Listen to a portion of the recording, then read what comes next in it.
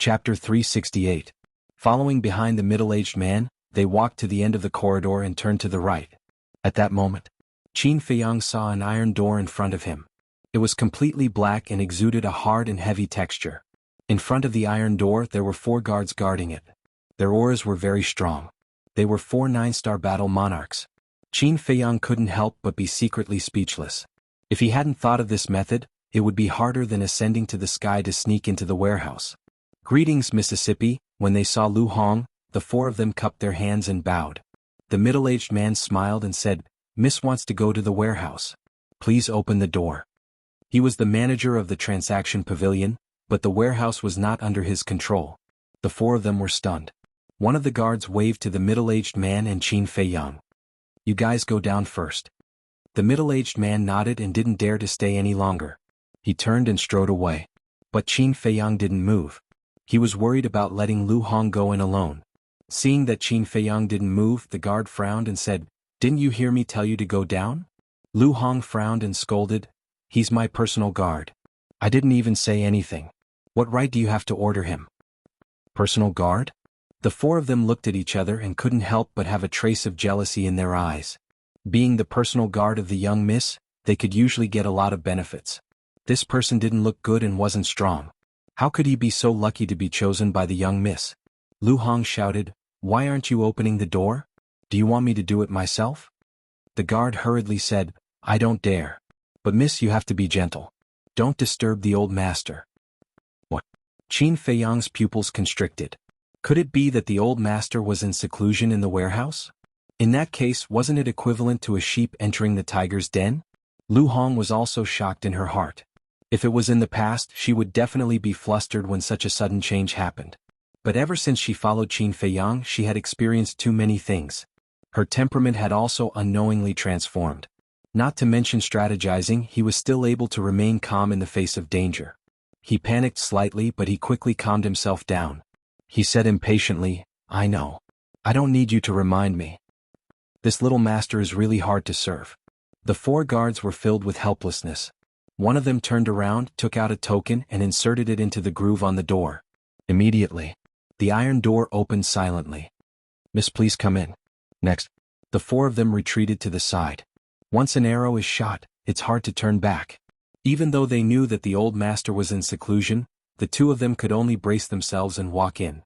Because if he didn't go in now, those 4 people would definitely be suspicious. After entering the warehouse, the guard closed the iron door. In the meantime, Qin Feiyang and Wang Chong also secretly became vigilant and scanned the storeroom. The warehouse was about 100 meters long. On the ground, pitch-black metal frames were neatly arranged. On the iron rack were all Chenkuan bags. And they were all categorized.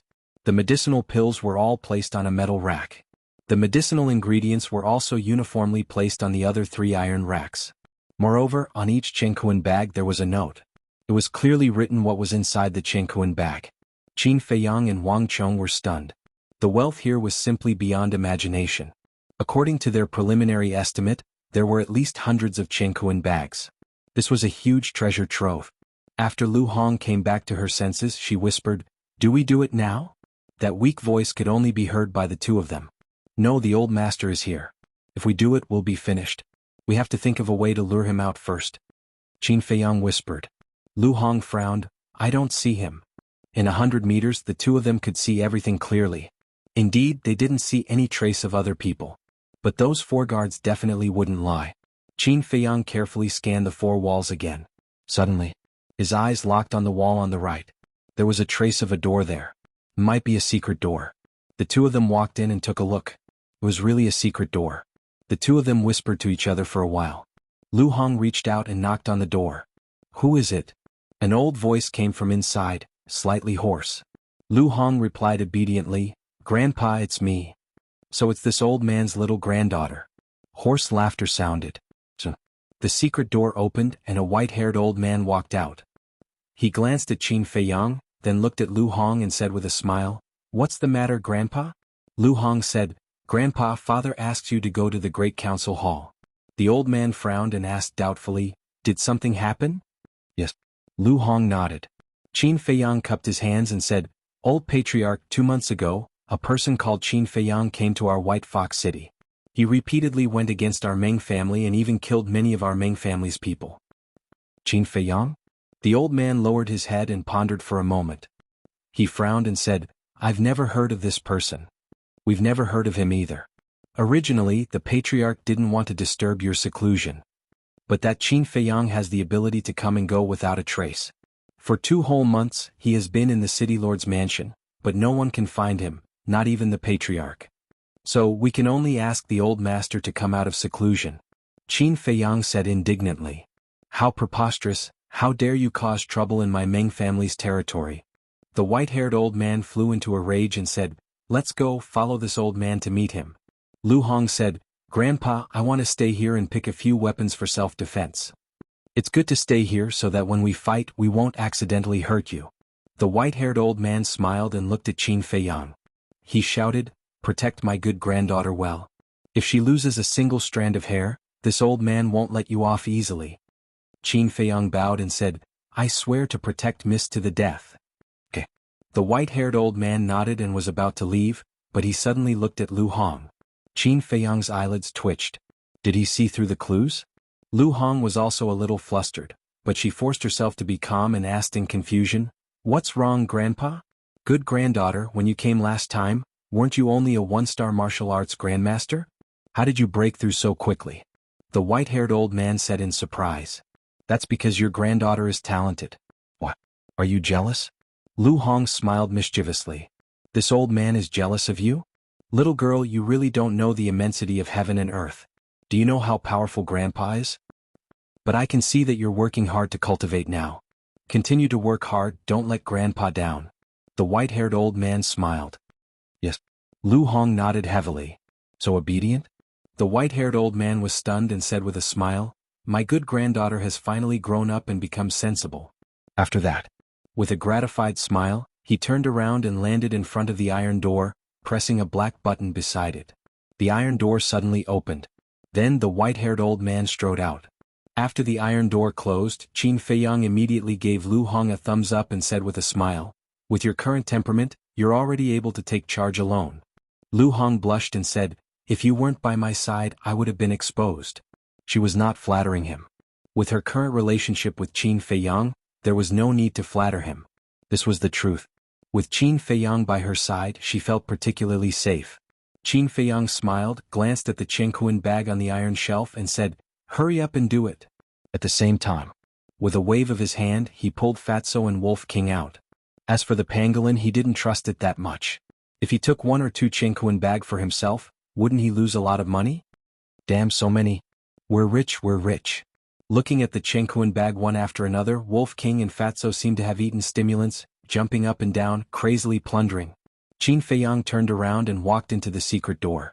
Inside was a cultivation room that was about 20 to 30 meters wide.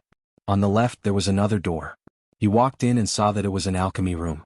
Alchemy and cultivation were both here. This was simply the old man's personal treasury. Pill furnace. Suddenly, his eyes lit up as he walked to the pill furnace on the stone platform. However, upon closer inspection, a trace of disappointment crept onto his face. The pill furnace was completely black, without any treasure light. This meant that this was only a second-grade pill furnace. He then noticed that there was an iron box the size of an adult's palm next to the pill furnace. He opened the iron box and a fist-sized flame immediately entered his line of sight. It was alchemy fire. This alchemy fire was no different from ordinary flames. It didn't seem to be of a high grade. However, every kind of alchemy fire was extremely rare. Therefore he did not hesitate to take it into the castle. He also took away the pill furnace. Although the grade was the same as the bronze pill furnace, he could still keep it as a backup. Last time in the Sea of Despair, it was because he did not have a backup pill furnace that he wasted a few months of time. Otherwise, he would probably be a 7-star battle king by now, or even an 8-star battle king. Boss, we've looted everything. At this time, Fatso, Wolf King, and Lu Hong happily walked into the alchemy room. Qin Feiyang asked, Are there any battle arts? Lu Hong said, I haven't had the time to check yet. Qin Feiyang pondered for a moment and said, Lu Hong, take all the Chenghuan bag to the castle first. Lu Hong was slightly stunned and asked, Don't we need to hide our identities? Wolf King waved his claws and said indifferently, All the treasures are in our hands, what's the point of hiding our identities? Yes. There's no need to hide anymore. Qin Feiyang's eyes flashed with a cold light, and he sent Lu Hong to the castle. Next, he took out a facial restoration pill, restored his original appearance, and threw away the beast skin coat on his body. Let's go and loot the medicinal herbs on the second floor. Qin Feiyang waved his hand and strode out of the alchemy room. One had to know that there were many precious medicinal herbs on the second floor. For example, 9 Suns flower, fire ginseng, scarlet fire-colored glass pill. These were all wealth. When Wolf King and Fatso heard this, they immediately chased after Qin Feiyang with a sinister smile. Walking to the iron door, Qin Feiyang pressed the button, and the iron door quickly opened. Miss, you're out. The 4 guards turned to look. However, when they saw Qin Feiyang and Wolf King, their expressions changed drastically. Why are you in the warehouse? The 4 of them shouted, their auras exploding. Are you pigs? Is there a need to ask? Of course we're here to rob. Chapter 369. Robbery? The 4 guards were shocked. Their gazes swept past the 2 men and the wolf and looked into the storeroom. When they saw the empty iron frame, the 4 of them felt as if they had been struck by lightning. Their bodies and minds trembled. Attack! Qin Feiyang shouted. Boom! Wolf King stood up and instantly turned into a muscular wolf. His 2 thick claws fiercely struck out. 2 guards were sent flying. Blood spurted from their mouths and they fainted on the spot. You deserve to die. The other 2 guards were furious. Battle chi surged out like a torrent. Carrying an astonishing momentum, they rushed towards Wolf King. Umph! Qin Feiyang coldly snorted. He took a step forward and clapped his hands in the air. The 2 battle chi changed sides and submerged the 2 guards. Cries of agony could be heard. What happened? Could it be that someone is causing trouble in the exchange pavilion? The commotion came from the storeroom. Everyone in the exchange pavilion was alarmed. Da-da-da! Accompanied by a burst of hurried footsteps, one by one, the guards frantically ran towards the 6th floor. At the same time, the middle-aged man with a square face also rushed out of the VIP lounge with a bewildered look on his face and ran towards the warehouse. Suddenly, at the corner, 2 men and a wolf appeared in his line of sight. Qin Feiyang. The middle-aged man's gaze suddenly trembled. Why was he here? Could it be? He could not help but have a terrifying thought in his mind. You're courting death. The middle-aged man roared. A pitch-black battle sword appeared behind his back. This was his battle soul. The battle sword pierced through the air. With an astonishing sharpness, it slashed towards the 2 men and the wolf. Scram! Qin Feiyang roared. Golden light burst out from his palm as he slapped towards the battle soul. Clang! The battle sword turned in the air. Like a graceful swan, it actually cut the middle-aged man's body into 2 halves. Blood splattered on the spot. What? The guards who rushed up first were all dumbfounded when they saw this scene. He was actually killed by his own battle soul? Was this a dream? Scram if you don't want to die. Wolf King shouted, his ferocious aura surging. The guards panicked. None of them dared to step forward. They kept retreating. 2 people and 1 wolf quickly rushed up to the 2nd floor. City Lord's mansion. Inside the conference hall, the Meng family lord and the 3 leaders chatted happily. Whoosh! The white-haired old man suddenly appeared outside the gate. Father? The Meng family lord was stunned. He hurriedly stood up and asked, Father, have you made a breakthrough? The white-haired old man didn't answer. He looked at the 3 leaders and said with a faint smile, So you guys are here too? It's been many years since we last met. How have you been, old master? The 3 leaders also cupped their hands and smiled. At the same time, he was observing the white-haired old man's cultivation. If this person really broke through to the 4-star combat emperor, then the situation of the 3 major tribes would be even worse. He observed for a while. They all heaved a sigh of relief. The old master's cultivation was still at the 3-star combat emperor realm. He exchanged some pleasantries with the 3 leaders. The white-haired old man then turned to the Meng family lord and asked with a frown, What's the matter with Qin Feiyang? The Meng family lord was stunned and asked with a puzzled expression, Father, how did you know? The white-haired old man said, Tong told me. What's the matter with this girl? Didn't I tell you not to disturb the old master? The Meng family lord frowned. Why didn't you inform me when such a big thing happened? Now you're blaming Tong. Is this how you act as a family lord, a father and a son? The white-haired old man shouted. The Meng family lord felt wronged and said, Father, I didn't want to disturb you because you were in seclusion. Seclusion is important, but the reputation of the Meng family is more important. Tell me, where's Qin Feiyang? As long as I come out of seclusion, his death will come. The white-haired old man's voice was stern, and his old face was full of contempt. During this period he has been trapped outside, but I accidentally let him slip away. Now I don't know where he is hiding. But I can guarantee with my head that he is definitely still in the city lord's mansion. The Meng family lord said solemnly. Family lord, bad news. But at this moment, a guard ran into the meeting hall in a hurry. The Meng family lord shouted, "What are you panicking for?" Qin Feiyang and the others ransacked the warehouse of the trading pavilion and are now ransacking the medicinal herbs on the second floor. And many guards were killed by them. The guard shouted. What? The Meng family lord and the old master's expressions changed suddenly. The three chiefs looked at each other in disbelief. One had to know. The Meng family was the local tyrant of this area. Even the three tribes did not dare to go against the Meng family. But this Qin Feiyang actually ransacked the warehouse of the trading pavilion? Just who was this kid? How could he be so audacious? Most importantly, the warehouse of the trading pavilion was heavily guarded.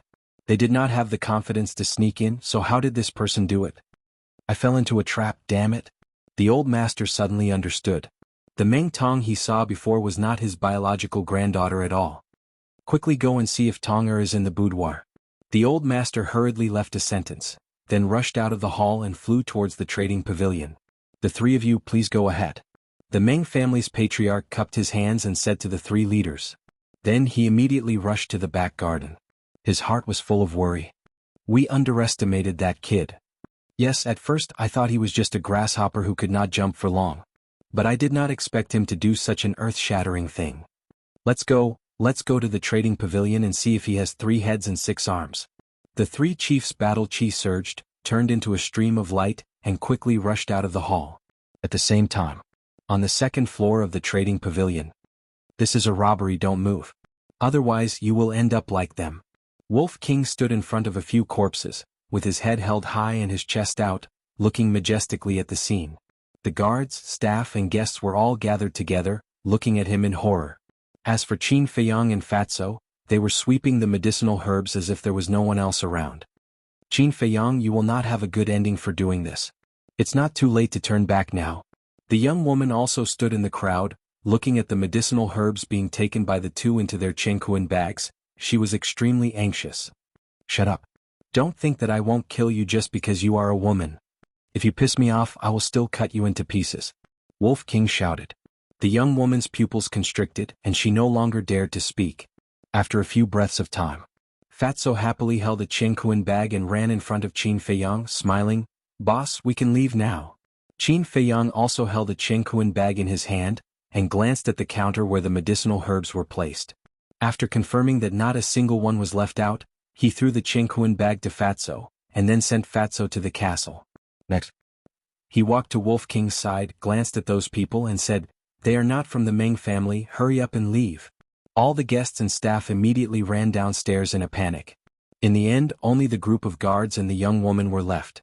Qin Feiyang looked at the woman in surprise and said, So you are also from the Meng family. The young woman said coldly, You won't be able to escape, surrender. I really didn't think of escaping. Qin Feiyang smiled faintly. Why are you spouting so much nonsense? Kill them all. Wolf King's ferocious nature erupted. Like a violent beast, he rushed towards the group of guards. At that moment, screams rang out one after another. The young woman was also so scared that she kept retreating, her face filled with fear. The guards all fell to the ground. Wolf King's eyes revealed a fierce light, and was about to kill the young woman. You deserve to die. But at this moment, a hoarse growl sounded out. Qin Feiyang and Wolf King turned around and saw a white-haired old man standing at the staircase on the second floor. Who else could he be but the old master? Wolf King hurriedly ran to Qin Feiyang's side. This old fellow was a 3-star war emperor. If he was too far away from Qin Feiyang, he would lose his life. Da-da. The old master walked into the hall step by step. Glancing at the corpses all over the floor and the counter that had been looted, the killing intent in his eyes became even stronger. Whoosh. The 3 leaders also rushed up from the corridor. When they saw this scene, their hearts were set off by stormy waves. Entering the hall, the 3 of them looked at Qin Feiyang and Wolf King. 5-star war emperor? They were stunned. With such little strength they dared to go against the Meng family? Seeing the three leaders, Qin Feiyang was not surprised at all and said indifferently, "Are you here to help the Meng family?" Help. The three of them were stunned. The burly man shook his head and said, "We're just here to join in the fun." Then the three of them retreated to a corner and watched coldly. "How do you want to die?" At this moment, the old master suddenly raised his head, staring at the man and wolf, and said coldly. Qin Feiyang smiled faintly and said, "I'm afraid we won't die today.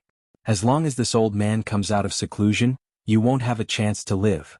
If you know what's good for you, immediately hand over the treasures in the warehouse. I can still consider leaving your corpses intact," the old master said. Wolf King sneered and said, "You want us to spit out the things in our pockets? Do you think it's possible?" "Well, you asked for it." The old master's eyes were filled with murderous intent, and a terrifying aura suddenly erupted. Thump. At this moment, the Meng family lord ran up anxiously and said in shock and anger, "Father Tong is missing." What? The old master's body trembled and he immediately shouted at Qin Feiyang, "Did you kill her?" Qin Feiyang said, "No, she's fine now, but if you dare to do it, it's hard to say." The old master said in a deep voice, "Let her go, leave the treasures, and this old man will let you leave White Fox City." Qin Feiyang was surprised. He didn't expect this old man to care so much about Meng Tong. "Let her go, there's no problem. Anyway, she's just a small character. But you have to give me the coordinates of Sky Thunder City or Purple Sun Tribe. As for the treasures, don't even think about it," Qin Feiyang said. Stubborn. The old master was furious. He actually dared to threaten him? Boom. The pressure of a 3-star combat emperor erupted in an instant. Immediately, a man and a wolf were imprisoned. At the same time. Chapter 370. Although she was a woman, she was very ambitious. As long as she killed Qin Feiyang, it would be a great merit. When the time came, she would be the manager of the trading pavilion. There was even a possibility that she would be favored by the old family head and would have a meteoric rise in the future. Normally she would not dare to make a move, because her strength was not as strong as Qin Feiyang. But now, Qin Feiyang was imprisoned by the pressure, which was equivalent to a fish on the chopping board, waiting to be slaughtered. How could she let go of such a good opportunity? However, dreams were beautiful but reality was cruel. Just as she approached, Qin Feiyang suddenly turned his head and grinned at her. "You can still move?" The young woman was shocked. The old family head, the Meng family lord, and the three leaders were all in disbelief. "It's normal for women to be ambitious. But your mistake is that you shouldn't have used me to get to the top." Qin Feiyang pointed his finger, and the battle aura was like a rainbow, directly entering the young woman's forehead. Accompanied by a shrill scream, the young woman fell to the ground and died. "How dare you kill my Meng family?" The old family head was burning with anger. He stepped in front of Qin Feiyang, and the battle aura in his old hand surged as he slapped Qin Feiyang's head. "People of the Meng family, just wait to wail." Qin Feiyang roared and instantly disappeared without a trace. The roar spread in all directions, echoing in the sky above White Fox City for a long time. At this moment, as long as it was a member of the Meng family, they could not help but panic. He can really disappear into thin air. In the hall on the second floor, the three leaders looked at the place where Qin Feiyang disappeared, and their eyes almost popped out. The old family head's expression was the most interesting. On the one hand, he was shocked. On the other hand, Qin Feiyang slipped away under his nose, which was tantamount to slapping him hard in the face. "Father, don't worry. He can't move. As long as we stay here, he'll come out sooner or later." Seeing that the old family head was on the verge of exploding in anger, the Meng family lord hurriedly comforted him. "Unable to move? Good, very good. You go and pacify the people. This old man will wait here personally." The elderly head stared blankly for a moment before bursting into laughter. Naive. At this moment, a cold laugh rang out.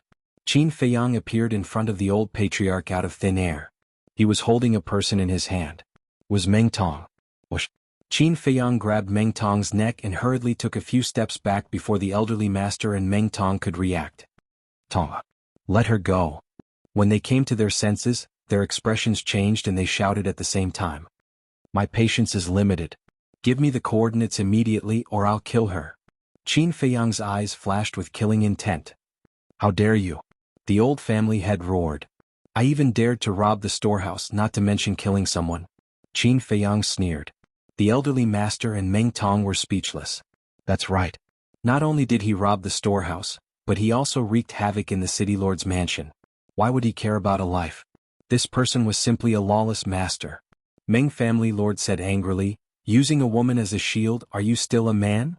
Don't make it sound so dignified. One of you is a 3-star combat emperor while the other is a 1-star combat emperor. How dare you shamelessly attack me, a 5-star combat king? In terms of shamelessness, I'm no match for you. I'm just giving you a taste of your own medicine. Qin Feiyang's eyes were filled with mockery. The 3 leaders looked at each other with a hint of mockery in their eyes.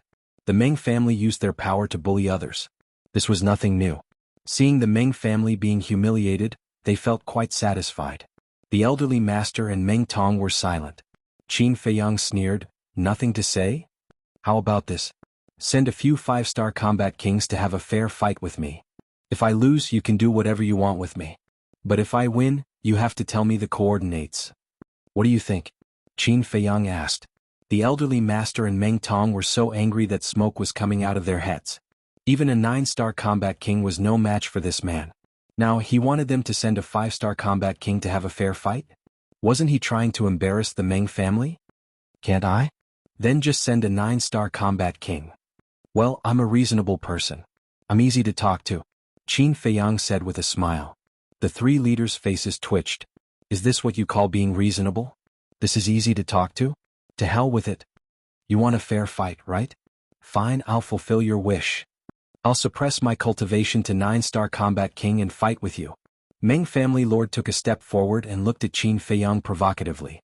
Seeing this, the 3 leaders couldn't help but shake their heads. As a 1-star combat emperor, challenging a junior who was only a 5-star combat king was already embarrassing enough. However, Meng family lord actually said that he would suppress his cultivation to 9-star combat king? Didn't he find it embarrassing? Even if he wanted to suppress his cultivation, he should have suppressed it to 5-star combat king, the same cultivation level as Qin Feiyang. Only then would it be fair. The elderly master also frowned. Obviously, he was very dissatisfied with Meng family lord's reckless behavior. However, he had no other choice now. This was because the other 9-star battle monarchs were simply no match for Qin Feiyang. However, Qin Feiyang was not stupid. If the Meng family lord suddenly regained his peak strength during the fight, wouldn't he die? Anyway, he couldn't accept such a ridiculous challenge. It seems that we can't reach an agreement. Then we'll follow the original plan and use the coordinates to exchange for Meng Tong's life. Qin Feiyang said. The Meng family lord looked at the unconscious Meng Tong, his eyes full of struggle.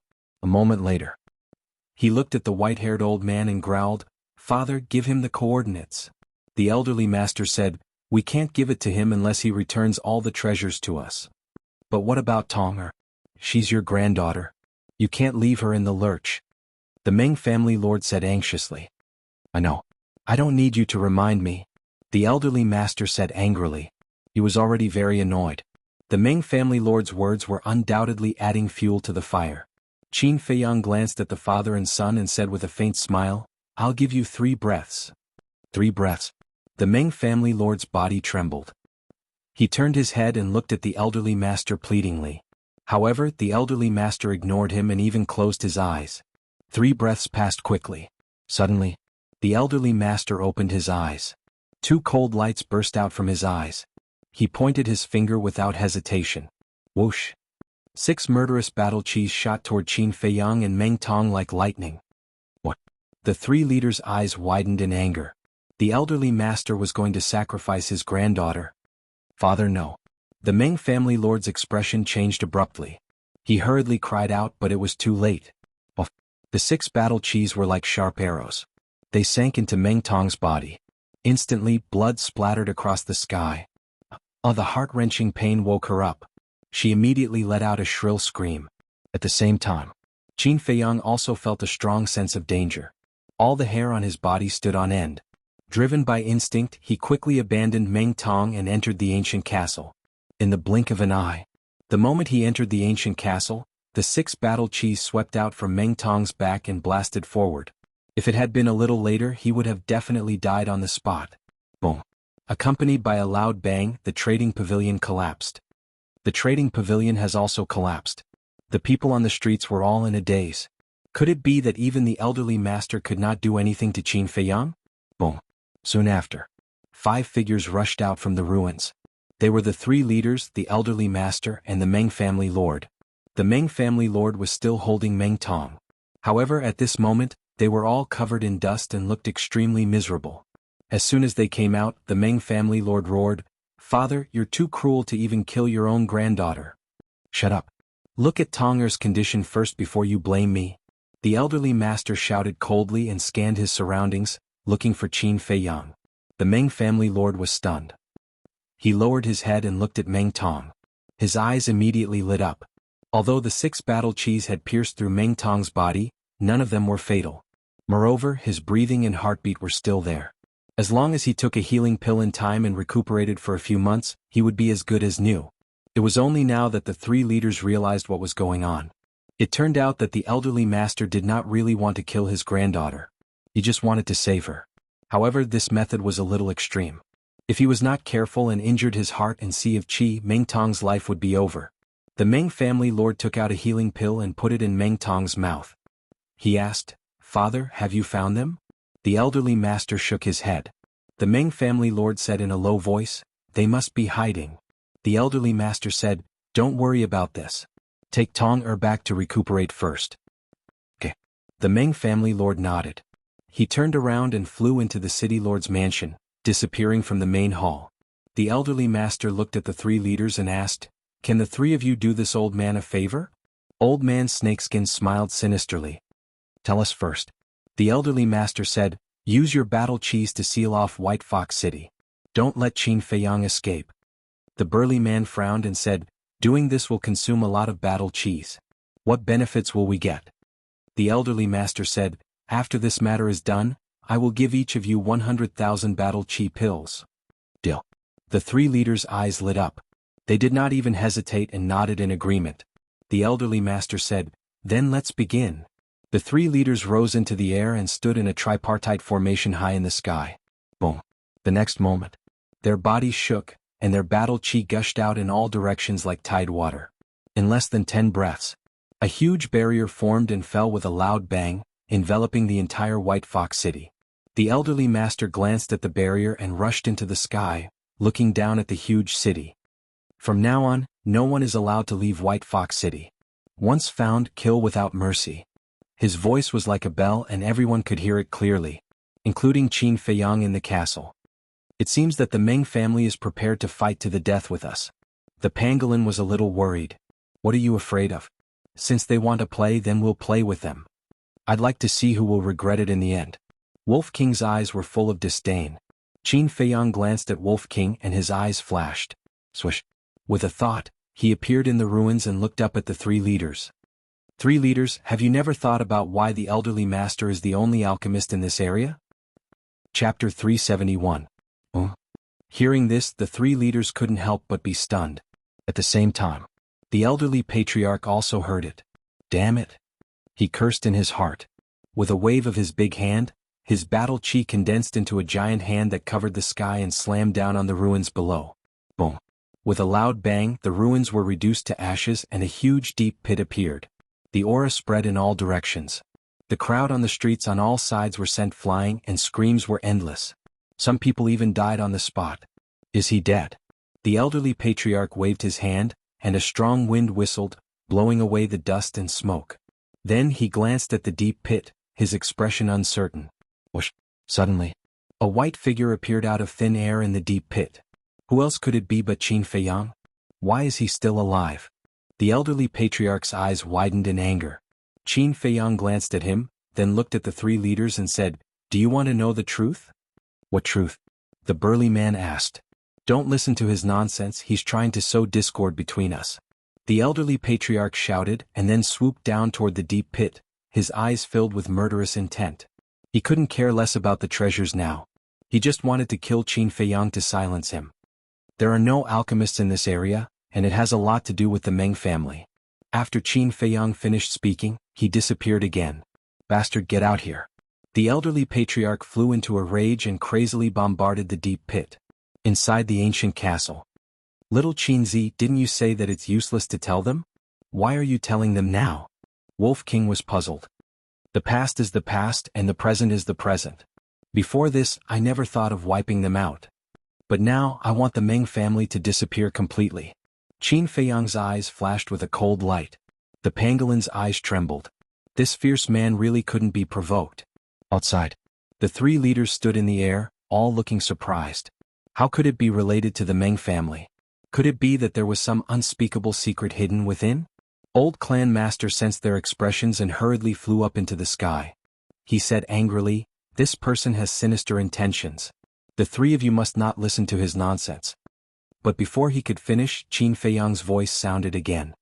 In order to stabilize the Meng family's position in this area, they despicably assassinated other alchemists.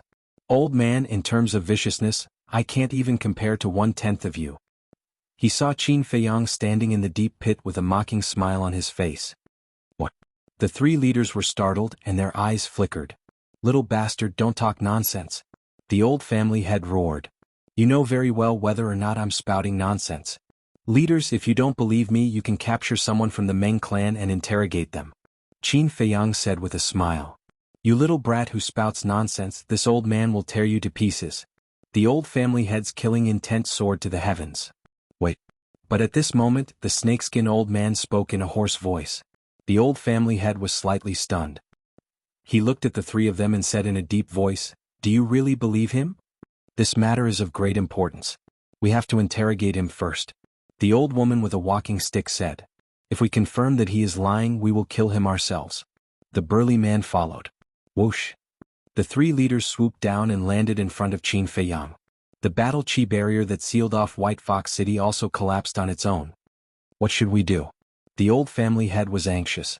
Suddenly, his old eyes flashed and he said, "This old man will also listen to how you make up nonsense." Actually, he wanted to take this opportunity to get close to Qin Feiyang and kill him. However, he had obviously underestimated Qin Feiyang's intelligence. Qin Feiyang looked up and said with a smile, "Old Clan Master, don't come down. I will be scared away by you." These words were actually meant for the ears of the three leaders. He was telling the three of them that he was afraid that the old family head would kill him. If the old family head came down, he could only hide. "Old Clan Master, you haven't done anything wrong. You're not afraid of ghosts knocking on the door. Don't come down for the time being. Don't worry, we will never wrong a good person, and we will never let a bad person go." When the three leaders said this, the old family head really couldn't go down. Because if he still went down now, it would prove that he had a guilty conscience. The burly man looked at Qin Feiyang and whispered, "Young man, do you know the consequences of lying to us?" "Of course I know. After offending the Meng family, I can't offend your three tribes." Qin Feiyang smiled faintly.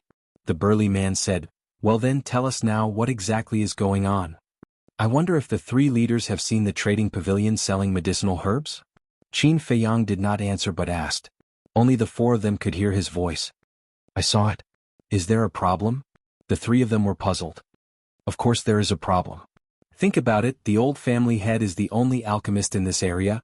Why would the trading pavilion sell medicinal herbs?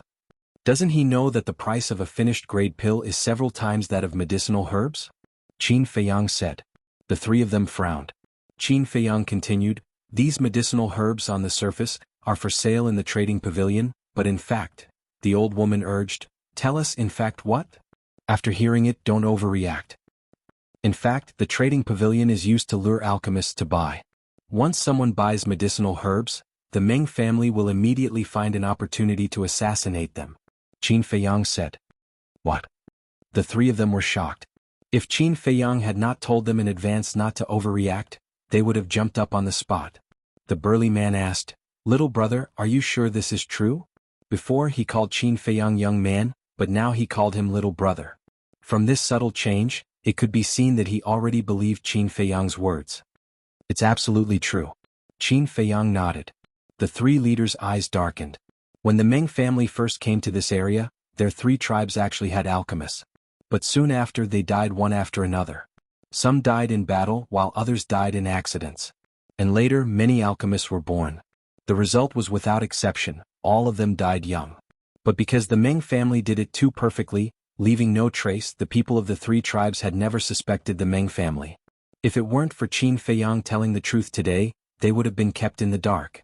However, although they knew the truth, they couldn't help but hesitate at this moment. Qin Feiyang glanced at the three and said, "I know what you are hesitating about. The three frowned. You are just worried that after the Meng family is eliminated, there will be no one in this area to refine pills. But I can tell you that you don't have to worry at all because I am an alchemist, Qin Feiyang said. You. The three looked at him suspiciously. If I'm not an alchemist, why would I rob those herbs? Qin Feiyang smiled faintly. The burly man asked, You mean after the Meng family is eliminated, you will help us refine pills? I don't have that much time. But I can help you train an alchemist. But you need to find a way to refine the alchemy fire yourself. And as a condition, destroy the Meng family immediately, Qin Feiyang said. Old Man Snakeskin said, Don't worry about the alchemy fire, our three tribes have it, but we don't have the pill formulas and herbs.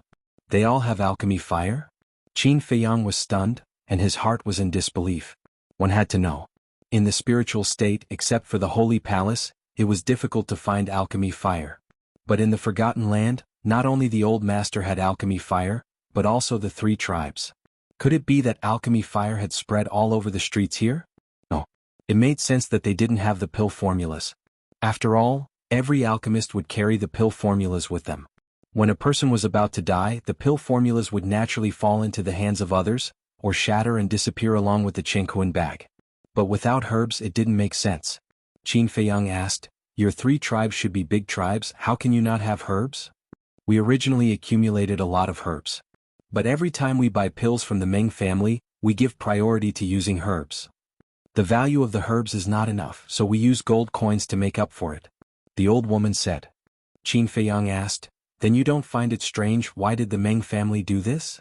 Generally speaking, they directly used gold coins to buy pills who would use herbs to trade. The old master is an alchemist, so it's normal for him to want herbs. And our three tribes don't have alchemists, so there's no use in keeping the herbs. So, every time the Meng family asked us to use herbs to trade, we didn't refuse. Even in the past we have always been grateful to him. The burly old man sighed. Only at this moment did they understand that the Meng family's actions were actually to cut off the retreat of their three tribes. The Meng clan was truly despicable. Little brother, how about this?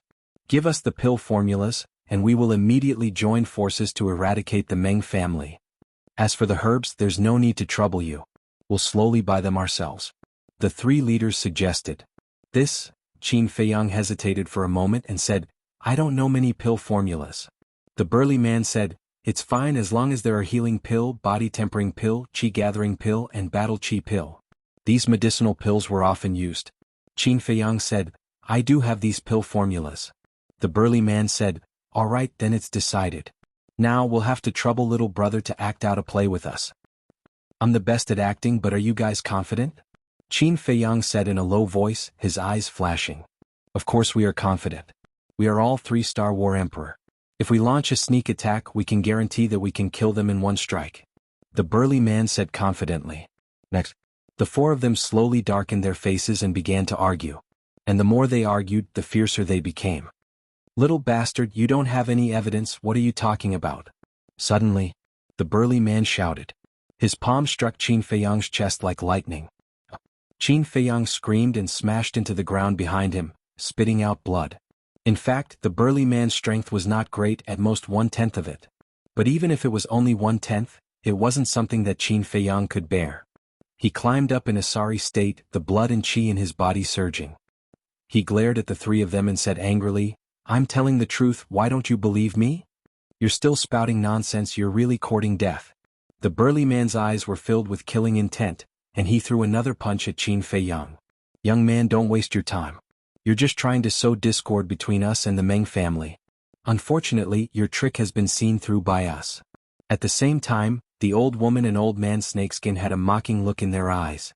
Trick. I promise you'll regret it. Qin Feiyang was so angry that he laughed and disappeared without a trace. Little bastard, don't hide if you have the guts. The burly man's punch missed and he couldn't help but roar. Seeing this. Chapter 372. Inside the castle. Fatso said, Boss, you'd better be careful.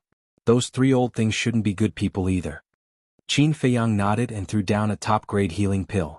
From the previous conversation he could already tell that the three of them were all old foxes. Indeed, he had to be careful. Outside. The old patriarch landed in the deep pit and said with a smile, The three of you please calm down. As long as we work together, it won't be difficult to get rid of this kid. The burly man turned to look at him and said, he's always hiding like this. How can we get rid of him? Keep wasting time like this? He can hide for a while, but he can't hide forever. Sooner or later he will come out. How about this? After this matter is done, this old man will give each of you 200,000 battle chi pills. The old patriarch laughed. The three leaders looked at each other and their faces were full of smiles. They cupped their hands and said, thank you, old patriarch. After saying that, they quietly moved closer to the old patriarch. The old patriarch smiled and said, we're all on the same side, why are you so polite? Besides, the one who should thank you should be me. Ha! The three of them laughed out loud. But suddenly, the three of them attacked at the same time, their battle chi surging. The burly man suddenly punched him in the chest. The old woman and old man snakeskin also slapped him on the back. Ah! The old patriarch immediately screamed, blood spurting out of his mouth. This sudden turn of events left the old patriarch completely dumbfounded.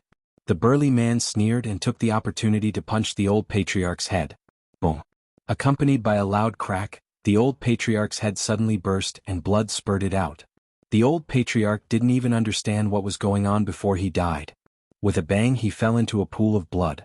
Swish! The next moment, Qin Feiyang appeared out of thin air, looked at the old patriarch's corpse and said with a smile, the three of you are really good. The old woman chuckled and said meaningfully, little brother, you have to keep your word. Of course. Qin Feiyang said. Old patriarch. A group of guards stood above the deep pit, their eyes filled with disbelief. They heard the old patriarch scream and wanted to come over to see what was going on. However, he didn't expect that. The old patriarch was actually dead. Hurry up. Go and report to the patriarch that Qin Feiyang has joined forces with the three leaders. After regaining their senses, the guards turned around and ran towards the city lord's mansion. Qin Feiyang's eyes were filled with killing intent as he said, I'll have to trouble the three of you to go to the city lord's mansion and get rid of the Meng family lord. The old woman asked, what about you? Qin Feiyang said, I'm going to clean up the remaining evil in the city. The old woman smiled and said, I don't think that's a good idea.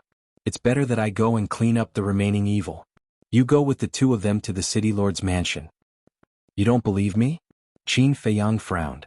Old man Shipai laughed sinisterly, you are too cunning, we have to be on our guard. Qin Feiyang glanced at the three of them and nodded. All right, I'll listen to you. Let's go then. Old man Shipai waved his hand and swept up Qin Feiyang, flying out of the pit and towards the city lord's mansion. The burly man was also preparing to fly out of the pit.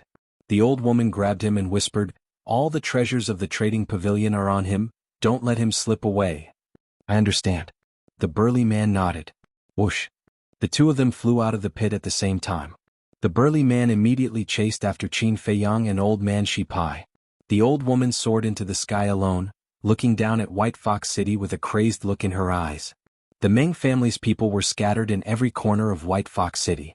It was too troublesome to find them one by one. She might as well destroy the city and kill everyone. Go to hell. She laughed sinisterly, stretching out her arm and pointing her index finger in the air. A burst of battle chi shot out and blasted into the city below. Rumble.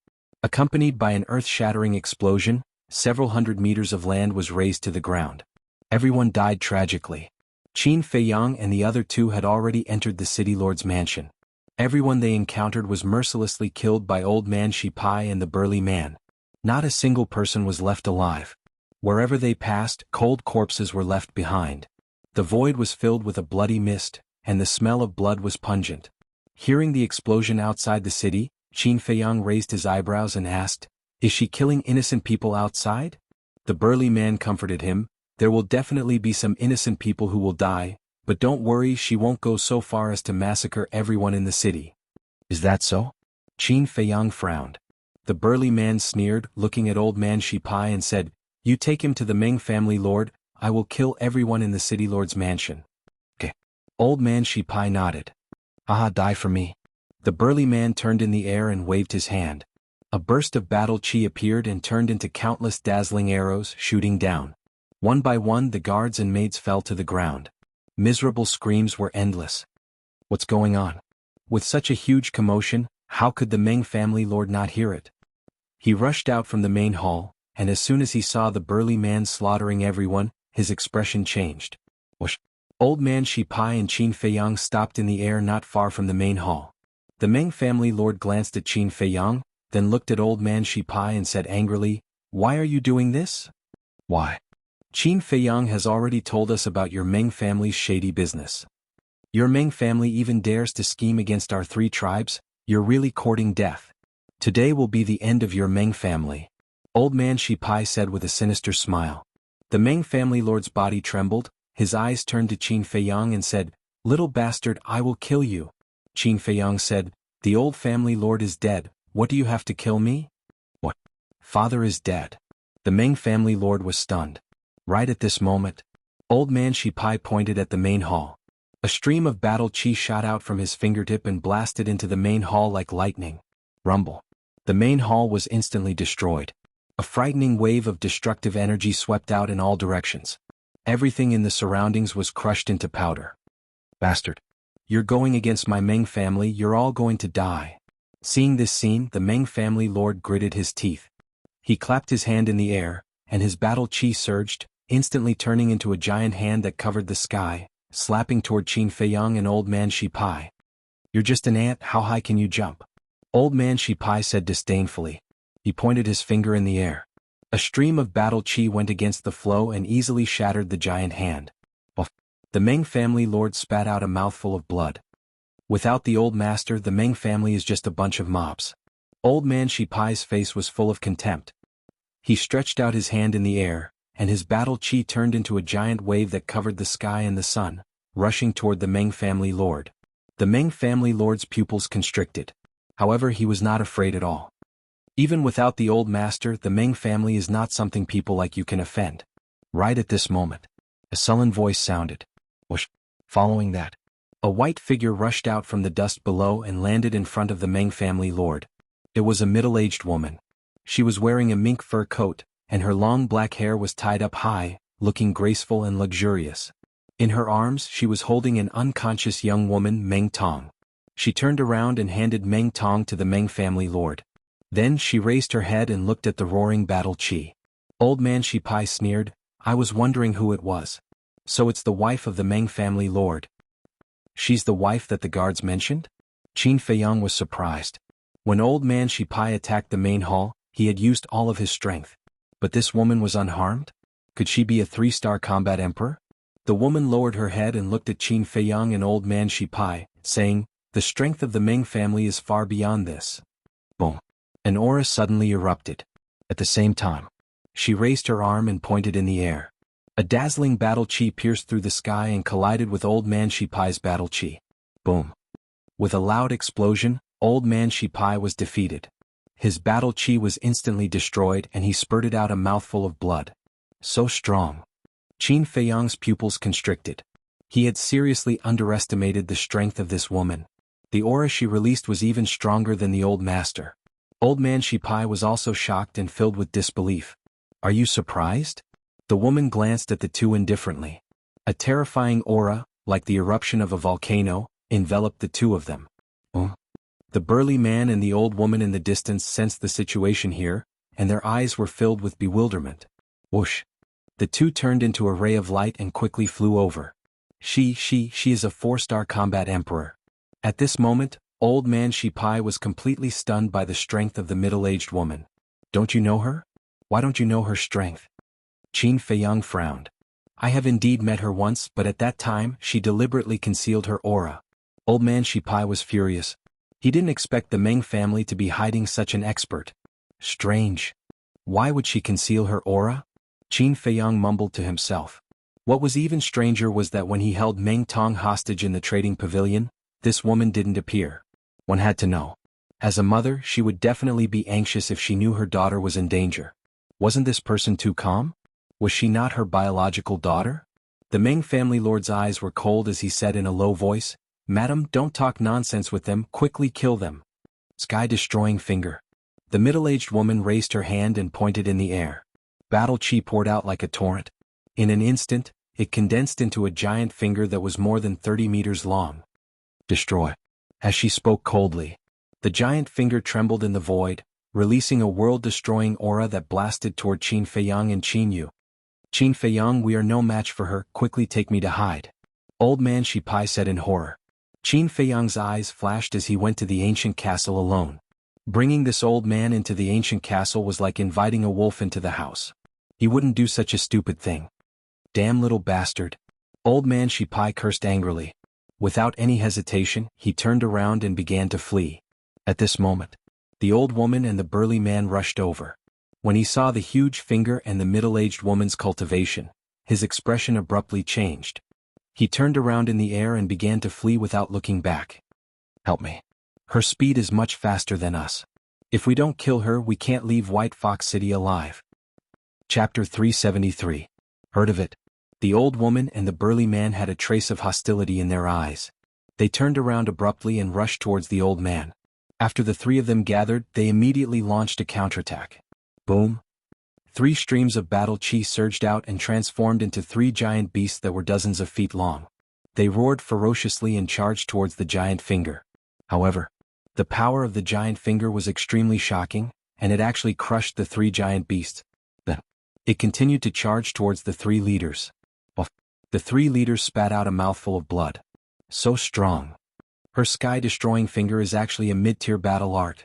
After 1 round, the 3 of them were scared out of their wits and no longer had the courage to fight. Because the battle arts they had mastered were all low-tier battle arts.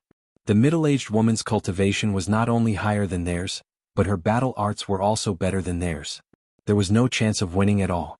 However, it was impossible to escape. There was only one way left: surrender. Meng family lord, this is our fault. Please let us go for the sake of our past relationship. Yes, we were instigated by that little bastard Qin Feiyang. We are willing to compensate your Meng family for their loss. The 3 of them hurriedly pleaded. The Meng family lord shouted, "Can you afford to compensate for my father's death?" But at this moment, the middle-aged woman waved her hand, and the giant finger collapsed with a bang. The Meng family lord frowned and said, "Madam, why are you doing this?" The middle-aged woman said, "If we kill them, the old family head won't come back to life. It's better to leave them alive and use them for us." The Meng family lord hesitated for a moment and nodded. "All right, I'll listen to madam. Thank you for not killing us, madam." The 3 leaders were also overjoyed and bowed to thank her. The middle-aged woman said, "From today onwards, your 3 tribes will join my Meng family." What? Impossible. Our 3 tribes are the most powerful tribes in this area. If we join your Meng family, won't we become the laughingstock of the world? Madam, please change the condition. The 3 leaders said. The middle-aged woman said coldly, "Die? Or join my Meng family? I'll give you 3 breaths of time to choose." 1, 2, 3. 3 breaths passed quickly. But to the 3 leaders, these 3 breaths were simply torture. "It seems that you have chosen death." The middle-aged woman's eyes turned cold. "Wait. We agreed to merge with the Meng clan," the 3 of them hurriedly said. The middle-aged woman said, "At least you know what's good for you. Come in front of me." The 3 leaders looked at each other, their hearts filled with helplessness and anger. They flew in front of the middle-aged woman and cupped their hands. "Madam, what are your orders?" The middle-aged woman didn't say anything. She placed her hands in front of her chest and formed a seal with her fingers. Suddenly, 3 pentagrams the size of a baby's palm flew out from her hands. They were majestic and generous, emitting a kind of obscure aura. Following closely, the 3 pentagrams merged into the heads of the 3 chiefs. The 3 of them turned pale and shouted in anger, "What did you do to us?" "This is an enslavement seal. The enslavement seal will fuse with your bloodline. From now on you are my slaves. You have to obey my every order unconditionally. Otherwise I don't need to do anything. With just a thought, your bodies will explode and die." The middle-aged woman said. "What? It's actually an enslavement seal." The 3 leaders' bodies and minds trembled, their eyes filled with despair. Inside the ancient castle, Fatso asked doubtfully, "Boss, what is an enslavement seal?" "I'm not sure either." Qin Feiyang shook his head. "But from the sound of it, this enslavement seal should be a kind of battle art to control people." "What do we do now?" Wolf King asked. "A wise man knows better than to fight when the odds are against him. Retreat first," the pangolin beast said. Qin Feiyang frowned. Originally he wanted to use the 3 leaders to get rid of the Meng clan. However, he didn't expect that there was actually a 4-star combat emperor hidden. Now that even the 3 leaders were controlled by the Meng clan, with the strength of the few of them, there was no chance of winning. Forget it, he would listen to the pangolin beast. Anyway, he had already obtained the treasures in the warehouse, so there was no need to take any more risks. He might as well find an opportunity to leave. He took out a teleportation gate, his eyes flashed, and in the blink of an eye he appeared outside. Immediately after, with a wave of his hand, he quickly opened the teleportation gate. Boom. However, before he could walk in, a battle chi broke through the air and smashed the teleportation gate. Swish. Following that, the middle-aged woman landed opposite Qin Feiyang. Qin Feiyang frowned and said, "What exactly do you want? Do you have to fight to the death?" The middle-aged woman said, "Hand over the treasures in the warehouse and become my slave, then I won't kill you." "Won't kill me?" Qin Feiyang was stunned and asked, "Why?" The middle-aged woman said, "Because you are an alchemist, my White Fox City needs an alchemist." Qin Feiyang said, "Are you so sure that I am an alchemist? It's not hard to guess. I heard from Meng Yiping that you only looted those medicinal herbs on the second floor of the trading pavilion, but turned a blind eye to those pills. Doesn't this prove that you are an alchemist? Moreover, according to my speculation, your mental strength is not low, otherwise you would not have looked down on those pills." The middle-aged woman said. Meng Yiping was the name of the Meng family lord. Amazing. Qin Feiyang gave a thumbs up, looked at Meng Yiping and said, "You are such a smart woman, why did you marry such an idiot? He is not worthy of you at all." Meng Yiping shouted, "Impudent, don't be rude to my wife." Qin Feiyang was stunned. What was going on? Why was there a trace of respect between Meng Yiping's brows? Even if this woman was stronger than Meng Yiping as a husband and wife who slept on the same bed, she should not have such an expression. Moreover, this woman also called Meng Yiping by his name. The relationship between these two was really thought-provoking. The middle-aged woman said, "I will also give you 3 breaths to consider." 3 breaths? Qin Feiyang shook his head and smiled. "You are quite straightforward, unlike some people who appear to be a gentleman on the surface, but secretly are despicable villains." Meng Yiping shouted, "I dare you to say that again. It will be the same no matter how many times I say it." Qin Feiyang gave him a disdainful look, then looked at the middle-aged woman and said, "I am sorry, although I am weak, I am very stubborn. If you want me to be someone else's slave, I will not do it. Then I will have to kill you." As soon as the middle-aged woman finished speaking, a wave of pressure shrouded Qin Feiyang. "It's useless. Although you are a little stronger than the old master, you can't imprison me with your pressure." Qin Feiyang grinned and instantly disappeared without a trace. The middle-aged woman raised her eyebrows, looked up at the 3 leaders and said, "The 3 of you come down." Whoosh. The 3 of them respectfully landed in front of her. The middle-aged woman said, "The 3 of you stay here. If he escapes, I will kill you." "Yes." The 3 of them bowed in response. The middle-aged woman looked at Meng Yiping and said, "You should also quickly clean up the mess." "Okay." Meng Yiping nodded. Swoosh. After the middle-aged woman finished speaking, she rose into the air and disappeared into a large hall not far away. Inside the ancient castle. Fatso frowned. The way this couple interacts is really strange. Qin Feiyang nodded, also a little puzzled. Lu Hong suddenly opened her eyes and said, "Have you ever thought that maybe we have misunderstood and they are actually not husband and wife? That's impossible. If they are not husband and wife, why would Meng Yiping call her madam? Moreover, if they are really not husband and wife, when boss said that Meng Yiping is not worthy of her, she should have denied it. But she didn't deny it." Fatso said. Lu Hong said, "Then is it possible that she wants to use Meng Yiping to hide her identity?" "Hide her identity?" Qin Feiyang and Fatso looked at each other and frowned slightly. In addition, the title, Madam, is not an exclusive title between husband and wife. It can also be a form of respect. For example, when manager Li Ji in Yen City called Luo Chenxue, didn't he also call her Madam? Lu Hong said again. "That's right, why didn't I think of that?" Her words woke them up from their dreams. Qin Feiyang and Fatso suddenly felt that the clouds and fog had dispersed, and they suddenly saw the light. When Meng Tong was held hostage by us, that woman did not show up and acted indifferent. Meng Yiping looked at her with respect. During the 2 months when we wreaked havoc in the city lord's mansion, she did not appear once. The most important thing is that she is still hiding her strength. Based on the above traces, Fat Lord can basically conclude that they are not husband and wife. But what is this woman hiding? Fatso frowned, full of confusion. "No matter what she is hiding, it has nothing to do with us. Focus on your cultivation and wait for an opportunity." If there's no other way, we'll go into seclusion here and break through to the War Emperor before we go out, Qin Feiyang said. What kind of joke is this? You can break through to the War Emperor in 5 years?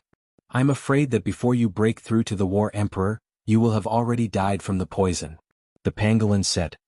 Idiot. Fatso and Wolf King rolled their eyes at it. The pangolin said, Did I say something wrong? I'm too lazy to talk nonsense with you. Wolf King glanced at it disdainfully, then lay down at the side, swallowed 2 battle chi pills and began to sleep. Fatso also sat cross-legged on the ground and entered a state of cultivation. Qin Feiyang walked to the front of the iron box and continued to copy the 5th stroke. The 5th stroke was just a little bit away. He estimated that he would be able to copy it successfully in less than 10 days. The pangolin looked at Wolf King and Fatso, then looked at Qin Feiyang and said angrily, I say, can you guys stop keeping me in suspense? We have all opened the 3rd level of the Gate of Potential, and we also have the highest grade battle chi pill. In at most 2 years, we will all be able to step into the War Emperor. Lu Hong said with a smile, then closed his eyes and began to cultivate. Gate of Potential. The pangolin was dumbstruck. Last time in the Butterfly Valley, when the ugly old woman asked Qin Feiyang to take off his clothes, the pangolin was still unconscious. So, only now did it know that Qin Feiyang and the others had actually opened the legendary Gate of Potential. Its eyes immediately flickered. Opening the Gate of Potential was not an ordinary difficulty. However, Qin Feiyang, Fatso, Ruffian Wolf, and Lu Hong had all broken through the shackles and even opened the 3rd level. This was definitely not a coincidence. Could it be that this Qin Feiyang had some treasure on him that could open the Gate of Potential? When it thought of this, it became extremely excited. It eagerly ran to Qin Feiyang's side and said with a flattering smile, Brother Qin, are you free?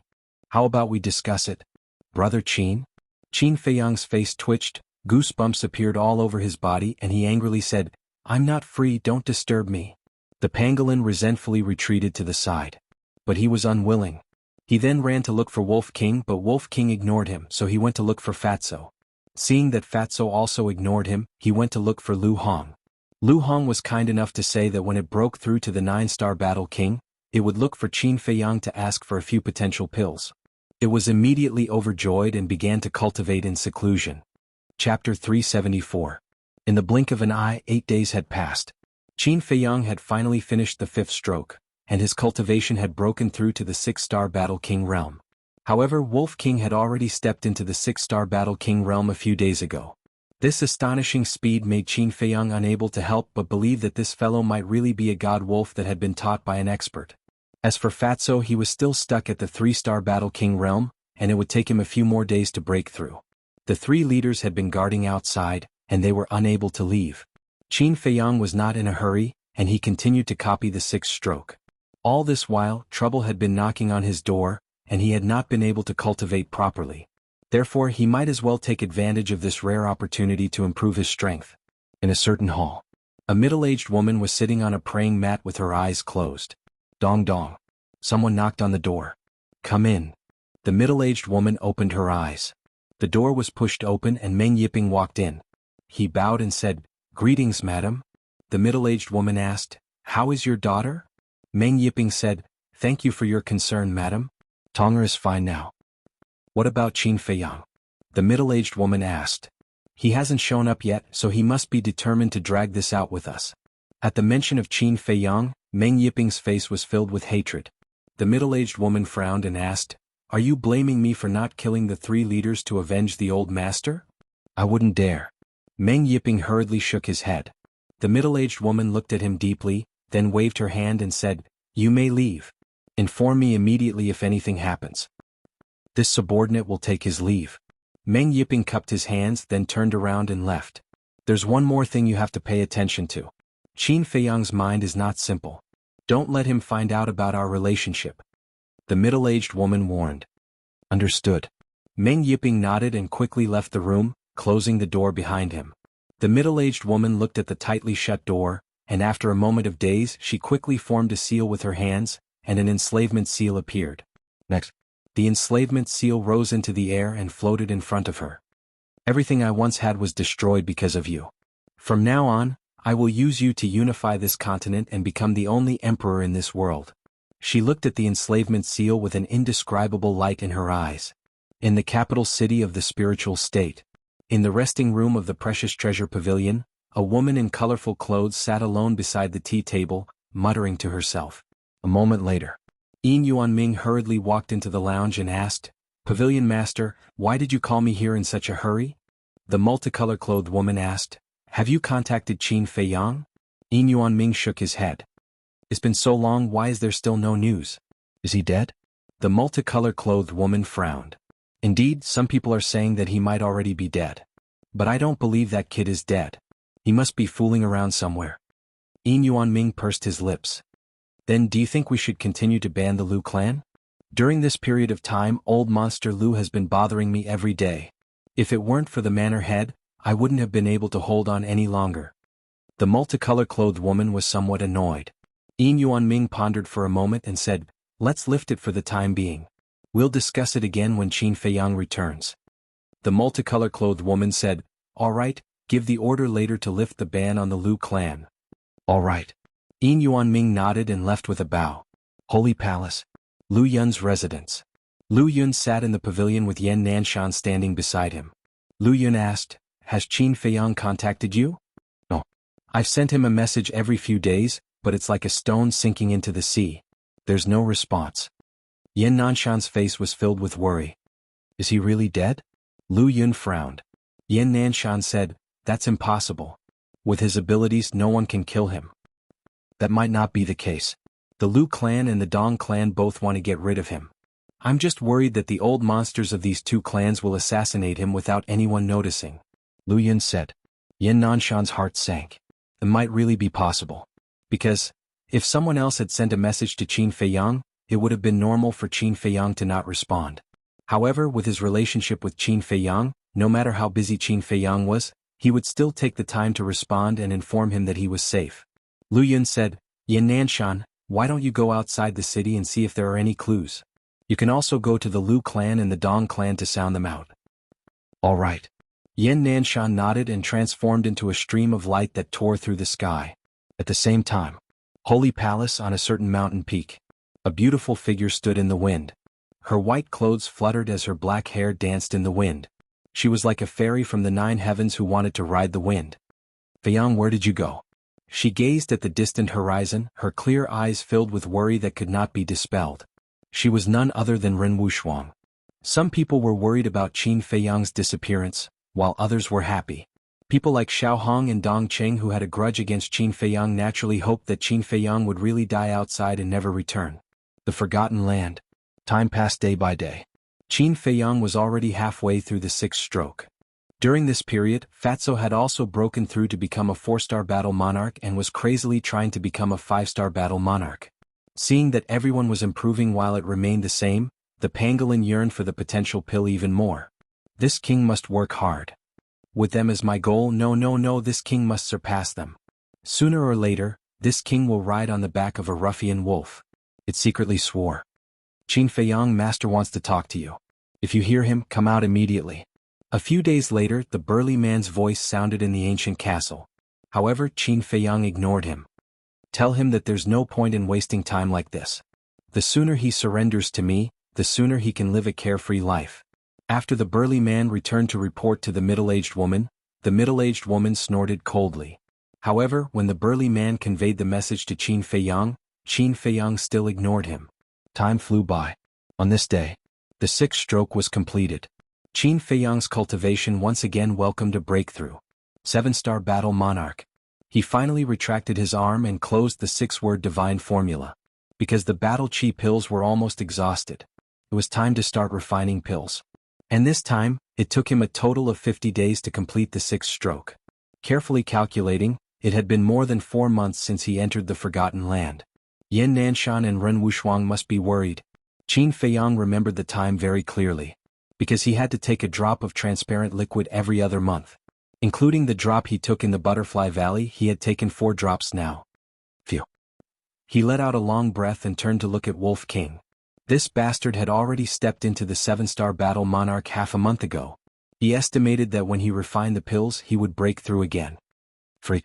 Qin Feiyang muttered, threw away all distracting thoughts and began to refine the battle chi pills. This time he refined for more than 20 days in a row. He didn't stop until his mental strength was exhausted. In total, he refined more than 200,000 pills. On average, he could refine 1 pill every 10 breaths. Even in the entire holy sanctum, no one would dare to compare with him at this speed. Suddenly, his heart was caught off guard and another sharp pain came. Coupled with the exhaustion of his mental strength, he directly somersaulted and fell to the ground with a bang. What's wrong? Fatso, Lu Hong, Wolf King, and the pangolin were all awakened. Qin Feiyang hurriedly took out a jade bottle and drank a drop of transparent liquid. Only then did the sharp pain disappear. This was the 5th drop, which meant that they had been in the Forgotten Land for 5 months. Phew. Qin Feiyang took a deep breath, got up and said with a smile, "It's just the black poison acting up. It's nothing serious. There's no need to cultivate anymore." Wolf King chuckled and suddenly jumped up. And just as he got up, his aura suddenly soared and instantly rushed to the 8-star battle monarch. Sure enough, he broke through. Qin Feiyang's face twitched. The pangolin roared, "Damn, how can I live like this? In just 5 months."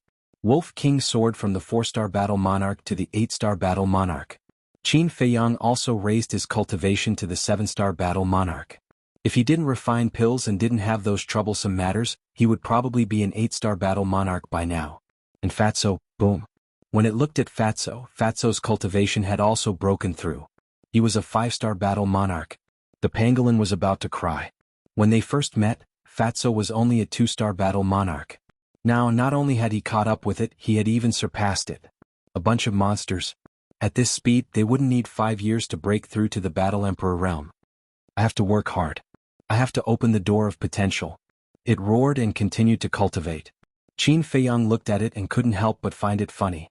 He then looked at Fatso and Wolf King and nodded in satisfaction. After this seclusion, their overall strength had increased several times. True enough. As long as they cultivated in seclusion, their cultivation speed would soar like a rocket. He believed that it wouldn't take long for a battle emperor to be born in this small team. Suddenly, Qin Feiyang seemed to have thought of something. He glanced at the ancient castle and asked, "Where is the cluster of pill fire and pill furnace that I collected?" "Bear with me." Lu Hong opened her eyes and took out a palm-sized iron box and a pill furnace from her Chenkuan bag. It was looted from the old patriarch's alchemy room. At that time, Qin Feiyang directly kept it in the ancient castle. Lu Hong was afraid that the pangolin would have other ideas, so she kept it. "You're too considerate." Qin Feiyang smiled. He grabbed the iron box with one hand and the pill furnace with the other, then turned around and walked to the altar. After placing the pill furnace beside the bronze pill furnace, he opened the iron box. A wave of heat immediately surged out from the iron box. The old patriarch was dead, so the pill fire was an ownerless item. Without an owner, the pill fire would automatically recover and release its original high temperature. However, the grade of this cluster of pill fire wasn't high. The high temperature was no longer a threat to Qin Feiyang and the others. However, the iron box that contained the pill fire surprised Qin Feiyang. Although the temperature of the pill fire wasn't high, it was still easy to melt iron. However, it had been more than 2 months since the old patriarch's death. In other words, the pill fire had recovered for more than 2 months. However, the outside of the iron box couldn't feel the slightest bit of heat. There was even a cold feeling.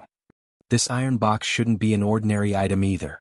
Qin Feiyang grabbed the iron box and looked at it curiously. But he didn't notice. The nether devil flame floating above the bronze pill furnace was also undergoing a change. Chapter 375. Boss, look at your head. Fatso was the first to discover the change of the netherworld demonic flame. He heard about it. Wolf King and Lu Hong looked up. What's going on?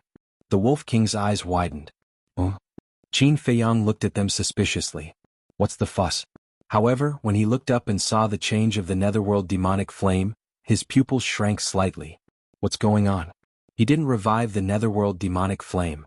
Whoosh! Suddenly, wisps of black flame shot toward Qin Feiyang. Rebellion? Qin Feiyang was stunned. His eyes suddenly turned cold.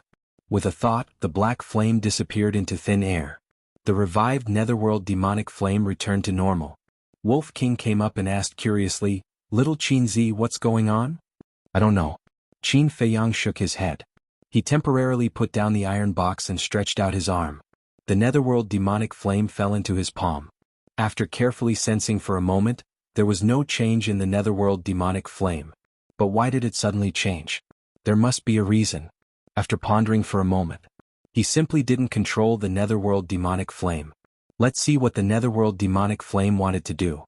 The netherworld demonic flame that lost control, like a runaway wild horse, immediately rushed toward Qin Feiyang's left hand. Qin Feiyang raised his eyebrows. Was it really going to rebel? However, the result was far beyond his expectations. The target of the netherworld demonic flame was not him at all. It was the cluster of alchemy fire in his left hand. The netherworld demonic flame, like a hungry wolf, rushed toward the alchemy fire. Patches of dark demonic flame spurted out and wrapped around the alchemy fire. Then, an amazing scene appeared.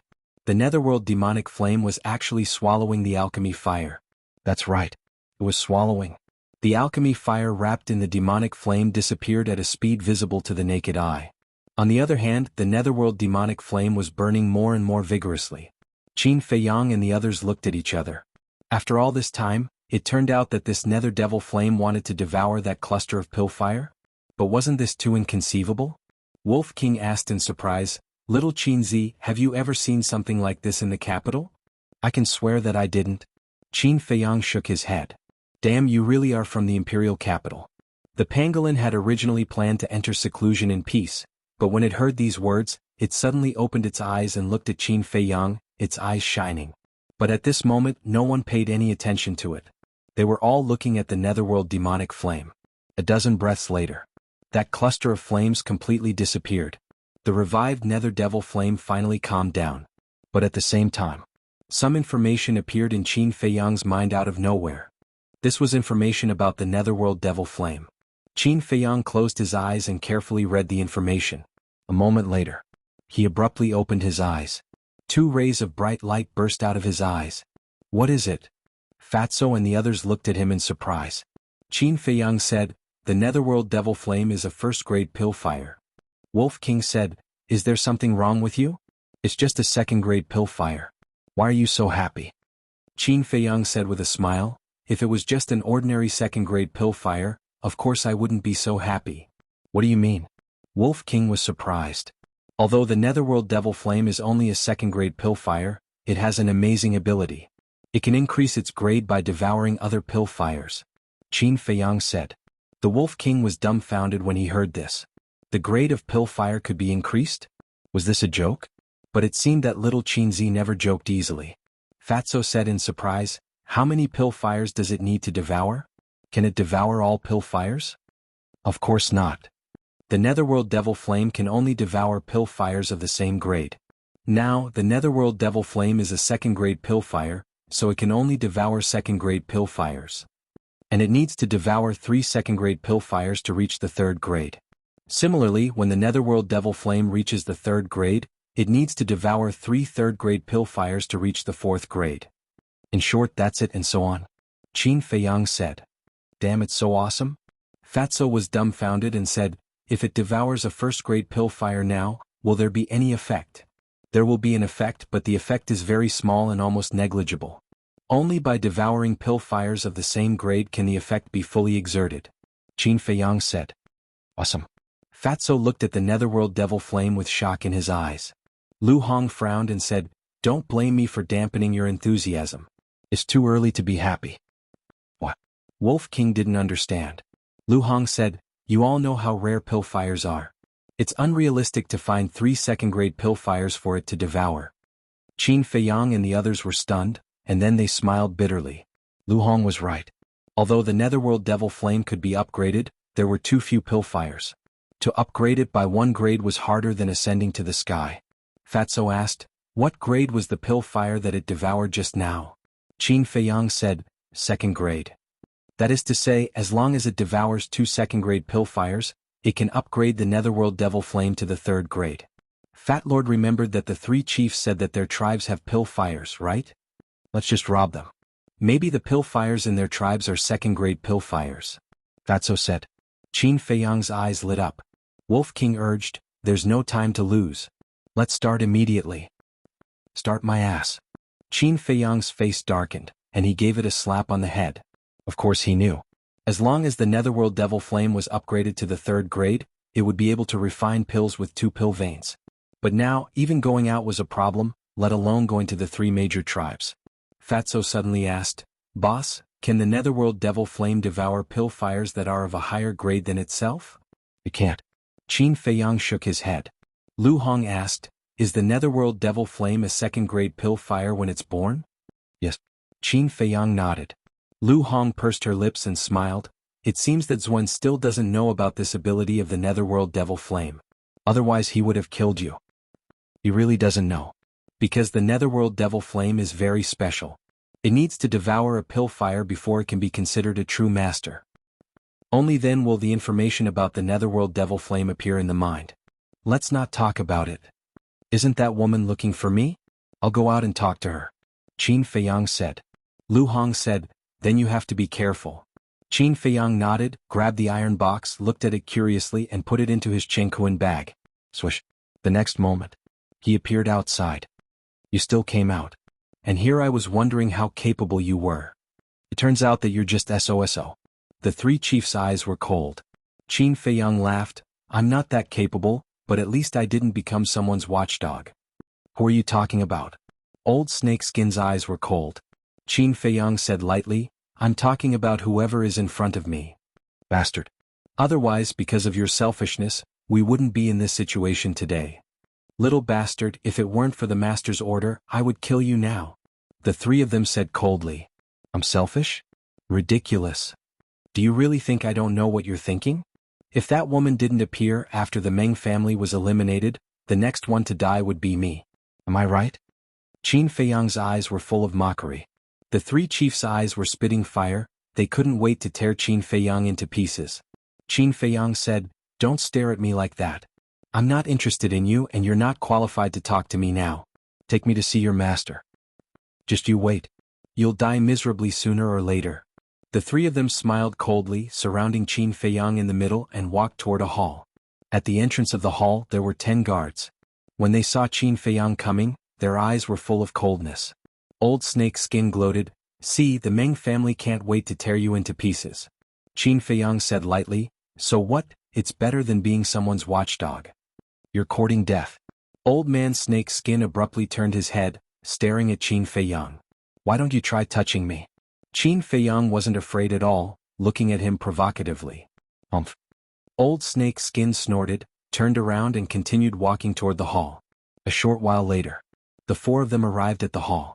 Old Snakeskin bowed and said, Master, we've brought Qin Feiyang. Bring him up. The middle-aged woman's voice came from a room on the second floor. The three of them brought Qin Feiyang into the hall, went upstairs and stopped in front of a door. In the meantime, Qin Feiyang wanted to find a chance to slip away, but the three of them were watching him carefully, not giving him the slightest chance. Old Snakeskin said respectfully, Master, he's here. The middle-aged woman said, Come in. Old Snakeskin pushed open the door, and a lounge of about 10 feet suddenly entered Qin Feiyang's sight. The middle-aged woman was sitting at the tea table, sipping tea while looking at Qin Feiyang. Go in. The burly man pushed Qin Feiyang hard. Qin Feiyang raised his eyebrows, turned to look at the three leaders, and a cold light flashed in the depths of his eyes. Immediately, he walked into the lounge and sat opposite the middle-aged woman casually. He didn't hold back. He directly picked up the teapot, grabbed a teacup, poured a cup of tea, tasted it and nodded with a smile. The taste is not bad, madam really knows how to enjoy. How dare you? Don't be rude in front of madam. The three leaders shouted angrily and rushed toward Qin Feiyang aggressively. You guys step back. But at this moment, the middle-aged woman said indifferently. The three of them froze. Old Snakeskin said, Madam, he's so rude you should kill him. The middle-aged woman frowned and said, I'll only say it twice, step back. Yes. The three of them responded respectfully, and then glanced at Qin Feiyang with resentment, bowed and left the lounge. And closed the door tightly. They wanted to take the opportunity to get rid of Qin Feiyang, but they didn't expect that they would be reprimanded by the middle-aged woman in the end. A little battle king was more important than the three of them? On what basis? They were not convinced. Chapter 376. In the lounge, there was dead silence. The middle-aged woman looked at Qin Feiyang with a strange light in her eyes. Breaking through to the 7-star battle king so quickly? Qin Feiyang did not say anything and continued to drink his tea. A moment later, the middle-aged woman finally broke the silence and said with a faint smile, You are very bold. Aren't you afraid that I will poison your tea? Qin Feiyang said indifferently, I'm not even afraid of the black demon poison, let alone other poisons. Black demon poison? The middle-aged woman was stunned and asked, what kind of poison is that? Qin Feiyang did not answer. While drinking his tea, he smiled and said, Madam, if you have something to say, just say it. The middle-aged woman pursed her lips and smiled, saying, become my subordinate, and I will guarantee you a lifetime of glory. Qin Feiyang was stunned. A mere 4-star battle emperor dared to say such words? He looked at the middle-aged woman and said, just you? The middle-aged woman asked back, are you looking down on me? Qin Feiyang said, I don't deny it, but I'm very puzzled. Why do you want me to be your subordinate? Just because I know how to refine pills? No. What I'm interested in is your brain and your talent. In just a few months you broke through to the 7-star battle king. Your talent is unparalleled in the entire world. The middle-aged woman said. Thank you for your compliment. Qin Feiyang smiled, nodded, and said, sure, teach me the slave seal and I will be your subordinate. The middle-aged woman's eyes flashed and she shook her head. You should know that the battle art cannot be taught to others. Then there's no other way. We can only announce the end of the negotiation. Qin Feiyang shrugged his shoulders. The middle-aged woman said, although I can't give you the slave seal, I can give you a perfect battle art. Perfect battle art. Qin Feiyang's eyes trembled, and he immediately became spirited. No. The sky-destroying finger that this person used was only an intermediate battle art. How could there be a perfect battle art? Moreover, if she really had a perfect battle art, why didn't she pass it on to the Meng family? Qin Feiyang calmed down and thought for a moment. The corner of his mouth pursed into a sneer. Do you think I'm easy to fool? Seeing is believing, hearing is false. I'll let you experience it. The middle-aged woman flipped her hand and a jade slip appeared out of thin air. Then she tossed it to Qin Feiyang. Qin Feiyang held it in his hand and looked at the middle-aged woman in surprise. Then he sank his consciousness into the jade slip. A message immediately flowed into his mind. Perfect battle art, void end tactics. There were a total of 4 moves. The first style, landslide. The second style, earth splitting. The third style, splitting sky. The fourth move, ruins of end. The power of the first move was equivalent to an inferior battle technique. And so on. The power of the fourth move was equivalent to a perfect battle art. Qin Feiyang was stunned.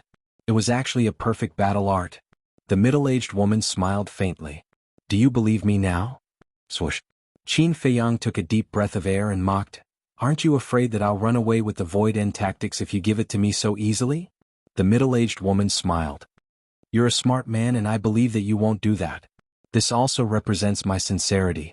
I like to deal with people who are sincere. However, it's definitely impossible for me to follow you. It's even more impossible for me to become your slave. However, we can work together. Qin Feiyang smiled as well. Work together? The middle-aged woman frowned. I only work with people of value. Although you're talented, you're still too weak. Value? Qin Feiyang's eyes flickered. If I'm wrong, you and Meng Yiping aren't husband and wife.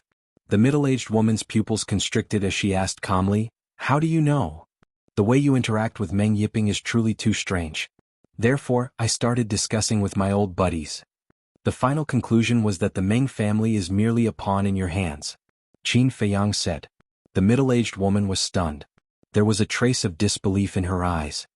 Looking at your expression, our conclusion should be correct. It's just that I don't understand. What exactly are you hiding? Qin Feiyang was suspicious. Ha! The middle-aged woman laughed. I was afraid that you would see through it. I even specially told Meng Yiping to be more careful in the future. But I didn't expect that you've already seen through it. Your brain is indeed not simple. The middle-aged woman was full of praise. In the end, she shook her head and said, but it's still not enough to cooperate with me. Then what do you think is enough? Also, don't just talk about my value. I also want to see your value. If your value is not as high as mine, I won't bother to cooperate with you. Qin Feiyang was furious. He turned hostile on the spot. His talent and brain, although not invincible in the world, were absolutely rare among the younger generation. But this person actually said that it was not enough? Even a clay bodhisattva had anger, let alone a person of flesh and blood. Hearing these words, the middle-aged woman could not help but be stunned. He actually dared to doubt her value? This brat really didn't know how much he was worth. She asked, how many companions do you have? Qin Feiyang said, 4. Including the pangolin beast. The middle-aged woman said, I can give each of you a perfect battle art. This is my value. Qin Feiyang's body stiffened. One for each of them? Could it be that in the Forgotten Land perfect battle arts were so common that the streets were filled with them? Who exactly was this person? With so many perfect battle arts, her identity was definitely not simple. The middle-aged woman said again, I can even give you auxiliary perfect battle arts. Auxiliary battle arts. Qin Feiyang suddenly stood up. His eyes were filled with deep disbelief. Perfect auxiliary battle arts, even in the imperial capital, were unique. As far as he knew, only the current emperor had perfect auxiliary battle arts. Calm down. You must stay calm. Qin Feiyang returned to his seat and looked down at the jade slip in his hand. His eyes flickered. If this person really had perfect auxiliary battle arts, then her background must be very shocking. If he cooperated with her, it was undoubtedly asking a tiger for its skin, because he had no idea what this woman's motive was. However, the temptation of a perfect battle art was simply too great. There was no way to resist it. Taking a few deep breaths, Qin Feiyang raised his head and asked, Why don't you give the battle arts to the Meng family? The middle-aged woman said, Very simple, their value is not enough. Giving it to them is purely a waste. This was a very reasonable explanation. However, Qin Feiyang read the middle-aged woman's ambition from this. This woman must be planning a big conspiracy? Qin Feiyang said, Wait a moment, I have to discuss with a few of my companions. Lend me this jade slip first. Go ahead. The middle-aged woman smiled. She was not afraid of Qin Feiyang running away, because she believed that no one could resist such a temptation. Inside the castle. You all heard what she said, what do you think? Qin Feiyang glanced at Fatso and the others. Fat Lord, take a look at the jade slip first. Fatso anxiously grabbed the jade slip and sank his mind into it. Suddenly he revealed a face of shock. Lu Hong and Wolf King also looked at it one after another, their eyes filled with disbelief. Everyone was silent for a moment. Fatso said, Boss, cooperate with her. Qin Feiyang said worriedly, There's no problem with cooperating, but I'm afraid of getting into trouble. What are you afraid of? Have you forgotten? We are just passers-by in the Forgotten Land. As long as we get the perfect battle arts, no matter what scheme she has, it has nothing to do with us. Moreover, we can also use her power to make the three leaders obediently hand over the pill fire. Fatso laughed sinisterly. Qin Feiyang looked at Lu Hong and Wolf King and asked, What about you guys? Wolf King said, Of course we'll cooperate. I agree too. Lu Hong nodded. The pangolin hurriedly said, Hey, can you ask for my opinion? Are you looking for a sense of presence? Wolf King and Fatso looked at him unkindly. The pangolin said angrily, Nonsense, I'm ignored by you guys every day, of course I have to find a sense of presence. Qin Feiyang smiled and said, Then what do you think? Cooperate, we must cooperate. The pangolin chuckled. That's all nonsense. Wolf King glanced at him in disdain. Alright, then we'll cooperate. When we get the battle arts, we'll leave immediately. Qin Feiyang's eyes flashed. He took out a healing pill with 2 patterns, held it in his hand and appeared in the lounge. The middle-aged woman asked, How did the discussion go? Let's see what this is first. Qin Feiyang stretched out his arm and opened his palm. The healing pill appeared in front of the middle-aged woman's eyes. What? The middle-aged woman's eyes widened. She grabbed the healing pill and looked it up and down, left and right. A pill with 2 patterns. Her eyes were filled with bewilderment as she raised her head to look at Qin Feiyang and asked, You refined this? Well, Qin Feiyang shrugged. Good. Very good. You're qualified to cooperate with me. The middle-aged woman was overjoyed.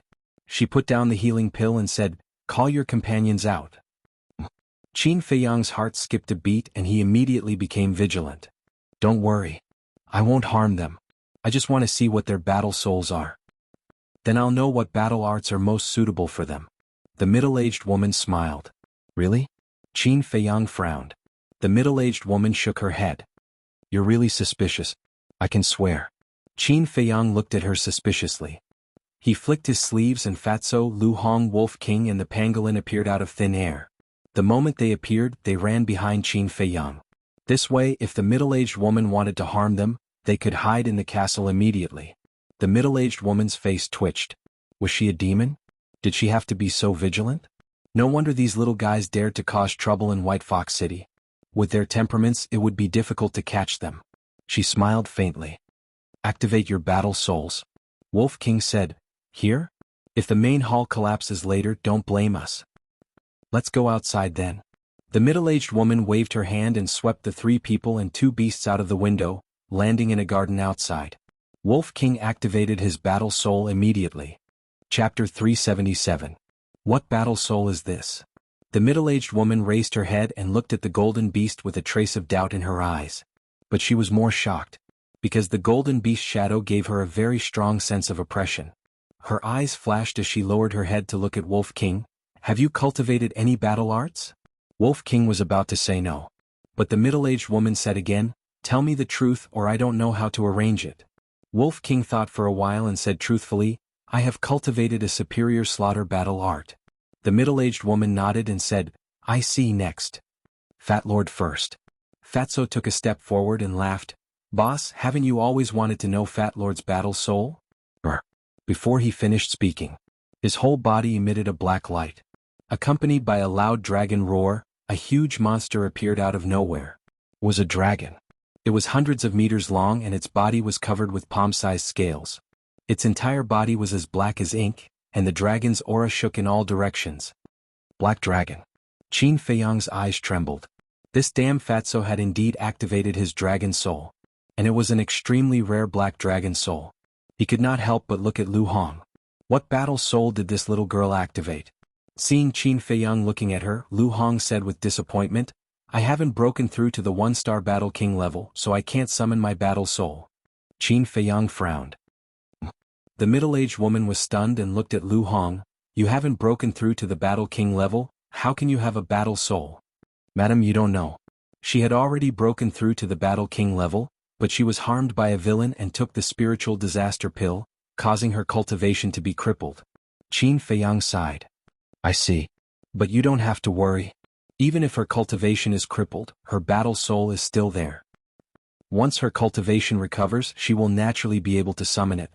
The middle-aged woman comforted her and asked, What battle soul did you activate? White Dragon. Lu Hong said. Another dragon soul? The middle-aged woman was dumbfounded. Isn't this too outrageous? 2 dragon souls actually appeared at once? Qin Feiyang was also shocked. Fatso was a black dragon soul. Lu Hong was the white dragon soul. He had a purple gold dragon soul. In other words, there were 3 dragon souls in this small team. As long as he grew up, he wouldn't have to worry about not getting his revenge. However, Qin Feiyang knew that this was all thanks to the first-generation emperor statue. Otherwise, it would have been impossible for Fatso and Luo Yunyang to activate their dragon souls. He might be able to activate other dragon souls. After all, the power of the emperor's bloodline flowed in his body. However, it was impossible for him to activate the purple gold dragon soul. Therefore he was very grateful to the first emperor. Qin Feiyang, what fighting soul have you awakened? The middle-aged woman turned her eyes and looked at Qin Feiyang suspiciously. Fatso chuckled and said, Boss's fighting soul is awesome. Did I ask you? Qin Feiyang glared at him. The 9-leaf fire lotus and the crimson battle sword appeared one after another. However, he did not summon the purple gold dragon soul. He did not know if the Forgotten Land was within the Great Qin Empire's borders. Hence, he did not dare to summon the purple gold dragon soul. Even so, the middle-aged woman was still shocked. He had 2 fighting souls. This young fellow was a genius. What about you? The middle-aged woman looked at the pangolin again. The pangolin suddenly became awkward. He smiled sheepishly and said, I don't have a fighting soul. Just give me any battle technique. You don't have one? Qin Feiyang and the others were stunned. Isn't this fellow usually arrogant? Why doesn't he have a fighting soul? The middle-aged woman was stunned as well. She shook her head and said, If you don't have a fighting soul, it means you're not worth nurturing. The pangolin was taken aback. He asked suspiciously, And? Are you an idiot? If you're not worth nurturing, I won't give you any battle techniques. Don't you know that? Wolf King looked at the pangolin disdainfully. A hint of schadenfreude could be seen in his eyes. You can't do this. The pangolin panicked and shouted, I have a fighting soul. You do? The others were puzzled. If the pangolin had a fighting soul, why did he say he did not have one? The middle-aged woman said, Hurry up, then. Don't waste my time. The pangolin gritted its teeth. A khaki-colored light shot into the sky. Immediately, a fighting soul appeared above its head. The others looked up curiously. They were petrified. That fighting soul was actually a Fong. It was more than 10 meters long. It was slender and flat. It was khaki-colored and its tip was pointed upward. At first glance it looked like the tip of a sword. The pangolin looked at Qin Feiyang and the others and said, "I'm telling you, don't laugh." Haha. It would have been better if it did not say that. However, as soon as it said that, Wolf King could not help but burst out laughing. He had seen many fighting souls. However, this was his first time encountering such a strange fighting soul. No wonder the pangolin was so shy. No matter who it was, they would be too embarrassed to summon it. Qin Feiyang and the other two could not help but laugh as well. The fighting soul was a Fong. This was indeed a strange thing. The pangolin was furious and roared, "I said don't laugh. Shut up, shut up. Oh, don't be like this. It's just a strange fighting soul. We won't look down on you. After all, you're a strange one yourself. A strange couple. What a perfect match." Brother Wolf laughed strangely. "Ruffian Wolf, I'll fight you to the death." The pangolin was so angry that its eyes were red. The Fong fighting soul shook in the void and charged toward Wolf King. "I'll give it a try. What's so great about your strange fighting soul?" Wolf King's eyes flashed fiercely. His body instantly grew bigger. After breaking through to an 8-star battle monarch, his body grew another fist. He was more than 8 meters tall, like a giant. Boom. It swung its claws and slammed into the sharp fangs. The Fong fighting soul was instantly sent flying. Seeing this, Qin Feiyang and the middle-aged woman's pupils constricted. They were obviously shocked. However, they were not shocked by Wolf King's strength. Instead, they were shocked by the hardness of the Fong fighting soul. One had to know. Wolf King was an 8-star battle monarch now, and the pangolin was only a 4-star fighting soul. Wolf King's full-force attack was enough to shatter the pangolin's fighting soul with a single claw. But at this moment, the Fong fighting soul was actually intact. How is this possible? Suddenly, the Wolf King cried out in alarm. Everyone looked toward him and saw that the skin on his claw was lacerated and fresh blood was flowing. What? The Fong fighting soul actually broke through Wolf King's defense? At this moment, no one could laugh anymore. Although it looked a little ridiculous, its power was too powerful. Why did you hide such a powerful fighting soul? Because you're afraid of being laughed at? Qin Feiyang frowned. The pangolin smiled embarrassedly. Alright, I'm convinced. Qin Feiyang was somewhat helpless. Wolf King suddenly jumped up and said angrily, "I'm not convinced. Little follower, fight me if you have the guts." No. The pangolin shook his head decisively and snorted coldly. "A gentleman has his reasons. I won't accept this kind of meaningless battle." "A gentleman again?" Qin Feiyang's face twitched and he shouted, "Enough, all of you, calm down." They were really funny. He turned to face the middle-aged woman and said, "Madam, when are you going to give us the battle art?" At the mention of the battle art, Wolf King and the pangolin's eyes lit up and they looked at the middle-aged woman expectantly. The middle-aged woman glanced at them, lowered her head and pondered for a moment. Suddenly, she waved her hand and 6 jade slips appeared out of thin air. So straightforward? Qin Feiyang and the others looked at each other. They thought that this woman would give them some conditions or give them some difficult problems. Unexpectedly, she took them out without hesitation. "This is for you." The middle-aged woman waved her hand and a jade slip flew towards Wolf King and floated above his body. Wolf King immediately immersed his mind into the jade slip and said in surprise, "Perfect auxiliary battle art." Next. The middle-aged woman waved her hand again and 2 jade slips flew towards Fatso and Lu Hong respectively. Perfect massacre battle art. The two of them were also wild with joy. Quick, quick, give it to me." The pangolin looked at Fatso and Wolf King, then looked at the middle-aged woman and urged impatiently. Whoosh! A jade slip flew in front of it. "Perfect massacre battle art? I finally have a perfect battle art."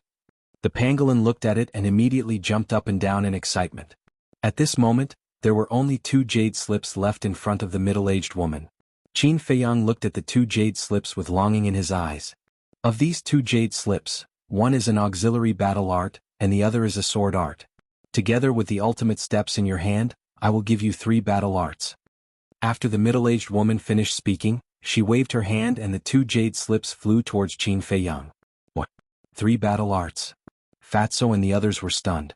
Qin Feiyang was also stunned and couldn't come back to his senses for a long time. The middle-aged woman's lips curled into a playful smile and said, "What?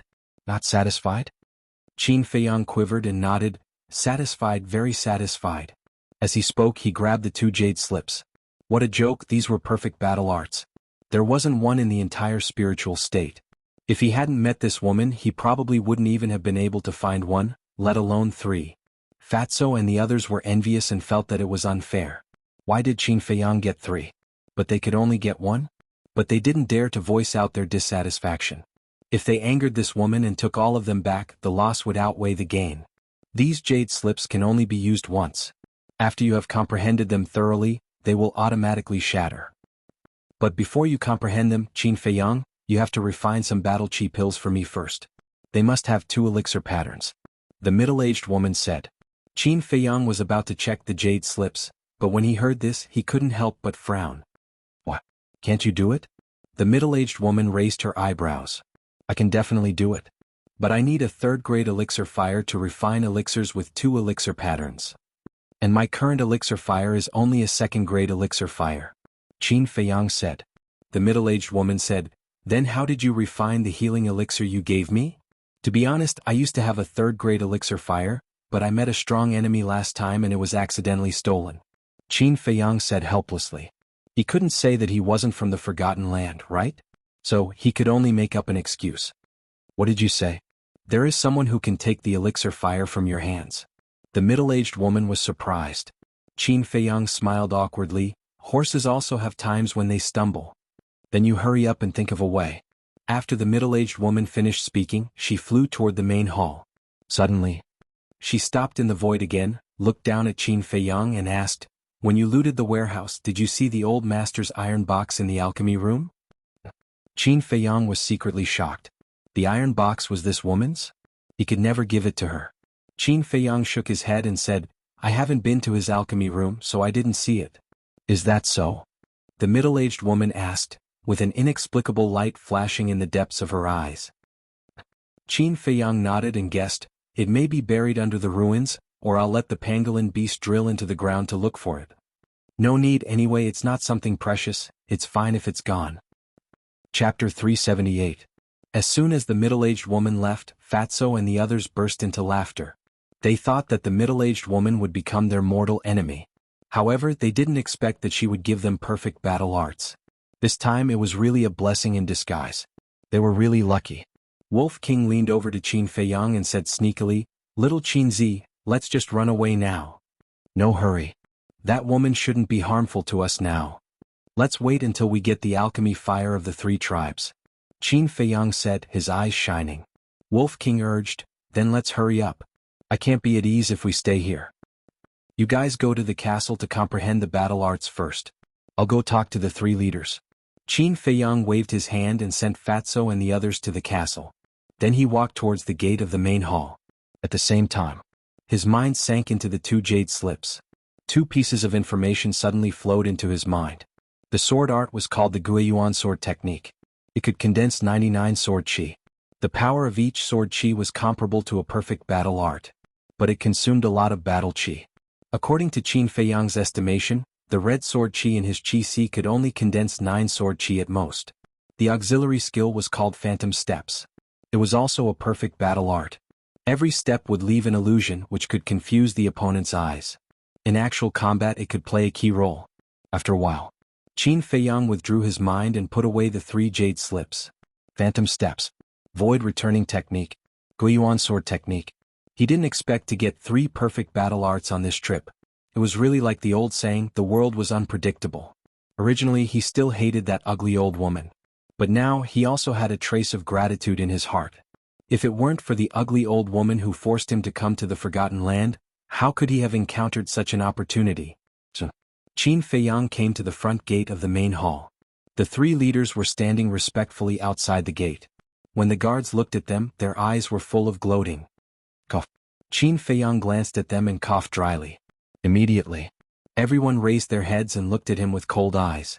Qin Feiyang smiled faintly and said, now that we're on the same side, there's no need to be so hostile. Who's on your side? The 3 leaders and the group of guards glared at each other. Qin Feiyang shook his head and directly ignored him. He walked up to the 3 leaders and said with a smile, I would like to ask for your help. Old Man Snakeskin said sternly, if you have something to say, then say it. Qin Feiyang said, go back immediately and get all of your alchemy fires. How preposterous.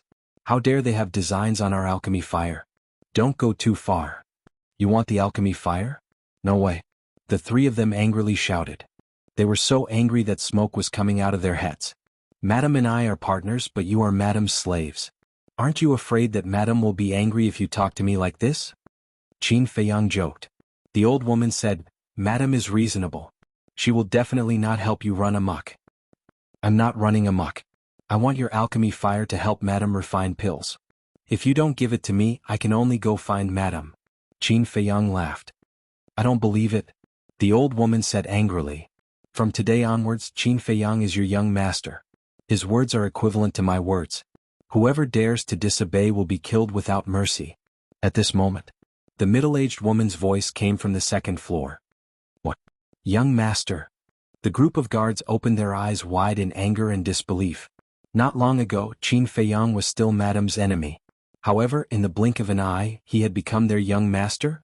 The three leaders' faces became even uglier. They, the three-star war emperor, had been reduced to slaves. But this Qin Feiyang, who was just a battle king, was actually so valued by Madam? What was so good about this kid? Wasn't he just talented and knew how to refine pills? Besides these, what else did he have? Master, I won't accept it. The old woman shouted. If you don't accept it, then die. The middle-aged woman's cold voice came out. At this moment, the old woman's body cracked open and blood splattered everywhere, as if it was about to explode. The old woman screamed and hurriedly knelt on the ground and begged, Master, please spare my life. I was wrong. I won't dare to object any more. Remember what you said today. If there is a next time, you will be killed without mercy. The middle-aged woman said with a bone-piercing murderous intent. After the words, the bloody wounds on the old woman's body stopped as well. Thank you, Master, for not killing me. After the old woman thanked him, she quickly swallowed a healing pill. Then, she turned around and looked at Qin Feiyang. She knelt in front of Qin Feiyang and bowed, Greetings, young master. Greetings, young master. The burly man, old man Snakeskin, and the group of guards all knelt on the ground. Young master? Qin Feiyang was stunned. He was still not used to this identity that had suddenly appeared. Cough cough. Get up. Let bygones be bygones. Let bygones be bygones. Everyone will help and support each other in the future. Qin Feiyang smiled. Yes. Everyone bowed in response, then got up and stood respectfully to the side. Qin Feiyang said, 3 chiefs, I'll have to trouble you to make a trip. Go and come back quickly. Yes. We'll go get the alchemy fire right away. How would the 3 dare to have any objections? They hurriedly rushed into the sky and turned into a stream of light, breaking through the sky like lightning. Qin Feiyang looked calm on the surface, but he was quite nervous in his heart. If the alchemy fires of the 3 tribes were all first-grade alchemy fires, then it would be meaningless. Don't let me be happy for nothing. Amidst the endless anticipation, the 3 leaders finally returned an hour later. Whoosh! The 3 of them landed in front of Qin Feiyang and offered the alchemy fire with both hands, saying respectfully, Please accept it, young master. There was a battle chi barrier around the 3 alchemy fires, so they couldn't feel the slightest heat. Open the barrier. Qin Feiyang's eyes lit up. Yes. The 3 of them moved their minds and the barrier instantly collapsed. A wave of scorching heat instantly surged out in all directions like a torrential flood. However, although it was hot, it was still bearable. Qin Feiyang waved his hand, sweeping up the 3 alchemy fires and entering the ancient castle. Fatso and the others were focused on comprehending the battle arts. Only Lu Hong wasn't, because she hadn't reached the battle king level yet, so she couldn't comprehend it. I didn't expect that woman to make you the young master. If you stay here, your future will be limitless. Lu Hong stood up and teased. I think so too. Qin Feiyang smiled. Did you notice that that woman is exactly the same as you used to be? Lu Hong said. Did I? Qin Feiyang was stunned. Yes. Look, back in the county of Yen, perfect battle arts were priceless, but you casually threw out several of them. Now, that woman also casually waved several perfect battle arts. So I guess that her status is probably not lower than yours. Lu Hong said. Now that you mention it, I do feel a little similar to her. Qin Feiyang smiled, cut his wrist, and began to drip blood to recognize him as the master. With the experience of the Nether Devil Flame recognizing him as its master, he knew what to do. So, the recognition was successful. The information of the 3 alchemy fires also flowed into his mind. How is it? Lu Hong asked. There's only 1 second-grade alchemy fire. He waved his hand and the second-grade alchemy fire flew toward the nether devil flame. The nether devil flame also awakened on its own and began to devour the alchemy fire. The remaining 2 alchemy fires were undoubtedly first-grade alchemy fires. Lu Hong frowned. Where are we going to find alchemy fires now? You focus on your cultivation, I'll think of a way. After Qin Feiyang finished speaking, he casually threw the 2 first-grade alchemy fires aside and left the ancient castle, appearing in front of the 3 chiefs. He looked at the 3 chiefs and asked, "Is there any tribe nearby that has alchemy fires?" No. The 3 chiefs thought for a while and shook their heads. "Seems that I have to leave." Qin Feiyang muttered secretly, his eyes flashing, and said, "Where does Meng Yiping live?" "Young master, I'll take you there." A guard took the initiative to come up and said with a flattering face, "Okay, lead the way." Qin Feiyang smiled. After a dozen breaths, the guard led Qin Feiyang to a loft. There were also 4 guards on both sides of the door of the loft. The guard who led the way shouted arrogantly, "Madam has already ordered that Qin Feiyang will be our young master from now on. Hurry up and salute." "Greetings, young master." The 4 hurriedly knelt down and kowtowed. In fact, even without the guard saying it, they already knew, because they all heard the middle-aged woman's order. Qin Feiyang looked at the guard and said, "You can go back, I'll go in by myself." "Yes, I'll take my leave." The guard ran away eagerly. What a bunch of snobs. Qin Feiyang's eyes were filled with disdain. He turned around and strode into the loft, entering the reception hall. The reception hall was empty. But soon, accompanied by a series of footsteps, Meng Yiping came down from the 2nd floor. "What are you doing here? Don't think that you can order me around just because you're the young master now. Let me tell you, I'm still in charge of the Meng family." Meng Yiping frowned and said in a deep voice, "Can you make the decision? Madam has already said that you 2 are not husband and wife, so don't pretend in front of me." Qin Feiyang laughed disdainfully. "What? You even said that?" Meng Yiping was shocked and hurriedly bowed. "Greetings, young master." "That's more like it." Qin Feiyang laughed coldly and asked, "Do you know the coordinates of the Ziyang tribe and Sky Thunder City?" This subordinate knows. Meng Yiping nodded. "Tell me." Qin Feiyang said. Meng Yiping frowned and asked, "May I ask, young master, did you get madam's permission?" "What do you think?" Qin Feiyang sneered. Meng Yiping's eyes trembled as he hurriedly told him the coordinates of the Sky Thunder City and the Ziyang tribe. "The heavens do not disappoint those who work hard. I finally got the coordinates. Let's leave quickly." Qin Feiyang muttered and took out a teleportation gate without hesitation and quickly opened it. Then, under Meng Yiping's respectful gaze, he strode in. When the teleportation gate dissipated, Meng Yiping's face immediately twisted. Originally, he wanted to take revenge for his father, but he didn't expect Qin Feiyang to actually become the young master. "Father, your son is unfilial, I can't take revenge for you." He lowered his head and clenched his eyes tightly. His eyes were filled with pain. "That's not right."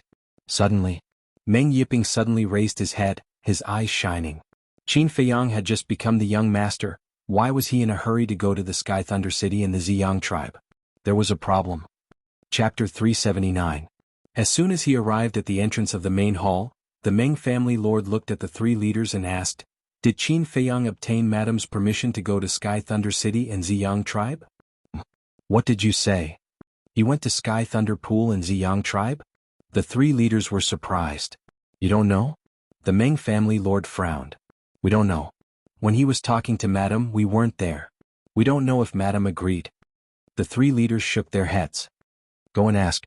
A cold light flashed in the Meng family lord's eyes.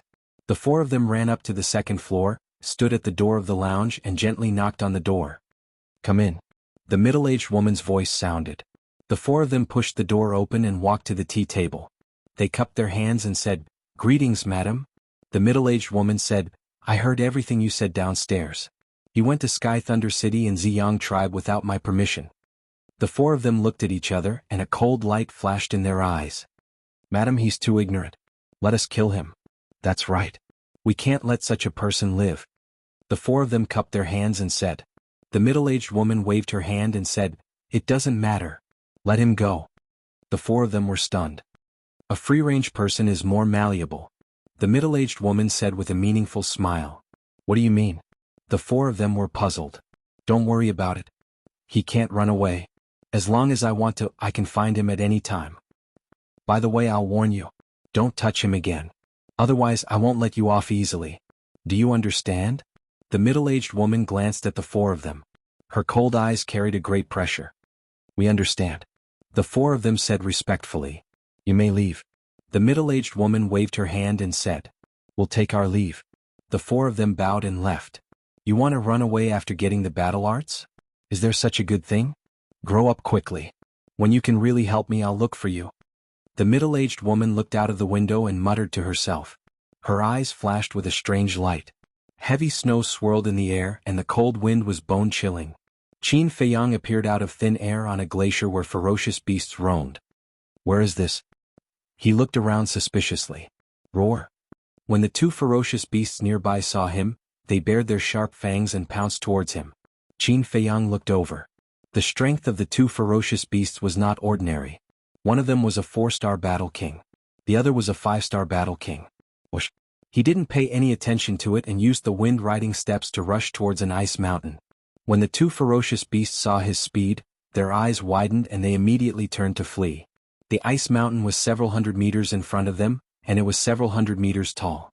A moment later, Qin Feiyang climbed to the top of the ice mountain and looked around. To the west, north, and south there were endless glaciers. In the east, at the end of the glacier, there was an ancient city. However, because it was too far away, he couldn't see it clearly. After pondering for a moment, Qin Feiyang's eyes flashed slightly and he entered the ancient castle. He would think about it after he comprehended the 3 battle arts. 2 days later, Wolf King and Fatso opened their eyes one after another. The jade scroll in front of them also shattered with a crack. Wolf King said in surprise, you've comprehended it too? Nonsense, don't you know who Fat Lord is? Fatso smiled proudly and asked curiously, Brother Wolf, what's the name of your battle art? Wolf King said, Void Escape Steps. What about you? Void Escape Steps. What an old-fashioned name. Fatso's face was full of disdain. He rolled his eyes and said, Fat Lord's battle art is called Black Dragon Technique. How is it? Domineering, right? Tiske. Wolf King's eyes were full of disdain. You're jealous. Fatso chuckled and said, Shall we go out for a walk? Brother also had the same idea. Wolf King nodded. At this moment, Qin Feiyang also opened his eyes, and the jade scroll in his hand shattered. Void Returning Art successfully comprehended. He looked at Fatso and Wolf King and said, You can go out, but you can't act recklessly. Wolf King laughed, Don't worry, we're just going out to practice our battle arts. Qin Feiyang really wanted to say with the two of you who would be at ease. But now he didn't have the time to talk nonsense with them. With a wave of his hand, he sent Fatso and Wolf King out and continued to comprehend the Guiyuan sword art. A perfect battle art was not something that a low-grade battle art could compare to. Back then, Qin Feiyang had only comprehended the Imperial Wind Steps and the Cold Wind Palm for less than an hour. And now the perfect battle art took an entire 2 days. If he hadn't opened the 3rd level of the Gate of Potential, no matter how talented he was, it would have taken him 2 to 3 years. 4 days later, when he opened his eyes again, he had already thoroughly comprehended the Guiyuan sword art and the Phantom Step. Sensing the movement, the pangolin beast opened its eyes and looked at Qin Feiyang in surprise, asking, It's all done. What do you think? Qin Feiyang stood up and laughed. It's only been 6 days, can you guys not be so abnormal? The pangolin beast wailed. Qin Feiyang had thoroughly comprehended all 3 battle arts.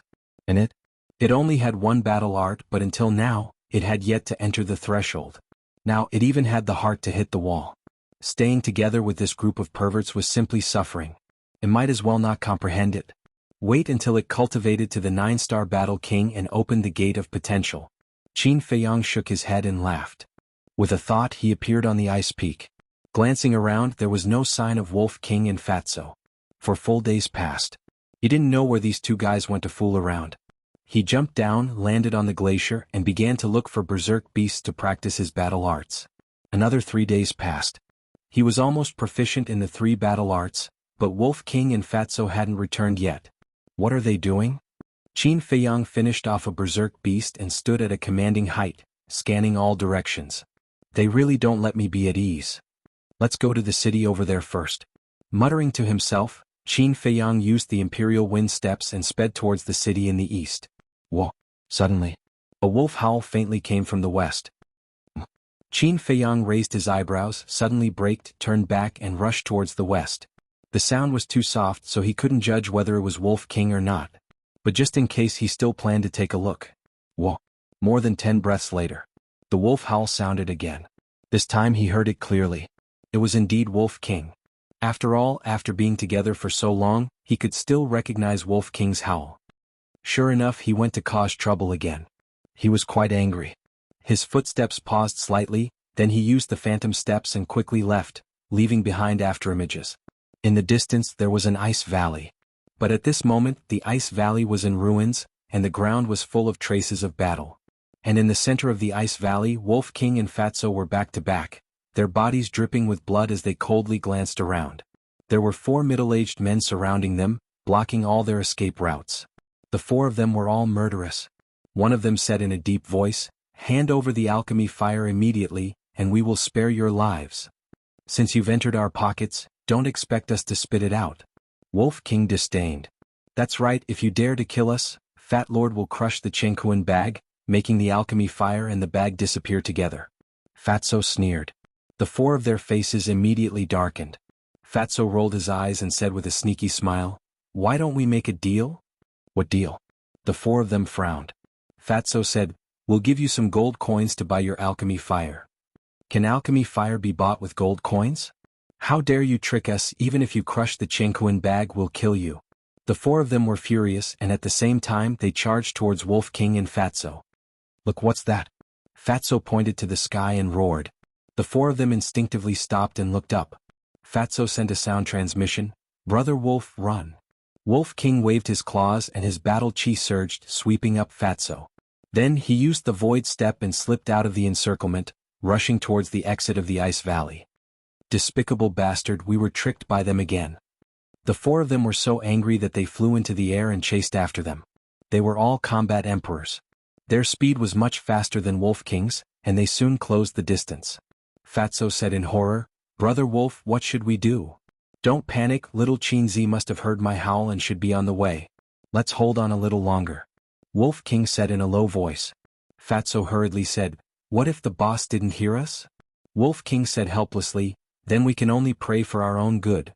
At this point, it was useless to return the alchemy fire to the 4 of them. "Let's see where you can run to." The 4 of them shouted and stood in front of the man and the wolf. Fatso pointed behind them and shouted, "Look, there's someone behind you." "Damn Fatso, do you think we're stupid? Do you think we'll fall for your trick again?" The 4 of them sneered. One of them stretched out his arm and pointed in the air. 2 streams of battle chi with shocking killing intent shot towards the man and the wolf. But this time there really was someone. A white figure flashed into the valley like a stream of light. It was Qin Feiyang. Wolf King and Fatso looked at each other and hurriedly lay on the ground to avoid the 2 streams of battle chi. Boom. Not far behind them, a broken ice mountain was instantly razed to the ground. The fatty couldn't help but feel a lingering fear. He signaled Qin Feiyang with his eyes. Then he looked at the 4 people and begged, "Sirs, please don't kill us. We know we're wrong." One of them sneered, "It's too late to beg for mercy now." At the same time, Qin Feiyang took out the Chang Shui and silently approached one of them. However, before he got close, he was discovered by one of them. That person shouted, "Who are you? Are you their accomplice?" There really is someone. The other 3 people were shocked and turned to look at Qin Feiyang. Seeing Qin Feiyang holding a dagger in his hand, their eyes flashed with shocking killing intent. Oh no. Fatso and Wolf King were anxious. It was not easy for them to come all the way from Iron Ox Town to this day. They could not fall here. Qin Feiyang was also burning with anxiety at this moment. He wanted to kill one of them without anyone noticing, tear open a gap, and rescue Wolf King and Fatso by surprise. Unexpectedly he was discovered. Suddenly, an idea flashed in his mind. "Seniors, you've misunderstood. I'm not their accomplice. On the contrary, they're all my enemies. I've been looking for them for a long time. Please step aside. I want to kill them with my own hands." Chapter 380. The 4 of them looked at each other with a trace of doubt in their eyes. But at this moment, Wolf King rolled his eyes and stared at Qin Feiyang. He laughed and said, "I remember you. You're the young man who was thrown into the cesspit by us 2 years ago." "Thrown into the cesspit?" Fatso looked at Wolf King suspiciously. But in an instant he suddenly realized. He also looked at Qin Feiyang and said with a smile, "Fat Lord also remembers. How is it? How does the cesspit taste?" Hearing this, the four of them looked at each other and looked at Qin Feiyang with pity. I'm going to kill you. Qin Feiyang's hair stood on end as his eyes turned blood red. Seeing this, the four of them looked at each other and retreated to the side with a playful smile. There was a good show to watch now. Idiot. Fatso and Wolf King couldn't help but laugh in their hearts. Whoosh. Qin Feiyang rushed in front of the four of them. When he approached the man and the wolf, he directly took them to the castle. The four of them who were ready to watch the show were stunned. What was going on? Not good. They're together. Damn it, we've been fooled again. Damned little bastard, get the hell out here. The four of them were burning with anger. They were teased again and again. It was unforgivable. In the castle. Missing for a few days in a row and being chased by 4 war souls. You're really capable. Say it. What shameful things have you done these days? Qin Feiyang glanced at Fatso and Wolf King with a gloomy look. You've wronged us. That's right. We've been helping you find the alchemy fire these days. We've been so busy. The man and the wolf both looked very wronged. Alchemy fire? Qin Feiyang stared blankly and asked, where is the alchemy fire?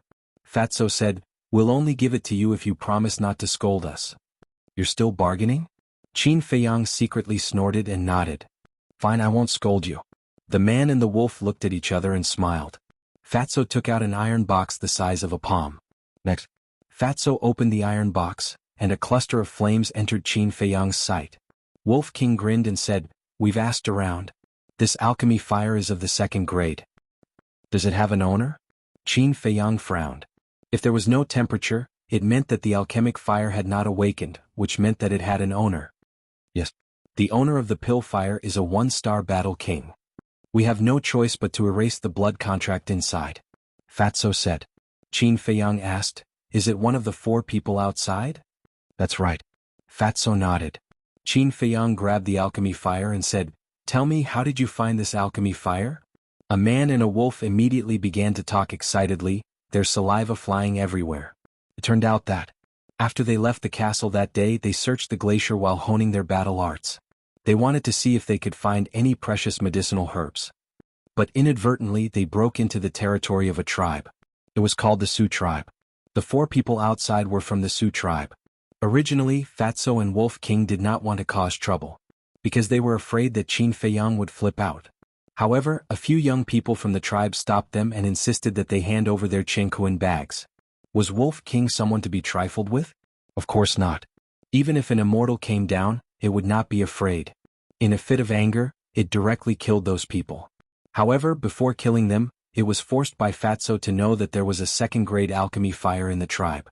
After killing those people, Wolf King turned into the size of a palm, sneaked into the Sioux tribe and stole the alchemy fire. However, not long after leaving the tribe, the people of the Sioux tribe found that the alchemy fire was stolen.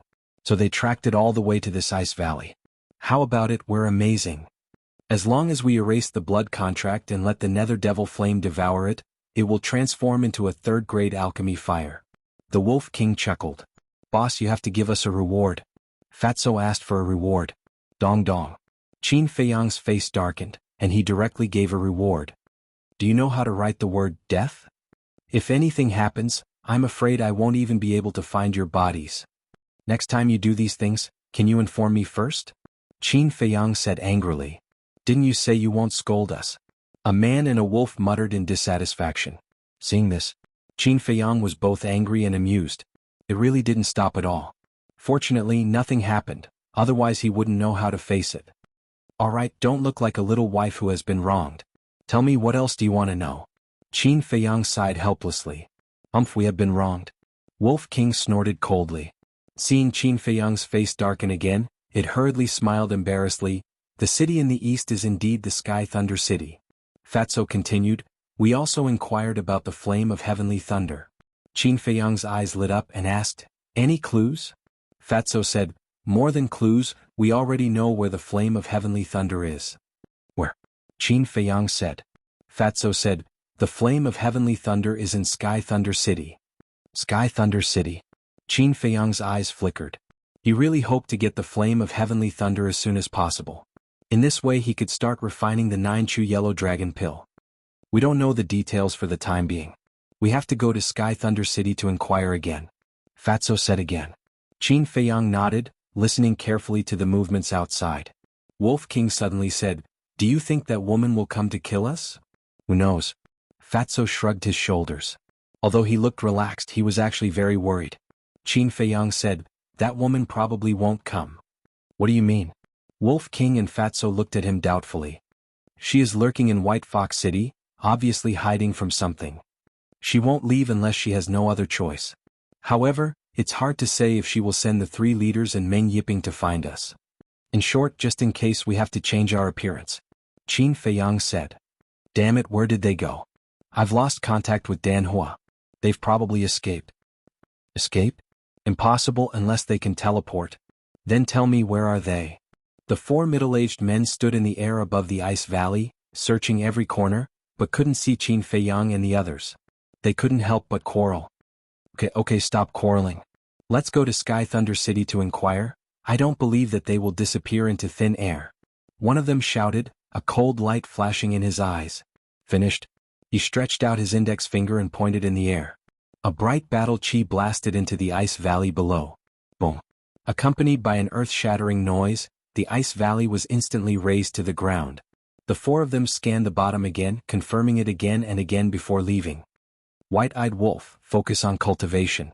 Qin Feiyang reminded and left the castle with Fatso. Amongst the few of them, Qin Feiyang's cultivation speed was the fastest. However, he had to copy the battle character, so his speed was slowed down. Then now Wolf King was the fastest. So, he hoped that Wolf King could break through to the War Emperor realm as soon as possible. With the War Emperor overseeing things, he could be bolder in the future. After changing his appearance slightly, Qin Feiyang and Fatso sped towards Sky Thunder City. However, Fatso looked like he wanted to say something along the way. A few hundred breaths passed.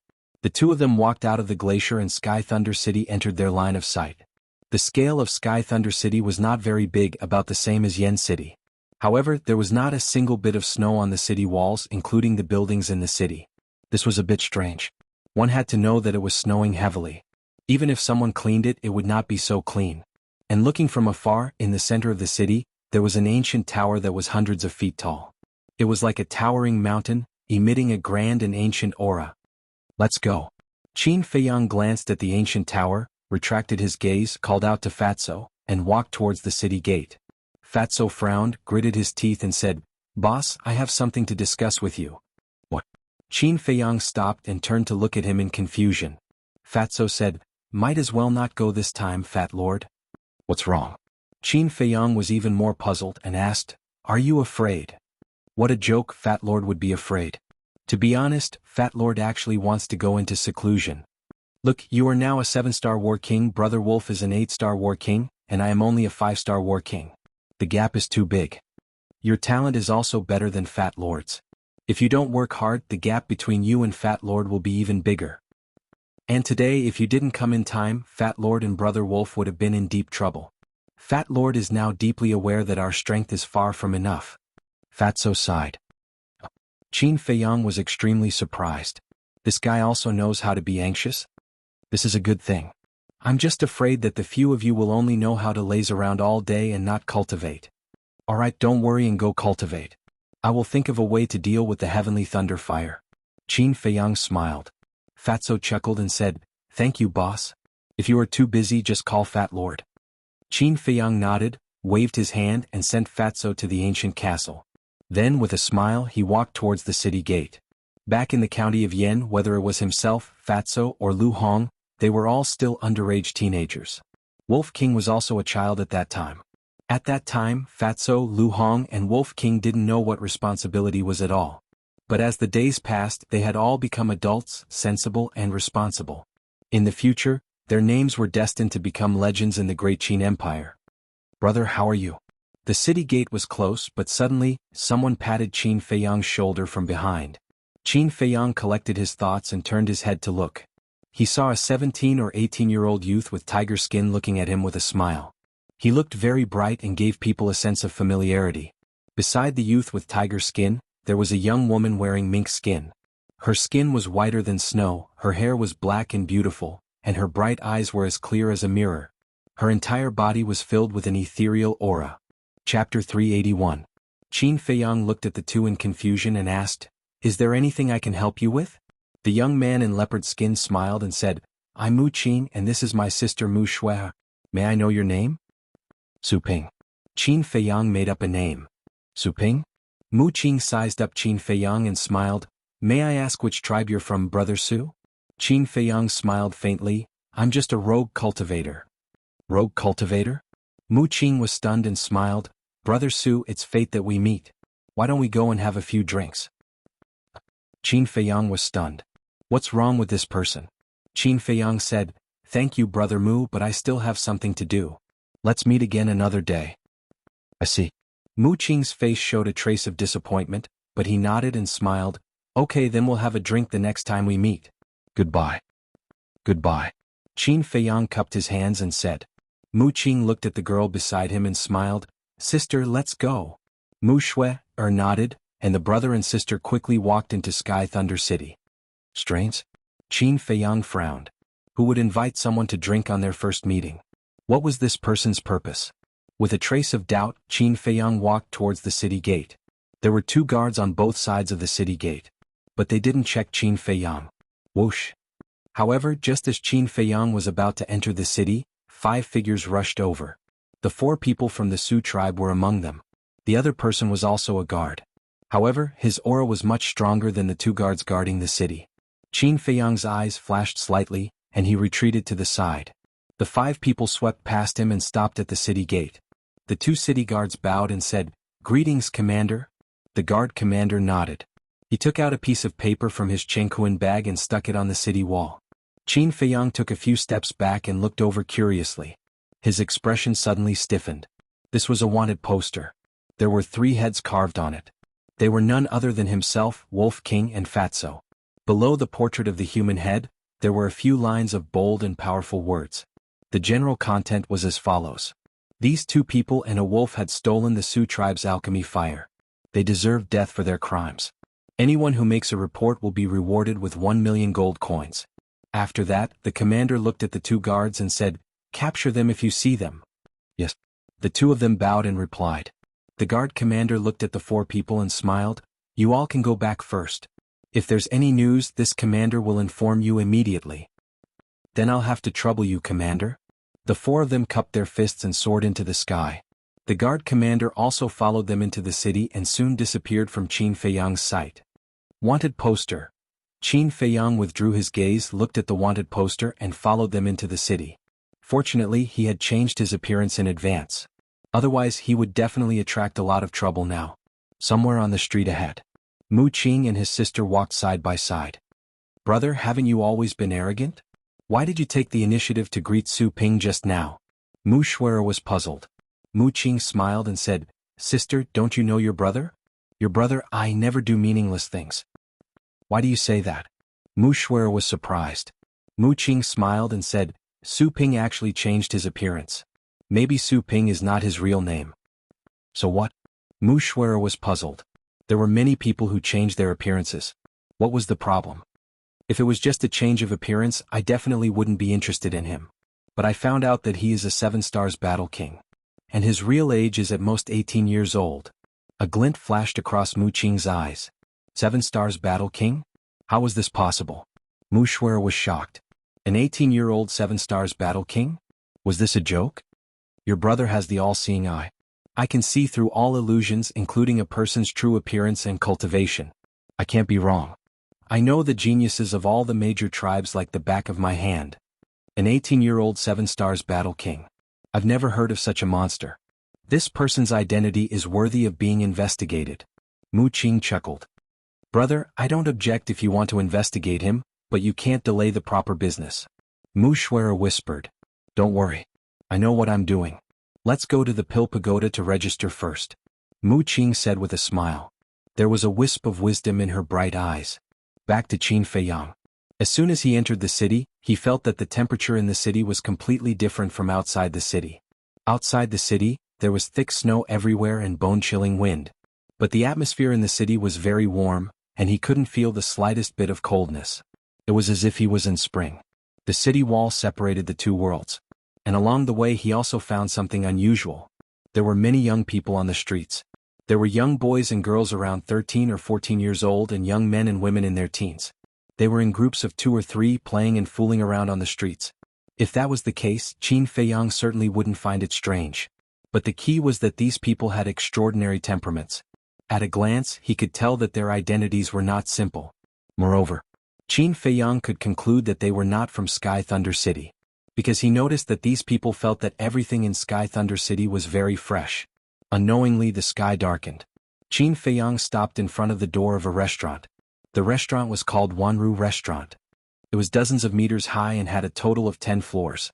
Its appearance was luxurious and grand. Many young people went in and out. Laughter and chatter could be heard coming from the inside.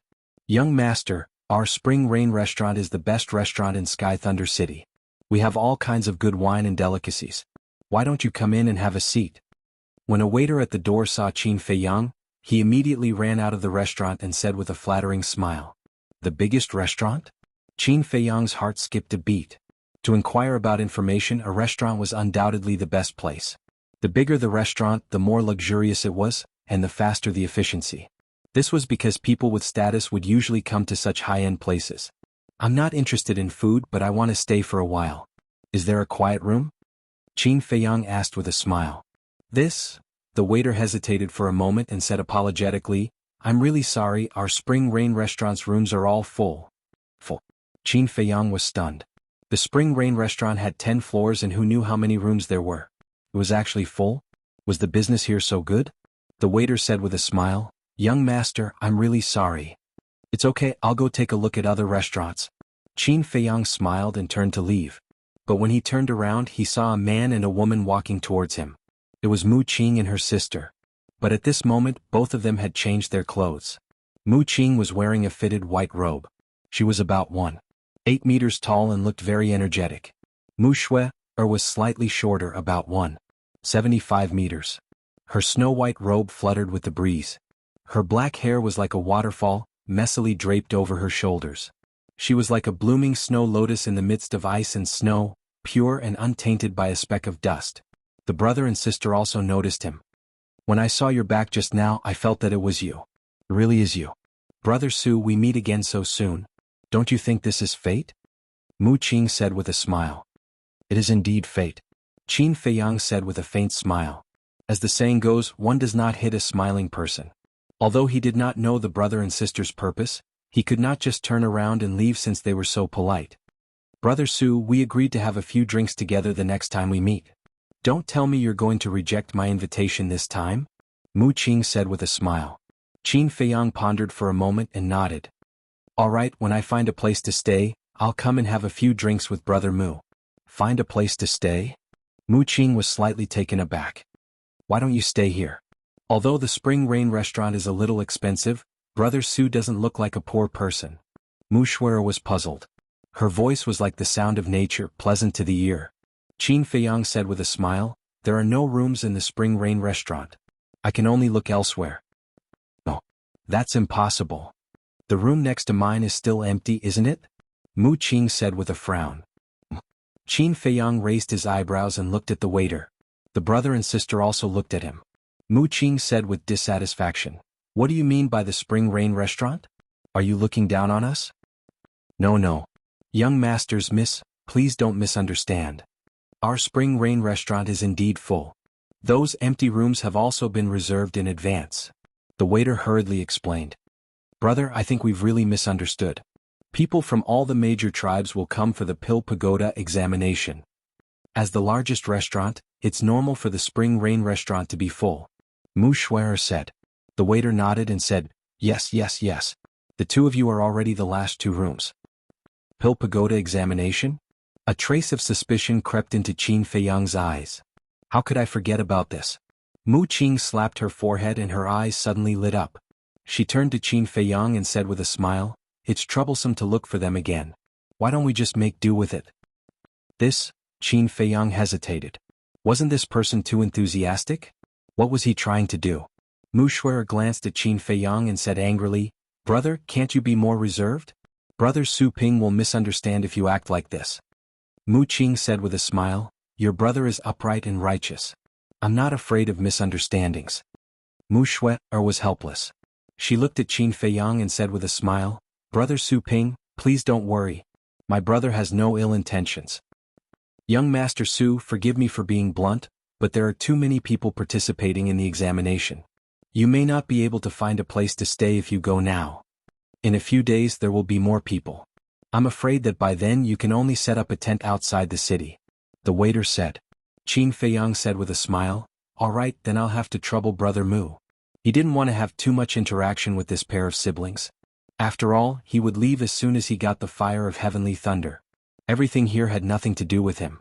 But on second thought, why not stay and see what this pair of siblings wanted to do?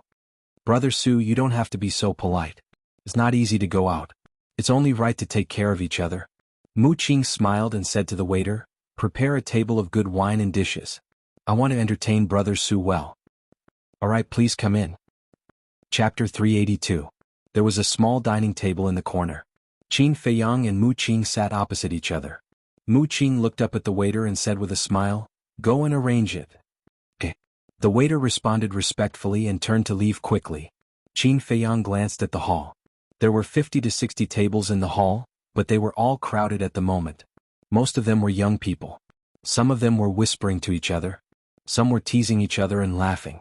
There were also some young men and women sitting together whispering sweet nothings to each other, but they didn't do anything too out of line. The people here are basically here to take part in the Pill Pagoda's assessment. Brother Su should be here too, right? Mu Qing was holding a cup of water, drinking while smiling. Qin Feiyang asked in confusion, what is the Pill Pagoda's assessment? Mu Qing suddenly spat out the water he had just drunk. Qin Feiyang was sitting opposite him and he was sprayed all over.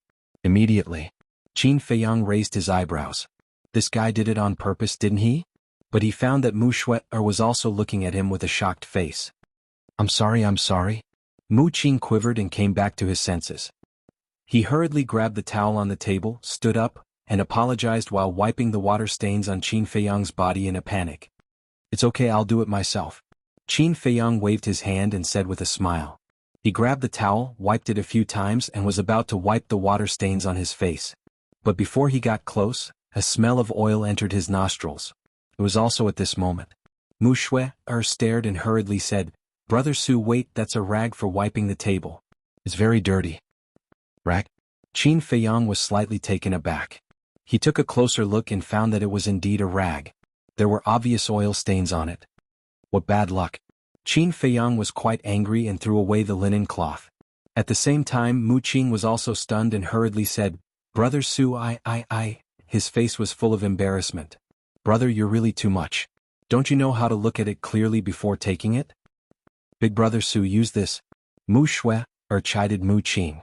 Then he took out a white handkerchief and handed it to Qin Feiyang. Qin Feiyang was also not polite. He directly grabbed the handkerchief and wiped the water stains on his face. On the handkerchief, there was a unique fragrance of a woman. Smells good. Qin Feiyang looked down and saw a blooming snow lotus embroidered on the handkerchief. Beside it was Mu Shui's name. This handkerchief probably meant something to Mu Shui. Otherwise he wouldn't have embroidered his name on it. Qin Feiyang handed over the handkerchief and said with a smile, I'm sorry for dirtying your handkerchief. It's all right. Mu Shui shook her head and smiled, appearing gentle and polite. Mu Qing forced a smile and said, I should be the one apologizing. Qin Feiyang said, I was wondering why Brother Mu would have such a big reaction. Mu Qing smiled bitterly and said, Brother Su, if it were anyone else, they would have such a big reaction after hearing what you said just now. Qin Feiyang frowned slightly. Seeing this, Mu Qing smiled and said, It seems that Brother Su really doesn't know about the Pill Pagoda's assessment. Then Brother Su should know about the Pill Pagoda, right? Qin Feiyang shook his head. The brother and sister were stunned again. He didn't even know about the Pill Pagoda. Wasn't this person too ignorant? This is my first time in Sky Thunder City. I've been cultivating in the mountains before, so I don't know much about the outside world. Qin Feiyang smiled faintly. The brother and sister revealed a look of realization. Mu Qing smiled and said, Brother Su, this Pill Pagoda is very famous. Qin Feiyang said, I'd like to hear the details. Mu Qing was about to speak, but at this moment, the waiter walked over with 5 or 6 side dishes and 2 pots of good wine. Please enjoy. After putting down the dishes, the waiter turned and left. Mu Qing picked up a wine pot and said with a smile, Brother Su, let's talk while drinking. Qin Feiyang learned from the brother and sister that the ancient tower located in the center of the city was the Pill Pagoda. The Pill Pagoda was actually a place for alchemy. But in the eyes of the world, the Pill Pagoda was a supreme holy land for alchemy. Even the super tribes would do everything they could to send their disciples into the Pill Pagoda. Qin Feiyang was a little curious and asked, "What's so great about the Pill Pagoda?" Of course it's great. Because in the Pill Pagoda, not only are there various pill formulas, there is also a 6th grade pill fire. Mu Qing laughed. 6th grade pill fire. Qin Feiyang's eyes flashed. Could it be the flame of heavenly thunder? He said calmly, "I wonder if Brother Mu knows the name of that pill fire?" This is not a secret. The people of the nearby tribes basically know about it. That pill fire is called the flame of heavenly thunder. You should have noticed that the temperature inside the city is completely different from outside the city. Actually, this is the credit of the flame of heavenly thunder. Mu Qing smiled. "I finally found you, flame of heavenly thunder." Qin Feiyang muttered secretly and asked with a smile, "You siblings are also here to participate in the Pill Pagoda's assessment?" Mu Qing nodded. Qin Feiyang smiled and said, "So, you are all alchemists. Sorry for the disrespect. Brother Su is too polite. We only know a little about it. For the assessment we have no confidence at all." "Brother Su, I wonder if you are an alchemist?" Mu Shui smiled. Qin Feiyang said, "Like you, I know a little about it." The brother and sister looked at each other, both quite surprised. An 18-year-old 7-star battle monarch was already very frightening. They didn't expect him to know alchemy. How many secrets did this person have that no one knew? Mu Qing's eyes flashed and said with a smile, "Since Brother Su is also an alchemist, why don't we participate in the Pill Pagoda's assessment together so that we can take care of each other?" Qin Feiyang pondered for a moment and nodded. "Of course I have to try such a good opportunity." He didn't dare to inquire about anything else. Because he realized that the brother and sister were not simple. If they noticed something it would be bad. When it was almost midnight, the brother and sister went upstairs to rest. Qin Feiyang sat alone at the dining table with his head lowered and didn't say anything. Although he didn't ask Mu Qing anything else, the discussions of others allowed him to learn a lot of information. The first was the situation in Sky Thunder City. Sky Thunder City was the same as White Fox City. It didn't belong to any tribe and was an independent existence. But no one dared to behave atrociously here. Even those super tribes didn't dare to be presumptuous in Sky Thunder City. The reason was that the Pill Pagoda's Pagoda Master was a super expert. But this person's name, appearance and true cultivation level, not many people knew. Similarly, this person also possessed the flame of heavenly thunder. In other words, if you want to obtain the flame of heavenly thunder, you must first find out the details of this person. The second was the situation of the various super tribes. In this area there were a total of 3 super tribes. They were the Purple Sun tribe, the Black Tortoise tribe and the Bright King tribe. The leaders of the 3 tribes were all 9-star battle emperors. And this time, people from the 3 tribes would also come for the Pill Pagoda's assessment. Of course, these things had nothing to do with him. But there was one thing that he was very concerned about. The large and small tribes in the vicinity basically all had alchemy fires. The 3 super tribes each had a 3rd-grade alchemy fire. This made him feel very inconceivable. He couldn't help but start to doubt again. Could it be that alchemy fires in the Forgotten Land had really spread all over the streets? But this was a good opportunity. Qin Feiyang's eyes flashed. He got up and was about to turn around and leave. Suddenly, he noticed that Mu Shui's handkerchief was left on the table. Qin Feiyang hesitated for a moment, grabbed the handkerchief and directly put it into his arms. "I'll give it to her after dawn." Then he strode out of the restaurant. The streets in the middle of the night were silent. He looked around and walked towards the city gate. At the same time, there was a half-closed window on the 5th floor. Mu Qing and his sister stood behind the window, looking at Qin Feiyang's back, their eyes flashing with an inexplicable light. "Brother, this person is a bit mysterious. We'd better not have too much contact with him so as not to ruin things," Mu Shui whispered. Mu Qing smiled and said, "Don't worry, I know what to do. Go and rest." Mu Shui nodded and turned to leave the room. "Su Ping, interesting." Mu Qing muttered to himself, the corner of his mouth slightly raised, pursing a touch of playfulness. A moment later, Qin Feiyang came to the city gate. "Little brother, why are you going out of the city so late?" The 2 city guards looked at him suspiciously. "The Pill Pagoda's assessment is imminent. I'm a little nervous and can't sleep, so I'm going to the deep mountains to find fierce beasts to practice and ease my mood." Qin Feiyang smiled. So that's the case. Don't be nervous. Although the Pill Pagoda's entrance assessment is very strict, as long as you have the ability, it's not difficult to enter. The mountains near Sky Thunder City are very dangerous. You better not go. The two said. Thank you for your reminder. But I won't go deep. I'll just stroll around the edge. By the way, I wonder if the two brothers know the location of the 3 super tribes? One of them was puzzled and said, I know, why are you asking this? Qin Feiyang smiled and said, I have long heard of the great names of the 3 super tribes. I want to pay them a visit after the test is over. Visit? The two looked at each other and couldn't help but shake their heads and laugh. Not just anyone can go to the 3 super tribes. If you're not afraid of being rejected, we'll tell you the coordinates. The two smiled and said, Thank you, two brothers. Qin Feiyang cupped his hands and thanked them. After getting the coordinates, Qin Feiyang chatted with the two for a while and then walked towards the mountains ahead. In the process of chatting, he learned from the two that the 3 super tribes were located in different directions. And they were very far from Sky Thunder City. Even a warlord would need at least half a year to rush there. The attitude of the two guards was also beyond his expectations. He had been to quite a number of cities. Basically, the city guards of every city were arrogant, conceited, and unreasonable. And these two were very kind. Chapter 383. After entering the mountains, Qin Feiyang opened a portal. In the next moment, he landed in front of a frozen lake. The night was as dark as ink. He could not even see his own fingers. On the other side of the frozen lake, there was a very bright fire. It was a super large tribe. It was almost as big as Sky Thunder City. But the difference was that the tribe was built with wooden buildings. There were no walls around it, only fences that were 10 feet tall. Through the fire, he could see clearly that there were 2 middle-aged men guarding the gate of the tribe. The aura they exuded was very strong. They were 9-star battle kings. Above the gate there were 3 bold words. Mingwang tribe. Qin Feiyang looked at the Mingwang tribe, his eyes flickering. He came here for the 3rd grade alchemy fire of the Mingwang tribe. Now that he had the 2nd grade alchemy fire of the Su tribe, the nether demonic flame could be upgraded to the 3rd grade once the blood contract was erased. If he could get the 3rd grade alchemy fire of the 3 super tribes, the nether demonic flame could be upgraded to the 4th grade alchemy fire. When he was in Black Bear City, he used the alchemy fire of the martial arts hall to refine elixirs. Although it was very vague. But the alchemy fire of the martial arts hall was only 1st grade. The nether demonic flame was a 2nd grade alchemy fire. It could refine an obvious alchemy pattern. The 3rd grade alchemy fire of the sacred hall could refine 2 alchemy patterns.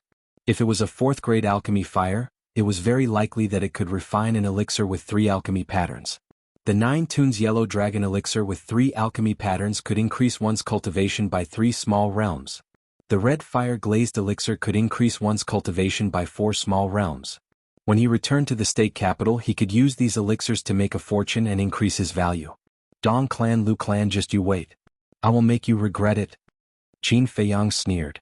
He took out a face-restoring elixir and swallowed it. After his appearance was restored, he went around the frozen lake and came to the gate of the Mingwang tribe. Stop right there. This is the Mingwang tribe. Please leave immediately. The 2 burly men immediately shouted. Qin Feiyang said, If it's not the Mingwang tribe, I won't come. What do you mean? The 2 men looked at each other, puzzled. Oh, why does he look so familiar? The 2 of them carefully sized up Qin Feiyang for a moment. Their pupils suddenly shrank and they immediately became vigilant. Why have you come to our Mingwang tribe? Don't tell me you want to steal our alchemy fire too? The 2 of them shouted sternly. How did you know? Qin Feiyang was surprised. Mingwang tribe was very far away from Su tribe and Sky Thunder City. They shouldn't have received the news so quickly, right? Our Bright King tribe has people in Sky Thunder City all year round. We'll be able to find out immediately if anything happens. Brat, I advise you to scram. Otherwise don't blame us for being impolite. The 2 of them sneered. Qin Feiyang was stunned and asked, Shouldn't you capture me? Now that he was a wanted criminal, the 2 of them didn't care and even let him leave? What was going on? It's just a reward of 1 million gold coins. We don't care about it. Scram. Their expressions were arrogant, and their eyes were filled with disdain. You're right. A million gold coins is indeed nothing for a mighty super tribe. However, I won't leave before I get the alchemy fire. Qin Feiyang smiled faintly. What do you mean? You're really here to steal the alchemy fire? The 2 of them flew into a rage. The aura of a 9-star battle monarch erupted and turned into an invisible giant wave that surged toward Qin Feiyang. Steal? Qin Feiyang snorted. He used the wind-riding step and quickly dodged to the side. He dodged? The two of them were stunned. Have you ever seen such a brazen thief? I don't want to talk nonsense with you. Call your leader out. I want to talk to him. Qin Feiyang said. Who do you think you are? You want to see our leader? Go to hell and repent, Snowstorm. The two of them raised their arms at the same time and slapped the air.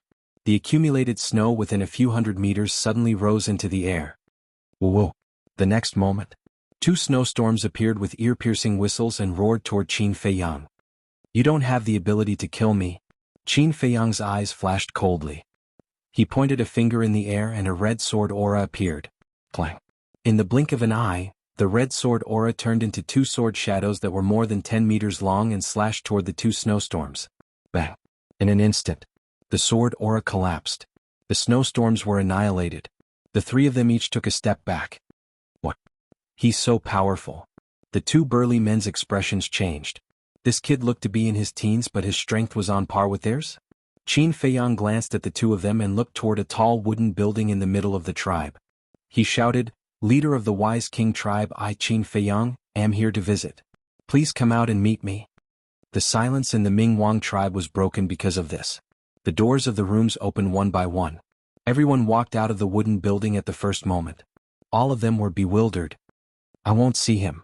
Soon, a voice filled with vigor echoed in the wooden building. Won't see him? Qin Feiyang sneered coldly. He took a step forward and dashed into the Wise King tribe at lightning speed. He left behind many shadows and headed straight for the wooden building. Where is he? The two burly men were stunned. Stop right there. However, when they saw that Qin Feiyang had already entered the tribe, their expressions changed drastically. They hurried to chase after Qin Feiyang. However, although they were 9-star combat kings, they could not catch up with Qin Feiyang without any supplementary combat arts. Damn scoundrel. Stop him. They hollered. Lad, do you want to die? How dare you barge into the Wise King tribe? Die. In front.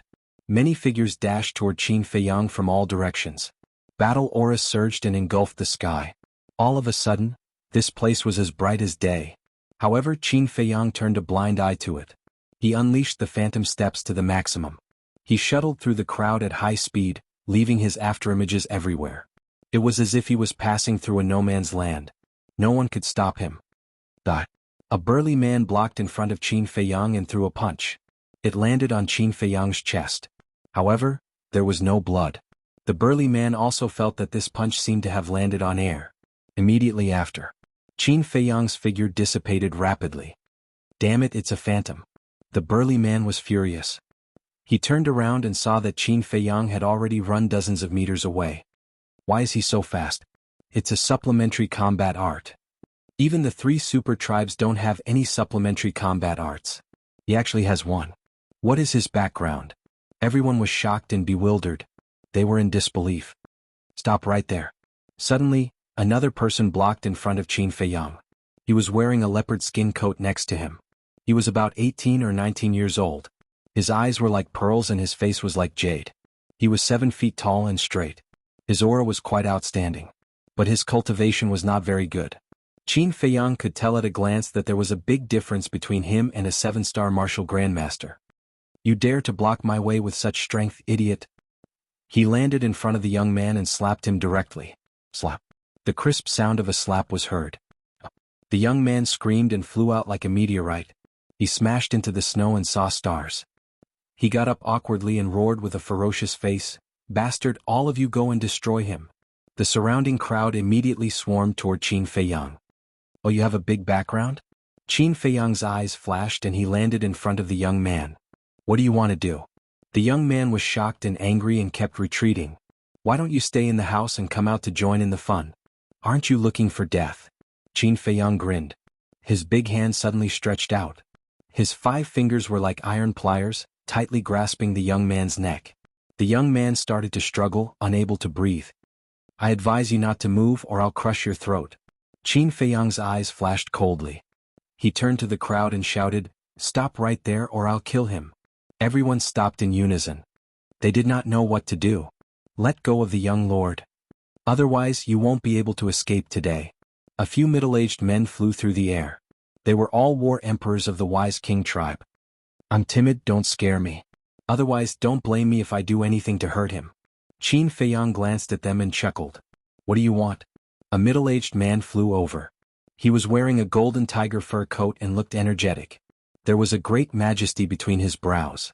He was the leader of the wise king tribe Luo Guang. Qin Feiyang said, I want the alchemy fire. Preposterous. How dare you steal the alchemy fire of the wise king tribe? How dare you? The people of the wise king tribe were furious. Leader, he's the one who stole the alchemy fire of the Lu tribe. At this moment, the two men guarding the gate hurriedly ran over. I was wondering why he looked so familiar. So it's him. The surrounding crowd sized up Qin Feiyang, their gazes extremely unfriendly. Qin Feiyang, right? Let him go and leave immediately. I'll let bygones be bygones. Luo Guang said. Qin Feiyang said, that won't do. I'm here for the alchemy fire. If you don't give it to me, I won't leave. Luo Guang shook his head and said, I can't give you the alchemy fire. Change your conditions. Then I'll have to kill him and find a chance to steal it.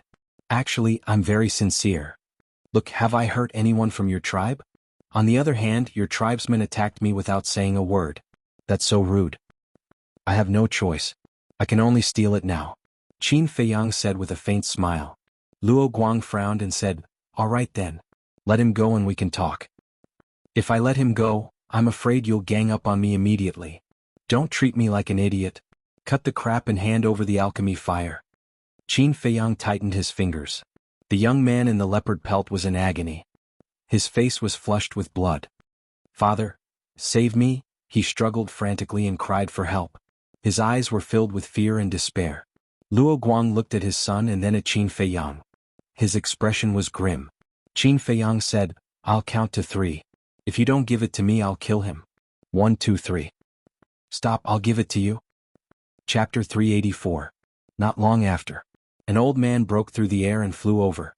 He had white hair and a white beard. His face was full of wrinkles, but his back was straight and his eyes were full of spirit. Above his head, there was a palm-sized flame floating. The flame jumped, filled with spirituality.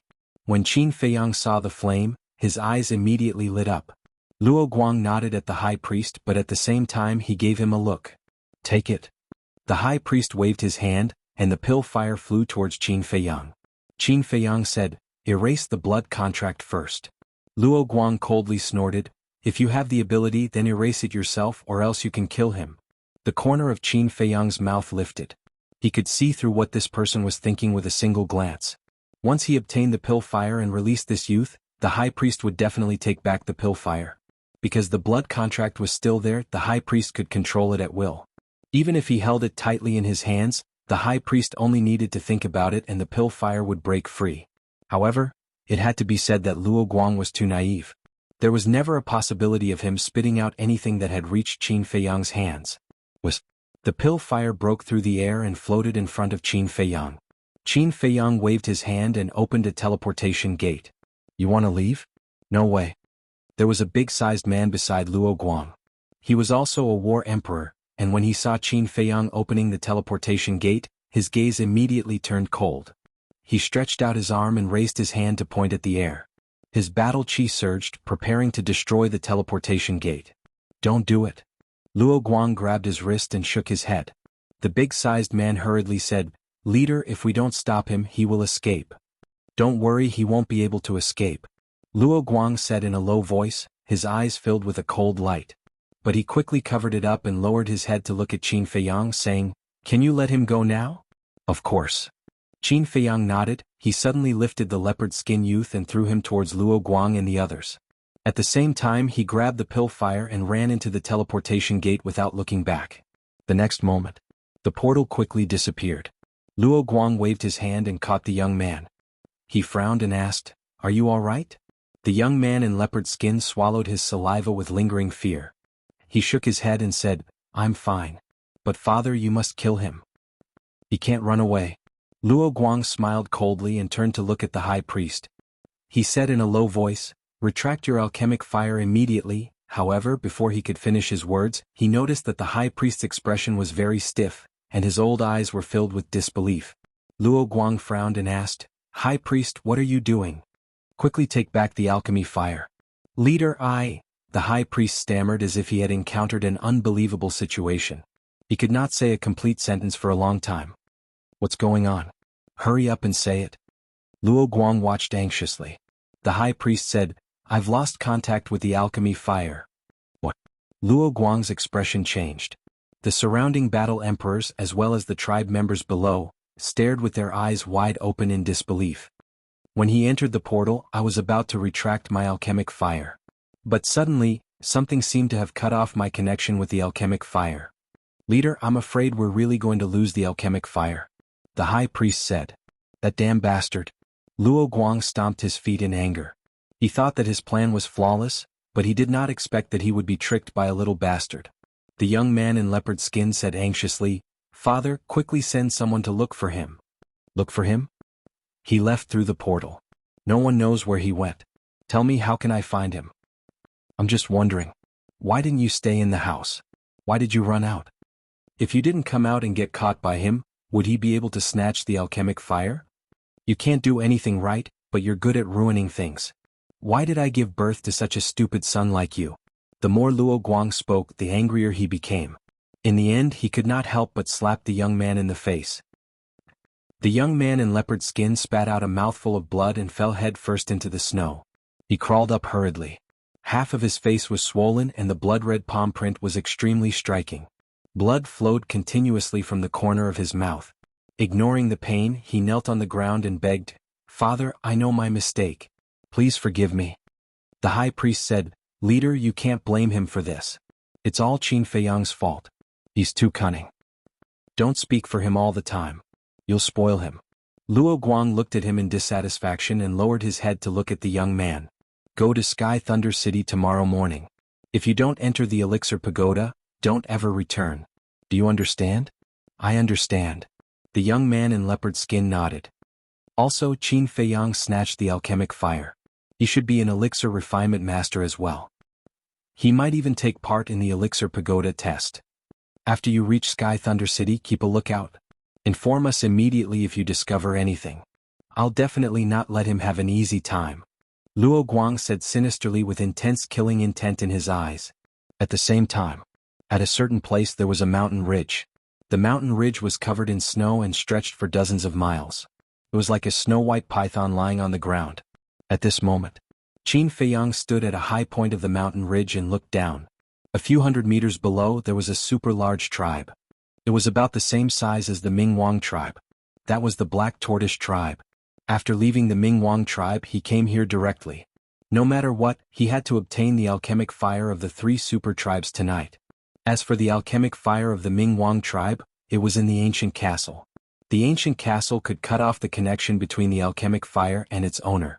That was why the high priest of the Mingwang tribe could not recall the alchemic fire. Huff. Qin Feiyang took a deep breath and consumed a disguise elixir to change his appearance. He then used the wind-riding steps and ran down. He had to be fast. Otherwise, when the Black Tortoise and Purple Sun tribes received the news, they would definitely be on guard. They might even hide the alchemic fire. There were also two burly men guarding the entrance of the Black Tortoise tribe. It was silent all around. There were two huge torches on both sides of the entrance.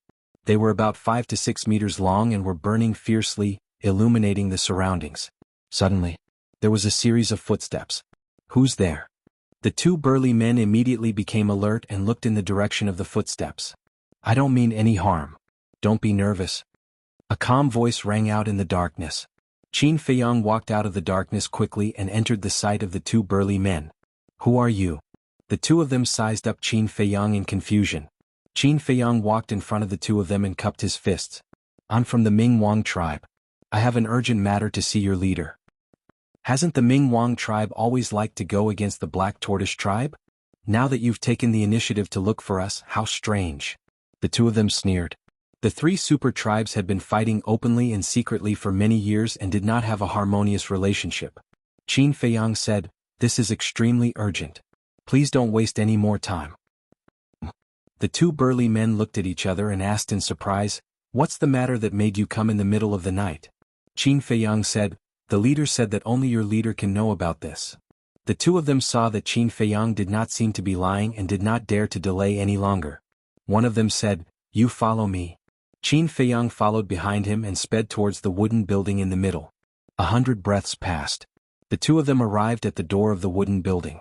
The burly man knocked on the door and said respectfully, "Leader, the people of the Ming Wang tribe have something to say." "Come in." A loud voice came from inside. The burly man pushed the door open and a hall of about 100 feet appeared. There was a bonfire in the middle of the hall. There was a bed next to it. A burly man who was 2 meters tall sat on the bed, filled with a valiant aura. He was hugging 2 delicate women in his arms and his hands were exploring their clothes restlessly. The 2 women's faces were flushed and their eyes were rippling with lust. The Black Tortoise leader looked up at Qin Feiyang and frowned. "Why are you looking for me?" Qin Feiyang cupped his hands and said, "The leader would like to invite you to the Ming Wang tribe." The Black Tortoise leader's hands paused. "What do you mean?" Qin Feiyang looked at the 2 women and asked, "Is it convenient to talk?" The Black Tortoise leader frowned and patted the 2 women's plump buttocks. He smiled and said, "I have something important to talk about. You can leave first. Then hurry up." The 2 of them flirted with the Black Tortoise leader and walked out giggling. They then closed the door. Only Qin Feiyang and the Black Tortoise leader were left in the hall. The Black Tortoise leader said, "You can talk now." Qin Feiyang said in a low voice, "To be honest, our high priest accidentally obtained a pill formula and wants to invite you to study it together." "Pill formula?" The Black Tortoise leader was stunned and asked in surprise, "What pill formula?" "I'm not sure what pill formula it is exactly. But the leader wants me to tell you that as long as we can refine the pill in the formula, the overall strength of our 2 tribes will double overnight." Qin Feiyang said. "What?" The Black Tortoise leader suddenly stood up. His huge eyes were filled with disbelief. But then, he returned to the bed and sneered, "Would the Ming Wang tribe be so kind? Tell me honestly, what is your purpose?" "Absolutely no purpose." Qin Feiyang shook his head. He thought that this person was all brawn and no brains. But he did not expect him to be so smart. "I don't believe that the Ming Wang tribe will let the Black Tortoise tribe have a share of such a good thing. Also, why don't you go to the Ziyang tribe?" The Black Tortoise leader said.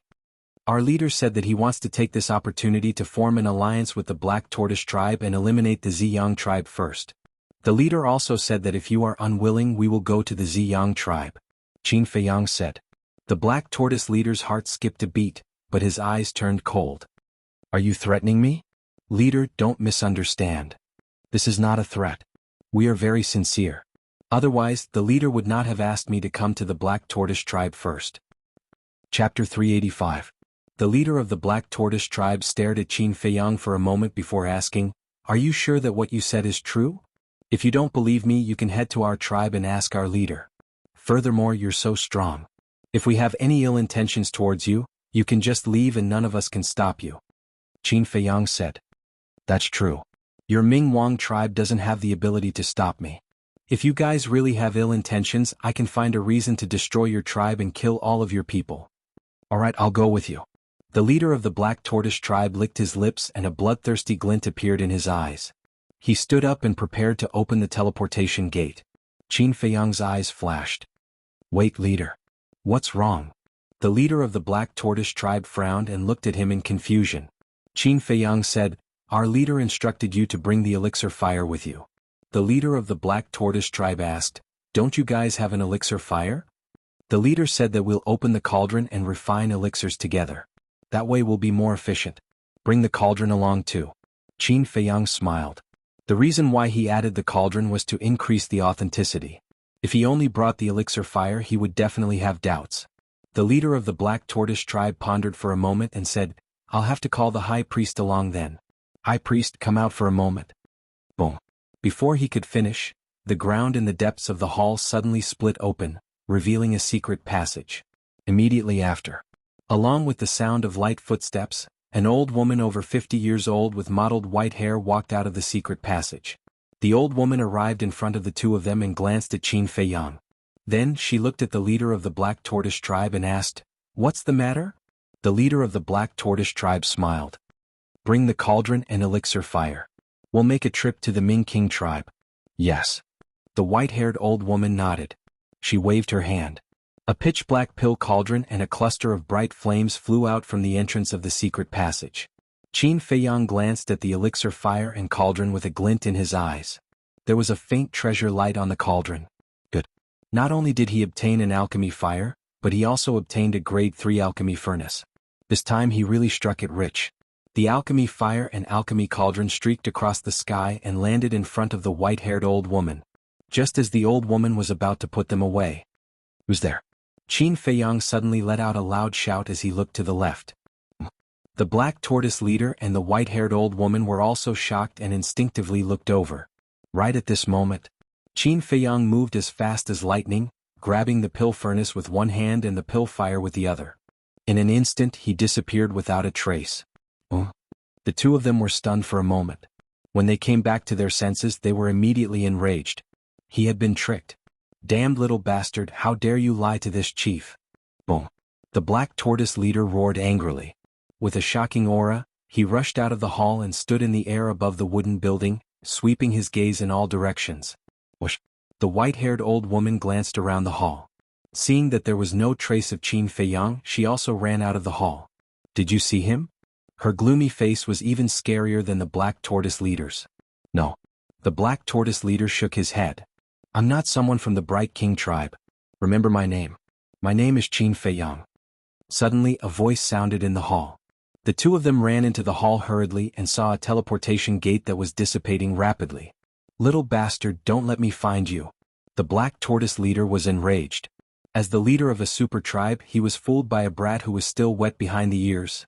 This was an utter humiliation. The white-haired old woman said, "Don't be anxious. I've already acknowledged the pill fire and pill furnace as my master. You can't take them away." However, the moment she said that, her old face was filled with disbelief. At the same time, Qin Feiyang appeared at the peak of a snow mountain. The cold wind howled, bringing with it a bone-chilling coldness.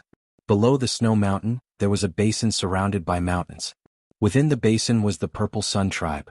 Torches burned one after another, illuminating the Purple Sun tribe in the middle of the night as though it was daytime. There's only one pill fire left. Hopefully I can get it successfully. Qin Feiyang mumbled. At this moment, he was very excited and a little nervous at the same time. This was the last step. He could not fail. When he left the Black Tortoise tribe, he told them his real name because he did not want the Black Tortoise tribe to ruin his plans.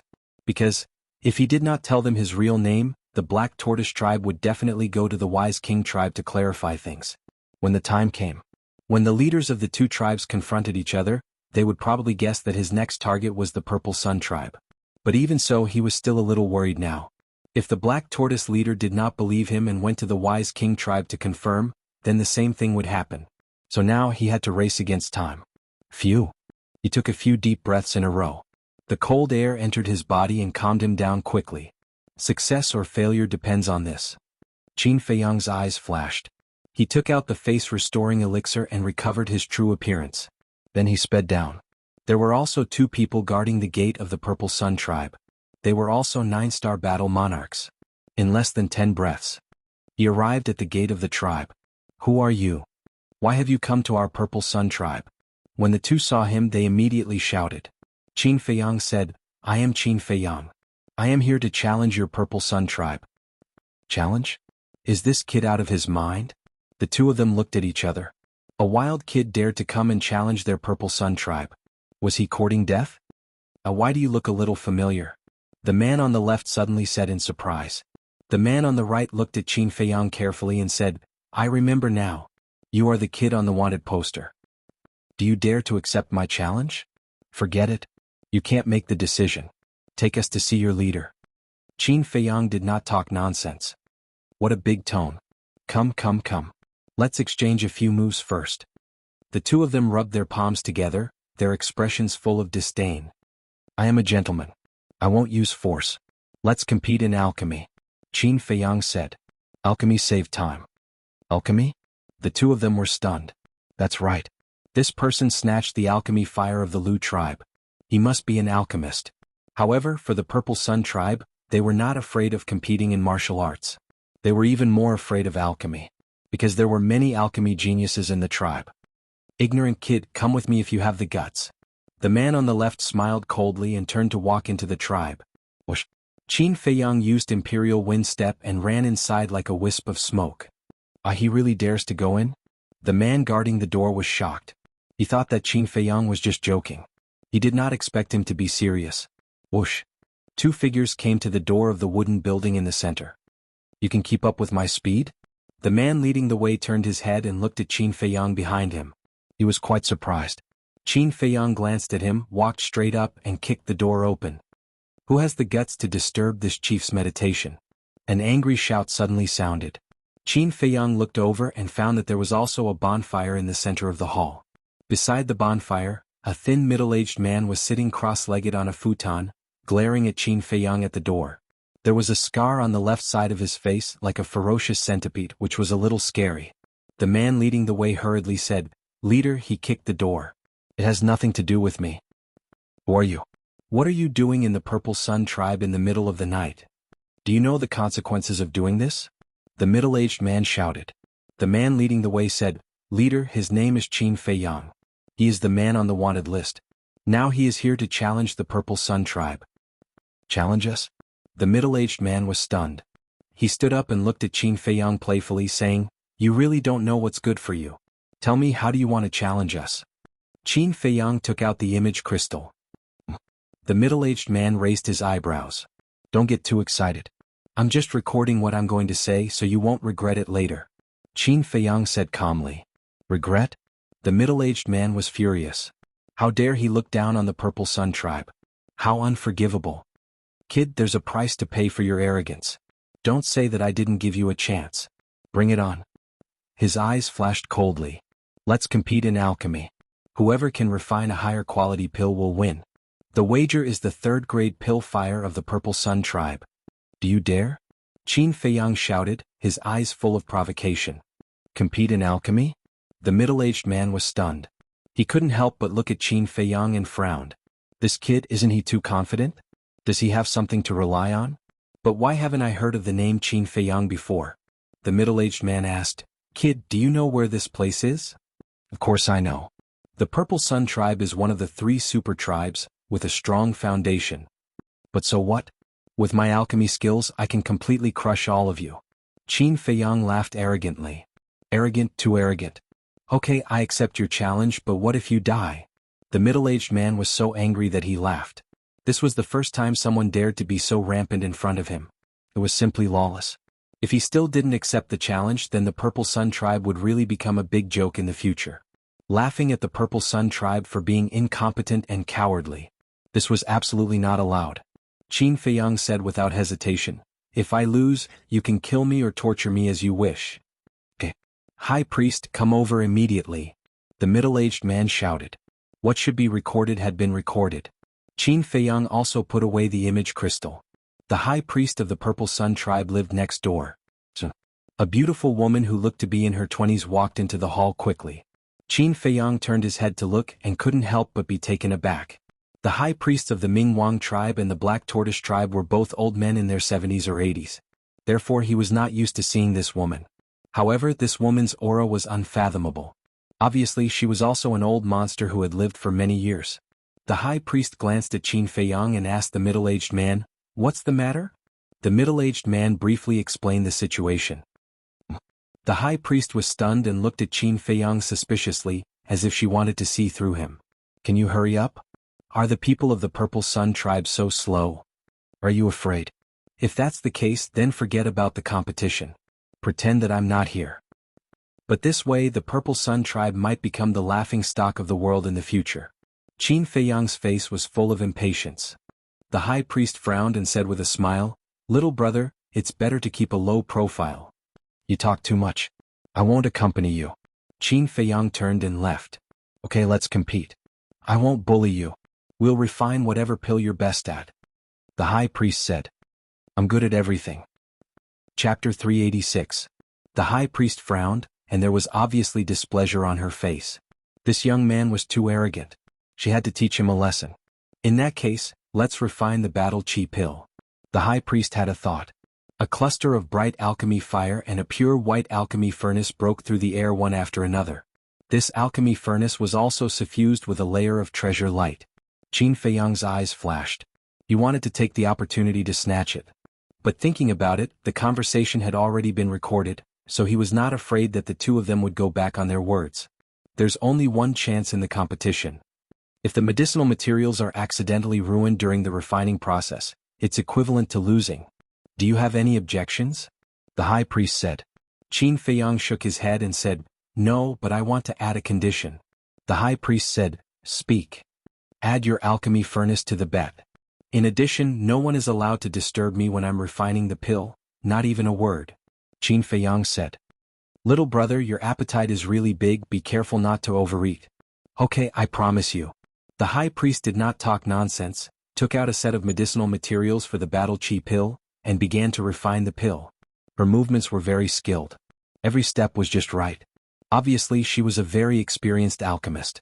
After a while, a stream of light rushed out from the alchemy furnace. The high priest did not even look at it. With a wave of her hand, the pill turned in the air and flew toward Qin Feiyang. It showed full confidence. Qin Feiyang grabbed it and looked down. He found that there was a pill pattern on the pill. Although it was not very dazzling, it was not very blurry either. Not bad. Qin Feiyang praised. The quality of this pill could already be considered above average. The high priest smiled and said, it's your turn now, go all out, let me see what you're capable of. Qin Feiyang said with a faint smile, I won't let you down. Anyone can talk big. The middle-aged man snorted coldly, his eyes full of disdain. Qin Feiyang raised the corner of his mouth slightly. With a wave of his hand, the bronze furnace and the netherworld devil flame appeared out of thin air. Clang. The bronze furnace fell to the ground. The high priest glanced at the bronze pill furnace and frowned. This is only a second-grade pill furnace? Qin Feiyang nodded and said, that's right. The alchemy fire is only of the second grade. The middle-aged man's face twitched as he asked, Kid, do you know what grade the high priest's pill fire and pill furnace are? Qin Feiyang said, they're all rank 3. You also know that? Then why did you take out a second-grade pill fire and a pill furnace? You think you can win against the high priestess like this? The middle-aged man looked at him strangely. This brat was overestimating his own ability too much. There's no other way. I don't have a tier 3 alchemy fire or alchemy furnace, but a tier 2 alchemy fire and alchemy furnace are enough. Qin Feiyang smiled faintly and took out a set of battle chi pill ingredients. Arrogant brat, just wait for your death. A hint of disdain flashed across the middle-aged man's eyes. He did not believe that the pills that Qin Feiyang refined with a second-grade pill fire and pill furnace could surpass the high priest's. Swoosh. However, at this moment, 4 figures tore through the air and landed in the hall. Qin Feiyang turned his head to look, and his pupils instantly constricted. They really came looking for him. These 4 people were none other than the leaders and high priests of the Bright King tribe and Black Tortoise tribe. At the same time, the middle-aged man and high priest exchanged glances, their eyes full of confusion. Why did these 4 old things come here? And together? You're really here. Hand over the pill fire and pill furnace immediately, and I can consider leaving your corpse intact. The 4 of them stared at Qin Feiyang, their faces full of anger. Qin Feiyang smiled and said, if there's anything, wait until I'm done refining this pill. Refining pills? The 4 of them frowned and looked at the middle-aged man and high priest suspiciously. He's competing with me in pill refinement. What are you guys doing here? The high priest looked at the 4 of them in confusion. Luo Guang said gloomily, he snatched my tribe's pill fire. He went overboard in my Black Tortoise tribe. Not only did he snatch the pill fire, but he also snatched the pill furnace. The Black Tortoise leader said angrily. The middle-aged man and high priest were stunned and could not come back to their senses for a long time. He even dared to snatch the pill fire of the Bright King tribe and Black Tortoise tribe. Wasn't this brat too bold? In that case, this brat was still considered polite in their Purple Sun tribe. At least he did not snatch it. However, how did this brat do it? The 2 tribes were very strong. Even they were not confident that they could snatch the pill fire of the 2 tribes. Unbelievable. It seemed that they had underestimated this brat's ability. Brat, didn't you hear? Hand over the pill fire immediately. Otherwise you can wait to be cut into pieces. Luo Guang and the other 3 shouted, the killing intent in their eyes undisguised. Qin Feiyang glanced at the 4 of them, looked at the middle-aged man and high priest and said with a smile, the 2 of you, we agreed just now that no one can disturb my pill refinement. Did we say that? The 2 of them were stunned.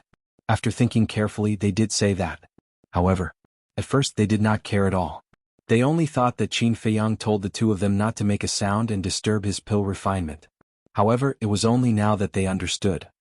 It turned out that Qin Feiyang was really afraid of Bright King and the people of the Black Tortoise tribe coming to find trouble with him. This way he would not be able to refine pills in peace. In short, this brat was using their Purple Sun tribe as a shield. This brat's scheming was too terrifying. He actually set a trap for them from the beginning. The two of them were a little angry in their hearts. However, they had already agreed in advance. They could not go back on their words, right? One had to know that Qin Feiyang still had a conversation record in his hands.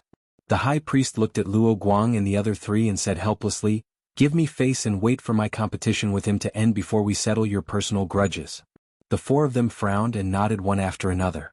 Although they were all the leaders and high priests of the super tribes, they were now in the Purple Sun tribe after all.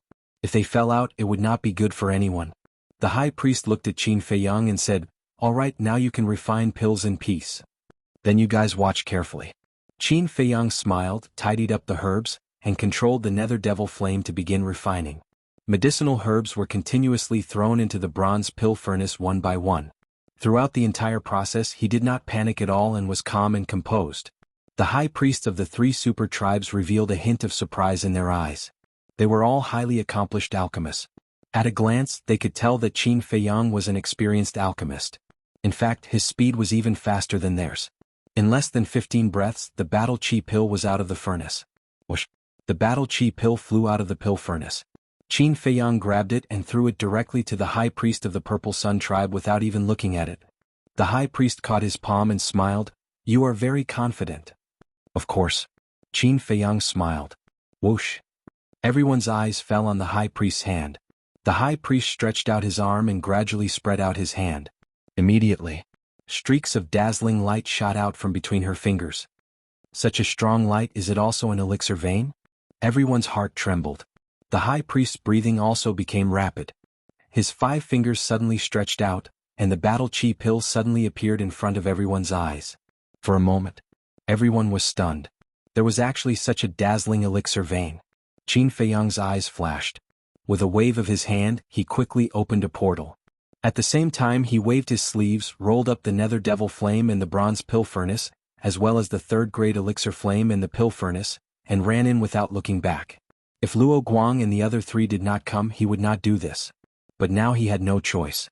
If he did not do this, when Luo Guang and the other three came back to their senses, he was afraid that he would not be able to leave. Damn it! Quickly catch up. Luo Guang and the other three were stunned and immediately rushed towards the portal. However, it was a step too late. The portal disappeared. The four of them were furious. He escaped when they were not paying attention. This little bastard was really more slippery than a loach. The middle-aged man and the high priest also looked at each other. Luo Guang looked at them and said angrily, "It's all your fault. If we had caught him from the beginning, he would not have been able to escape." The high priest smiled bitterly. "How would we know that he was so cunning?" "Humph." Luo Guang snorted coldly and did not say anything more. He left with the white-haired old man. The black tortoise leader and the white-haired old woman did not continue to stay and quickly left. After watching the four leave, the middle-aged man frowned and turned to look at the high priest. "See if the blood contract is still there?" The high priest carefully sensed for a moment and shook his head. "The blood contract is still there, but it seems like something has cut off my connection with the pill fire." The middle-aged man was stunned and sighed. "We've all underestimated this Qin Feiyang." "Yes. His alchemy attainments have far surpassed mine. Why don't we talk to him and ask him to join our tribe?" The high priest said. "Impossible. Didn't you see his eyes? He doesn't care about our 3 super tribes at all." The middle-aged man said. The high priest said, "If he agrees, I can even give the position of high priest to him." The middle-aged man was stunned and shook his head with a smile.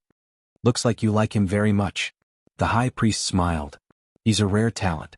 If he can be nurtured well, his future achievements will be even greater." "That makes sense. All right, let's talk to him. He's so talented in alchemy. He should be participating in the Pill Pagoda test. Get someone to keep an eye on him." After the middle-aged man finished speaking, he thought for a moment and said, "What if he doesn't join our tribe? As long as he doesn't join another tribe, we won't care. But if he goes against us, we'll have to get rid of him." The high priest said with a smile. The middle-aged man nodded thoughtfully and smiled. "Do as you see fit." The high priest turned and left. A glint flashed across the middle-aged man's eyes, Then he closed his eyes and continued to cultivate. Sky Thunder City. Somewhere in the mountain range outside the city, a figure appeared out of thin air. It was Qin Feiyang. As soon as he appeared, he bent over with his hands on his knees and panted heavily. Although he looked relaxed in the Purple Sun tribe, he was actually very nervous. Especially when Luo Guang and the other three arrived, his heart almost jumped out of his chest. Fortunately, there was no danger. Chapter 387. Early in the morning, a lot of people gathered at the city gate making a lot of noise. Qin Feiyang walked over curiously. On the city wall there was another arrest warrant. And on the arrest warrant, it was his portrait. In one night, he took away the elixir fire of 2 super tribes. Where did this Qin Feiyang come from? You're wrong, he took away the elixir fire of 3 super tribes. Yes, but because Qin Feiyang competed with the Ziyang tribe in alchemy and won the elixir fire. So, the Ziyang tribe didn't arrest him. People were talking about it. Qin Feiyang shook his head and laughed. The news spread really fast. However, when he saw the situation at the city gate, the smile on his face instantly froze. In front of the city gate there was a long line.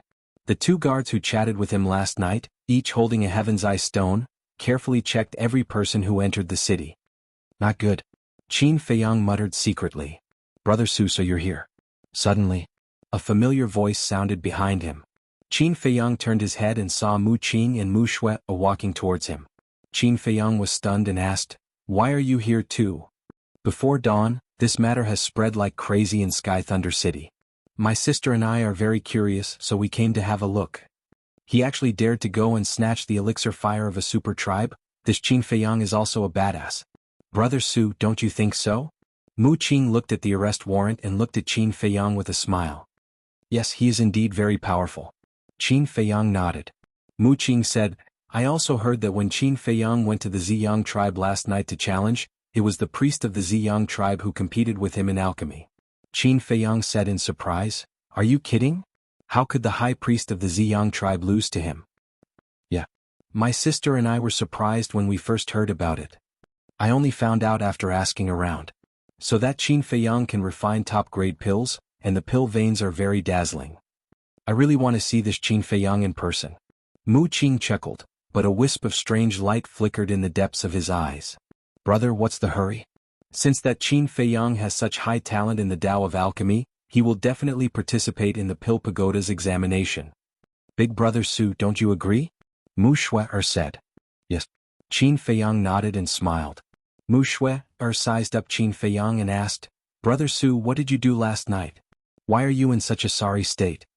Qin Feiyang's body was covered in blood after fighting with the fierce beasts for an entire night. He also had many injuries. I didn't feel sleepy last night and I had nothing to do, so I went outside the city to find fierce beasts to practice and increase my combat experience. Qin Feiyang smiled. Mu Shui suddenly understood and said, So that's how it is. Brother Su is really hardworking. Mu Qing's eyes flashed and he smiled and said, Brother Su, you haven't registered yet, right? My sister and I have nothing to do now, so we'll accompany you. Then I'll have to trouble you. Qin Feiyang cupped his hands and said with a smile. The 3 of them left the crowd, lined up behind a burly man, and slowly moved toward the city gate. What should we do? Qin Feiyang looked at the 2 guards and he was quite anxious. If they entered the city like this, their identities would definitely be exposed. Soon it was Mu Qing and Mu Shui's turn to be checked. Both of them were fine. They entered the city smoothly. Next it was naturally Qin Feiyang's turn. Mu Qing and his sister also stopped and turned to look at Qin Feiyang, as if waiting for him. But in the depths of his eyes, there was an inexplicable light. Next, the 2 guards lowered their heads and shouted. Qin Feiyang walked in front of them. Little brother, it's you. The 2 guards looked up and when they saw Qin Feiyang, a smile immediately crept up on their faces. Qin Feiyang smiled and said, 2 big brothers, you've worked hard. It can't be helped. We're just tired. Unlike you, little brother, you can take things wherever you want. You're carefree and free. Look at you, you must have fought with the beasts all night. How is it? Are you relaxed now? The 2 asked. I'm a lot more relaxed. When you're done with your work, I'll invite you to have a few drinks and relax. Qin Feiyang smiled and said. Okay, we'll look for you then. Don't go back on your word. The 2 laughed and said. Qin Feiyang said, I'll be waiting for you at any time. Anyway, the people behind are waiting anxiously. It's time to be checked. You don't have to check. Just go in. The two smiled and said. Qin Feiyang was stunned and whispered, "That's not good." "What's not good about it? We watched you leave the city last night. The blood on your body hasn't dried yet. What's the problem? Don't be long-winded. Just go in." The two guards waved their hands and said, "Okay, I won't disturb the two big brothers. Let's meet again when we're free." Qin Feiyang smiled and said, "Brother, wait. Sky Thunder City is very chaotic recently. You have to be careful." The two guards warned him in a low voice. "Thank you for your reminder." Qin Feiyang cupped his hands and thanked them. Then he walked toward Mu Qing and her sister. The brother and sister looked at each other with a hint of surprise. Qin Feiyang smiled and said, "Let's go." The three of them walked side by side and strode into the city. "Brother Su, is this really your first time in Sky Thunder City?" Mu Shui looked at Qin Feiyang suspiciously. "Why do you ask?" Qin Feiyang didn't understand. Mu Shui said, "If it's your first time here, why are you so familiar with the two guards? And you don't even need to check?" "When I left the city last night, I chatted with them for a while. They're not bad. I can make friends with them." Qin Feiyang explained casually. Mu Shui nodded in realization. "Get lost."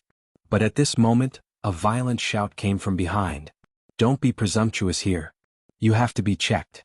Immediately after, the two guards' voices were heard. Qin Feiyang frowned and turned to look. A cold light flashed in his eyes. He saw the two guards stopping a young man in leopard skin. He had seen this person before. It was the young master of the Bright King tribe. Last night he had been kidnapped by him. And behind this person, there were two fierce-looking burly men. They were also from the Bright King tribe. They had a strong aura. Qin Feiyang judged that they were 9-star combat kings. "Don't you have eyes? Don't you know who I am?" The young man in leopard skin glared at the two guards with a haughty look. "I know who you are. But you have to be checked too." The two guards' attitudes were also very tough. "This is outrageous. Even this arrest warrant was requested by the Bright King tribe. How dare you check me? I think you're tired of living. Get them out of my way." The young man in leopard skin shouted. The two burly men behind him took a step forward and punched the two guards in the chest. Poof! The two guards were sent flying. They rolled in front of Qin Feiyang and the other two, spitting blood from their mouths. The Heaven's Eye Stone also fell to the ground.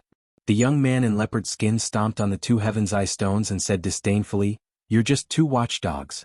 How dare you block my way? You're overestimating yourselves. What's the big deal about being checked? How dare you hit them? That's too much. What can we do? He's from a powerful family. Stop talking. If he hears you, you'll be in trouble." Many people had gathered behind Qin Feiyang and the other two. They were whispering, but no one dared to step forward and speak up for the two guards. Qin Feiyang's gaze turned cold. He bent over and helped the two guards up. He asked with concern, "Brothers, are you all right? We won't die. Don't worry about us. He's the son of the Bright King tribe's leader. His name is Luo Yi. You're an outsider with no family background. You can't afford to offend him. Don't worry. There are rules in Sky Thunder City. He won't dare to kill us." The two guards said in a low voice. Qin Feiyang's eyes flashed slightly. At this moment, Luo Yi, surrounded by the two burly men, walked to the front of the few people. He glanced at Qin Feiyang and the others. When he saw Mu Shui, his eyes couldn't help but light up. Following that, he retracted his gaze and looked at the two guards with contempt. "Apologize to me. Not only did you hit them, you even want them to apologize. That's too unreasonable." Mu Shui muttered softly, feeling indignant for the two guards.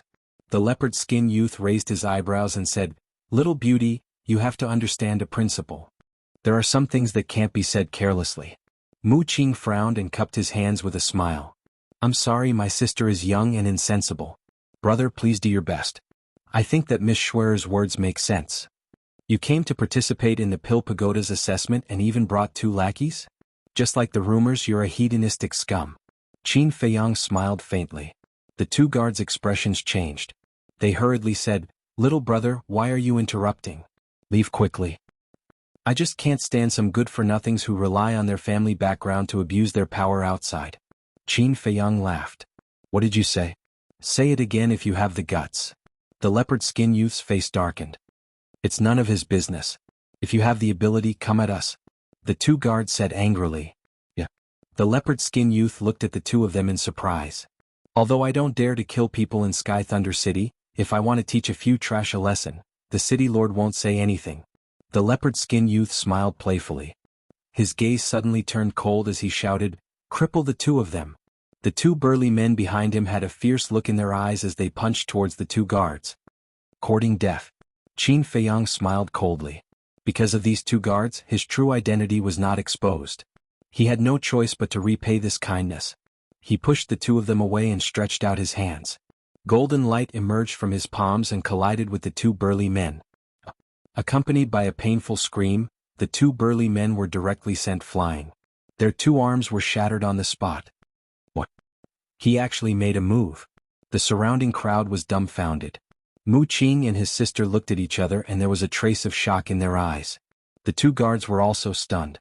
He sent the two burly men flying with one palm. What a powerful strength. Luo Yi also looked at Qin Feiyang in disbelief. On one hand, it was because of Qin Feiyang's strength. Chapter 388. Everyone was silent. Everyone's eyes were fixed on Qin Feiyang in disbelief. Bastard. Do you know who I am? Do you know the consequences of offending me? Luo Yi was furious and roared at Qin Feiyang. Consequences? Qin Feiyang was so angry that he laughed. How dare he threaten him now? Whoosh. He took a step forward and landed in front of Luo Yi. Luo Yi immediately retreated in panic. Then do you know the consequences of offending me? Qin Feiyang took another step forward and his eyes flashed with a piercing murderous intent. Thump. When Luo Yi saw his eyes, he couldn't help but feel scared and fell to the ground. I've seen too many hedonistic sons like you. If there's no one to back you up, what are you? Qin Feiyang said as he walked toward Luo Yi, his eyes full of contempt. Luo Yi kept retreating and his face was full of panic. Aren't you very arrogant? What are you afraid of now? You don't even have the courage to stand up and fight with me. Is this your courage? With your character, if you weren't born in the wise king tribe, you wouldn't even be considered a scum. At most, you're a useless idiot. Qin Feiyang stopped and looked at Luo Yi in disdain. He then turned and walked toward the two guards. Well done. This is so satisfying. The two guards laughed. The surrounding crowd was also full of praise. Mu Shui looked at Qin Feiyang and there was a strange look in her beautiful eyes. His temperament was outstanding. His courage was amazing. He was loyal. This man was really charming and irresistible. At the same time, Mu Qing's eyes were also shining with an inexplicable brilliance. How dare you say that I'm an idiot? Luo Yi muttered to himself. Since he was young, he had been the pride of the wise king tribe. Anyone who saw him had to be polite. He had never been humiliated like this. No one dared to say that he was an idiot. All of a sudden, he raised his head and stared at Qin Feiyang's back, his eyes flashing with hatred. Boom. He suddenly stood up. His aura suddenly erupted. He charged towards Qin Feiyang angrily like a wild beast that had gone mad. Young master, you can't. Seeing this, the two burly men's faces suddenly changed as they hurriedly shouted. However, Luo Yi was already rational. How could he possibly listen? He only had one thought now, and that was to kill Qin Feiyang. This was the only way to wash away the humiliation he had suffered today. Die, you piece of shit. His eyes were filled with murderous intent, and his true qi surged. He suddenly slapped his palm toward Qin Feiyang's back. Qin Feiyang raised his eyebrows. He stopped in his tracks. Trash like you, I can kill you 100 times over even if I don't do anything. He said without turning his head as his flaming battle qi gushed out. Clang. The next moment, two crimson blades were formed. As if they were cast from magma, they emitted an amazing sharpness. At the same time, there was a piercing murderous intent. Little brother, you can't kill him. Listen to my advice. You can teach him a lesson but don't kill him. The two guards hurriedly said. Qin Feiyang frowned. Whoosh. The two blades cut through the sky and instantly cut off Luo Yi's arms. Suddenly, blood spurted out like a fountain. That heart-wrenching pain swept over. Bang. Luo Yi immediately fell to the ground and kept rolling on the ground, howling miserably. Young master. I'll fight with you. When the two burly men saw Luo Yi's miserable state, they were immediately furious and rushed toward Qin Feiyang aggressively. Do you really think I don't dare to kill? Qin Feiyang suddenly turned around. Like an enraged lion, he pointed his finger in the air. Ultimate ruin. He spat out these two words coldly. The flaming battle qi suddenly emerged like a tide, turning into a huge wave and directly drowning the two men. Two miserable screams suddenly resounded through the sky. When the flaming battle chi dissipated, the two burly men were nowhere to be seen. There was not even a drop of blood. It was as if they had evaporated into thin air. Killed. The surrounding onlookers were dumbfounded. Good job. Such people should be killed. When they came back to their senses, they could not help but secretly applaud. Luo. He looked at the place where the two burly men disappeared. His face was pale. He even forgot about the pain. All of a sudden, he quivered and turned to look at Qin Feiyang, laughing crazily. "Ah, you killed someone. You're dead this time. How dare you kill someone in Sky Thunder City? Even if God comes down, he won't be able to save you today. Guards of Sky Thunder City, come quickly. Someone died here. There were rules in Sky Thunder City. In the city, no one was allowed to kill anyone." In his opinion, Qin Feiyang had committed a capital crime. Whoosh. In less than 5 breaths, a burly man in black broke through the air. "Greetings, Commander." The two guards bowed and said. This person was the commander of the guards of Sky Thunder City. He stood in the air and glanced at the situation below. He frowned and said, "What's going on? This person is audacious. Not only did he cut off my hands, but he also killed the people of Ming Wang tribe. Guard Commander, you must punish him severely." Luo Yi roared angrily. The commander looked at Qin Feiyang and frowned slightly. He asked, "Why did you attack in the city?" "Commander, this is what happened." Luo Yi was arrogant. Not only did he not accept our interrogation, he even injured us. He even wanted to destroy our cultivation. It was this little brother who couldn't stand their behavior, so he helped us. This little brother didn't do anything to them at first. But this Luo Yi bullied him and wanted to kill him. So this little brother fought back. To be honest, this little brother was defending the dignity of our guards. "Commander, I beg you to be lenient. We are telling the truth. If you don't believe us, you can ask the others." The two guards knelt on the ground and said respectfully. The commander looked at the crowd around him. Everyone nodded. The commander glanced at Qin Feiyang and then at Luo Yi. His gaze turned cold. "Even your father doesn't dare to be presumptuous in Sky Thunder City, let alone you. I will report this to the city lord. Also, I will propose to disqualify Ming Wang tribe from participating in the Pill Pagoda test. Get out of here immediately."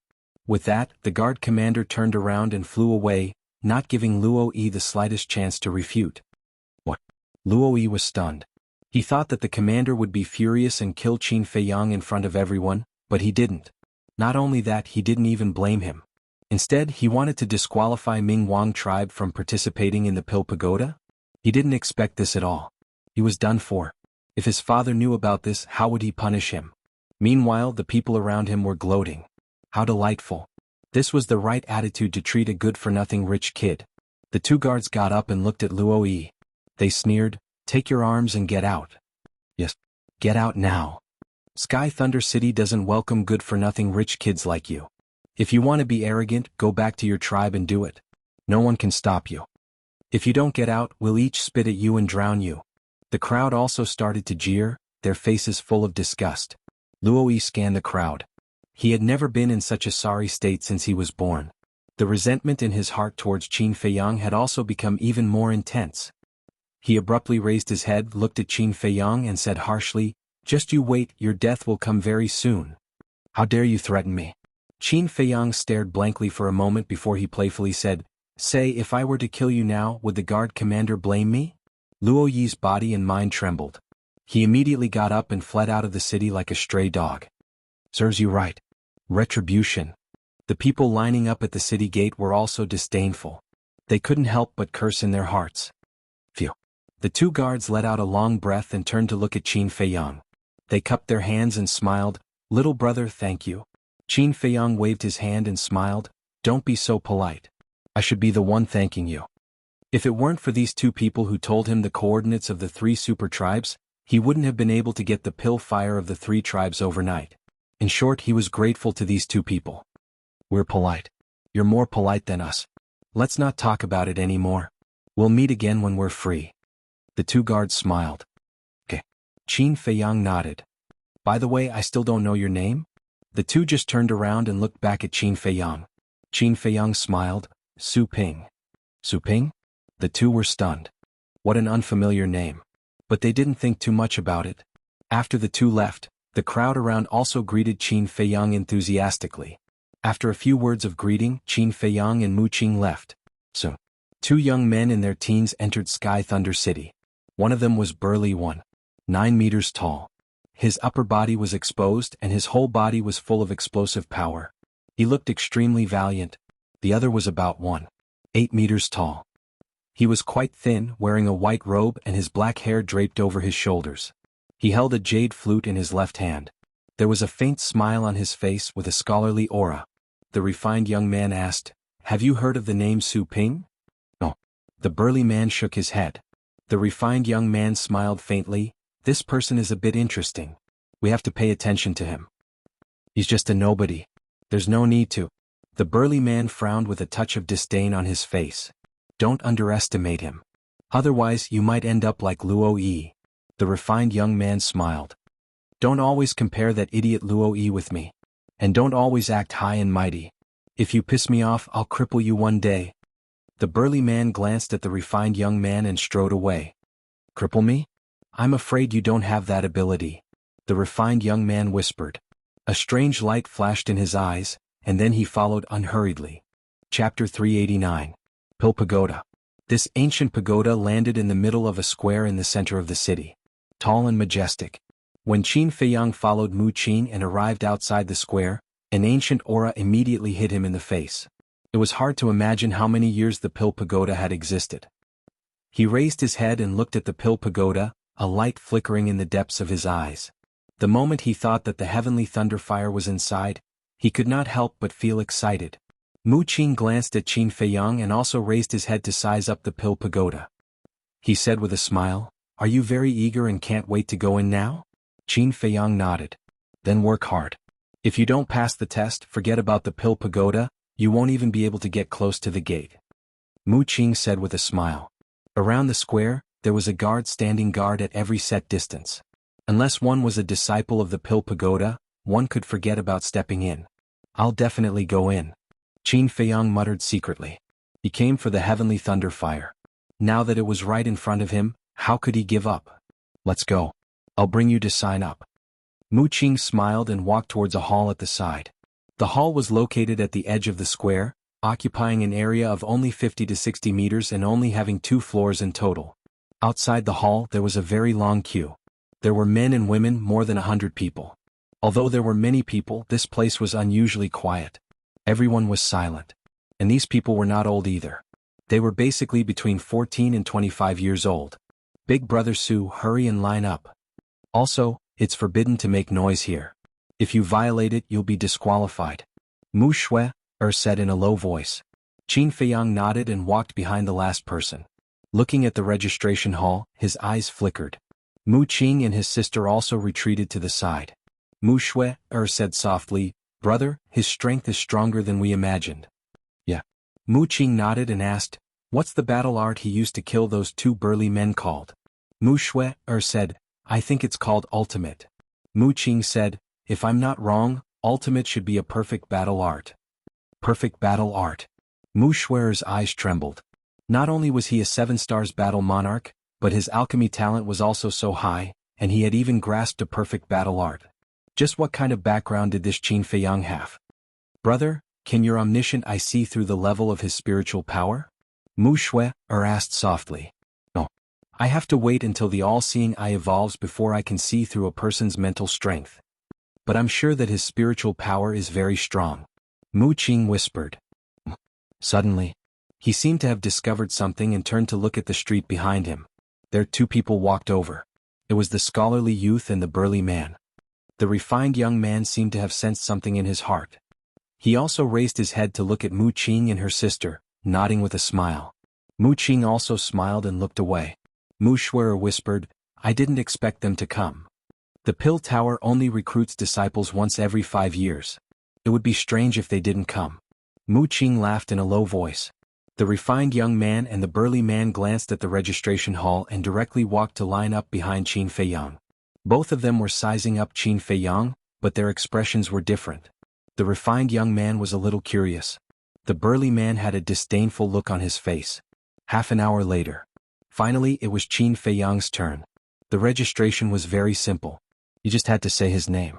As for what happened after that, the people in the registration hall didn't explain anything and directly let Qin Feiyang leave. Walking out of the hall, Qin Feiyang came to Mu Qing and her sister and frowned. Do you know the rules of the assessment? I'm afraid that among all the people who came to register, you're the only one who doesn't know. Let's go. I'll tell you slowly on the way. Mu Qing shook her head with a smile. After Mu Qing and her sister's explanation, Qin Feiyang understood that the assessment was divided into several levels. The first was to test willpower. The second was to test mental strength. The third was to test one's control of alchemy fire. The fourth was to test alchemy. This was also the ultimate assessment. The assessment would begin a month later. One had to pass all the assessments to enter the pill tower. As for the specific situation, when the assessment time came he would naturally know, so the siblings didn't explain much. Mu Qing said, Brother Su, I wonder if you noticed the two people behind you? What's wrong? Qin Feiyang frowned. He saw them but he didn't take it to heart. The refined young man is the son of the chief of the Purple Sun tribe. His name is Shi Yun. The burly man is the son of the chief of the Black Tortoise tribe. His name is Yan Shi. It is said that the mental strength of these two people is very monstrous. They may become our strong rivals. Mu Qing said. Qin Feiyang said with a smile, It doesn't matter. I won't compete with them for anything. As long as I can enter the pill tower. That's true. Mu Qing said with a smile. Qin Feiyang glanced at the siblings and said with a smile, Brother Mu Shui, I still have something to deal with. I'll take my leave first. Mu Shui said, Do you need help? Qin Feiyang waved his hand and said with a smile, No, it's just a small matter. Mu Qing said with a smile, Okay, when you're done, come to the Spring Rain House to find us. Okay. Qin Feiyang nodded and then turned to walk to another street. Mu Shui sighed. He's really a difficult person. That's why I'm interested in him. Mu Qing smiled and a strange light flashed in her eyes. At the same time, Qin Feiyang's brows were tightly knitted. He always felt very uncomfortable staying with Mu Qing and her sister. He even had an illusion that the siblings had seen through him. He had seen many smart people all the way from Iron Ox Town to today. But it was still the first time that someone made his heart palpitate. Moreover, he felt that these two people were even more mysterious than him. Especially that Mu Qing, she always gave people an unfathomable sense of mystery. This made him not want to continue interacting with the two of them. Because he had thought it through. There was no need at all. Anyway, he would leave sooner or later. As long as they did not hinder him from snatching the Sky Thunder Flame, whatever the siblings' motives were had nothing to do with him. If they hindered him he would not show mercy either. Finding a deserted alley, Qin Feiyang entered the ancient castle and copied the 7-stroke of the battle character formula without caring about what was happening outside. Following that, many young people entered Sky Thunder City every day. They were all aiming for the Pill Pagoda. In the end, it was really as the Spring Rain House's waiter said. Sky Thunder City was overcrowded. Many people set up tents outside the city. Time flew by. A month later, Qin Feiyang only copied half of the 7-stroke. His speed could be said to be greatly reduced. But Qin Feiyang was not too angry. After all, it was all within his expectations. Phew.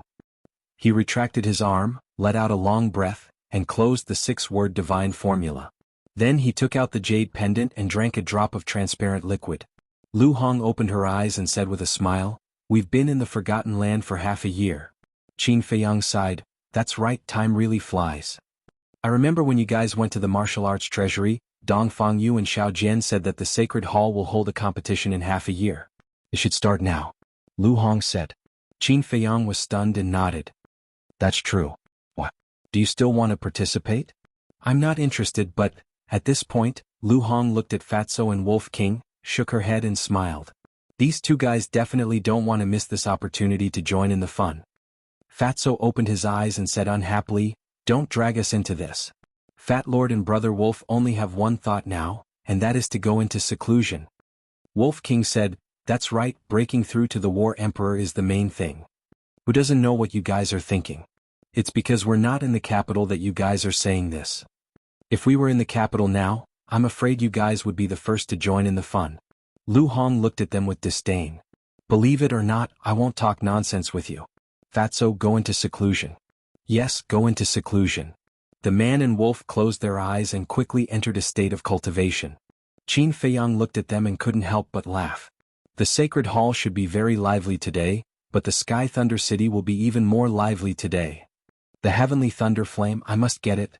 Qin Feiyang clenched his fists, his eyes shining with determination. Shwa. In the next moment, he left the castle.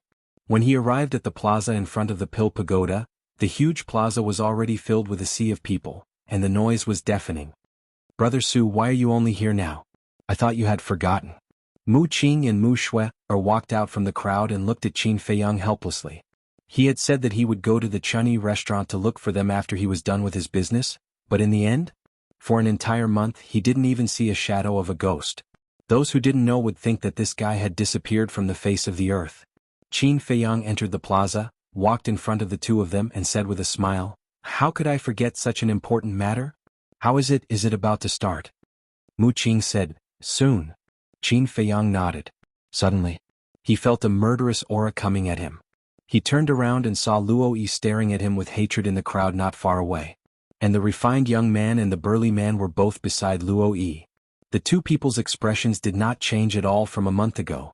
The refined young man looked at Qin Feiyang curiously and even nodded at Qin Feiyang in a friendly manner, while the burly man still had a look of disdain. Qin Feiyang smiled at the refined young man, turned back to look at Mu Qing and said with a frown, "Didn't the Bright King Battle Tribe's qualification to participate in the competition was revoked?" Mu Qing was stunned and asked back, "You don't know?" Qin Feiyang frowned and said, "What do I know?" Mu Qing's face twitched and said helplessly, "You don't even know about such a big matter. Were you in Sky Thunder City this month?" Big Brother Su, it's like this. The city lord originally wanted to revoke the Bright King Tribe's qualification and had already given the order. But later, the Bright King Tribe's leader Luo Guang personally came to Sky Thunder City and apologized to the two guards. In the end, he went to the city lord to plead for leniency and persuaded him in every possible way to change his mind. Luo Guang even went to the Spring Rain House to look for you. He seemed to want to apologize to you, but you weren't there. Mu Shui smiled. So that's the case. Qin Feiyang was enlightened. Mu Qing asked curiously, "Brother Su, what exactly did you do this month?" "After settling my personal matters, I cultivated outside the city." Qin Feiyang smiled faintly and said perfunctorily. He looked at Luo Yi again, and there was a cold glint in the depths of his eyes. Chapter 390. Half an hour later.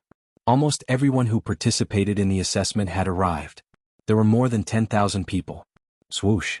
At this moment, two figures broke through the air and arrived. They landed on the steps in front of the Pill Pagoda. One of them was the leader of the guards. The other was a middle-aged man. He wore a fitting white robe with white hair at his temples, giving people a feeling of vicissitudes. He stood there with his hands behind his back. His eyes were calm and he was emitting a strong oppressive force. Mu Qing whispered, "Brother Su, he is the city governor of Sky Thunder City." Qin Feiyang's eyes lit up. When the city governor and the leader of the guards arrived, the square quieted down. It was dead silent. The city governor glanced at the people in the square and said, "Everyone knows the rules, so I won't say much. Now we will begin the first round of the willpower assessment. As for those who are not here yet, they will be disqualified." After speaking, the city governor nodded to the leader of the guards. "Under my pressure, if you can hold on for 10 breaths, you will pass the first round." As soon as the leader of the guards finished speaking, a shocking pressure roared out from his body. In an instant, it enveloped the entire square. The people in the square suddenly felt as if there was a huge mountain pressing down on their heads. Their legs trembled, their faces turned pale and beads of sweat appeared. Such a strong pressure, it should be an 8-star combat emperor. Qin Feiyang mumbled. The pressure of an 8-star combat emperor was not a threat to him. When he was in Yen City, he could withstand Yen Nanshan's pressure when he had only opened the first level of the Gate of Potential. Moreover, he had already opened the third level of the Gate of Potential. However, he could withstand it, but it did not mean that others could. The pressure of a combat emperor was enough to intimidate everyone in the square. Plop. One by one the young people fell to the ground. Their faces were filled with helplessness. They were unwilling to accept it. Because once they fell, it meant that they had lost the qualification to continue the assessment. As for the person who fell down, the pressure also disappeared and he left the scene quietly. 10 breaths passed quickly. There were only 1,000 people left in the square. In other words, the first round of assessment eliminated 9 out of 10 people. It was extremely cruel. The first round of the examination is over. Those who have been eliminated, please leave the stage immediately. The guard commander shouted as he retracted his aura. The moment the pressure was withdrawn, except for Qin Feiyang, everyone's body went soft, and they fell to the ground, gasping for breath. Sweat fell like rain, dripping onto the ground. Mu Qing and Mu Shuer were the same. The city lord and the guard commander glanced at the crowd, and when they saw Qin Feiyang, a hint of surprise appeared in their eyes. It seems a little too eye-catching. When Qin Feiyang noticed their expressions, his eyes flashed slightly. He also pretended to bend down and put his hands on his knees, panting like a cow. The city lord's face twitched. Isn't this too deliberate? Can't you just pretend a little more? What an interesting little fellow. He whispered, What's his name? The guard commander whispered, He is the young man who injured Luo Yi. I think his name is Su Ping. Su Ping? The city lord muttered to himself as his eyes flickered. In less than 100 breaths, all the eliminated people left the square. Next, let's start the spiritual force test. The guard commander shouted. More than 1,000 people left in the square also regained their strength. They got up and looked at the guard commander expectantly. Only those who have reached the 5th level of spiritual force can enter the next round of assessment. The guard commander waved his hand and 20 wooden tables appeared, neatly arranged under the steps.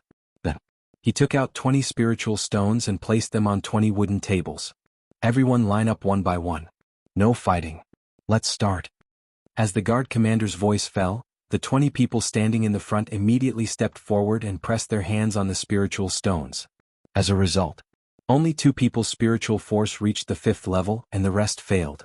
The guard commander shouted, Those who passed the assessment, stand on the right side, and those who didn't, leave quickly. Strange. Qin Feiyang frowned. Brother Su, what's wrong? Mu Shuer looked at him in confusion. Qin Feiyang said, Just let those who haven't reached the 5th level of spiritual force leave. Why bother? Mu Shuer was stunned. She pursed her lips and smiled, Brother Su, you're wrong. What's wrong? Qin Feiyang was puzzled. If you don't test it, even if you haven't reached the 5th level of spiritual force, you will pretend to be one. Besides, not everyone knows the level of their spiritual force. Many of these people haven't been tested before. And some teenagers, I'm afraid they haven't even condensed their spiritual force. Mu Shuer smiled. That's right. Qin Feiyang nodded. Suddenly, he noticed that Luo Yi and the other 2 were walking towards him. At that moment, he couldn't help but raise his eyebrows. He pretended not to see it and looked up at the spiritual stone in front of him. The 3 of them walked to Qin Feiyang's side. Seeing this, there was a flash of light in the eyes of Mu Qing and her sister. Luo Yi glanced at the city lord and said in a low voice, Do you dare to compete with us? Qin Feiyang pretended not to hear it. Seeing that he was ignored, Luo Yi's face showed a trace of hostility. He sneered, What? You don't dare? Qin Feiyang still ignored him.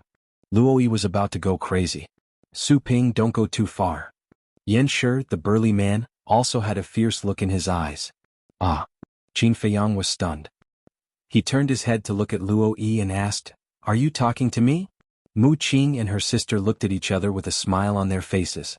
This guy was really good at pretending. I'm not talking to you. Am I talking to a ghost? Luo Yi growled. He was so angry that smoke came out of his head and his eyes were red. Don't be agitated, don't be agitated. It's my fault. Qin Feiyang reached out and patted him on the shoulder. He asked again, What did you just say? Bastard. Luo Yi was about to go crazy. So it turned out that all that talk was for naught?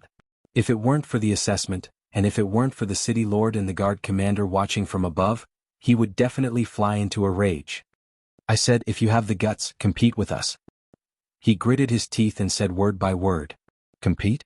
Qin Feiyang was stunned and shook his head. Not interested. Not interested or don't dare. The burly man Yan Shi looked at him contemptuously. Qin Feiyang raised his eyebrows and asked in confusion, Did I provoke you? Yan Shi said, You didn't provoke me, but I just don't like you. Can't I? Okay. Qin Feiyang nodded and said indifferently, Who forced you to look? If you don't like me, then don't look, idiot. Were you calling an idiot? Say it again if you have the guts.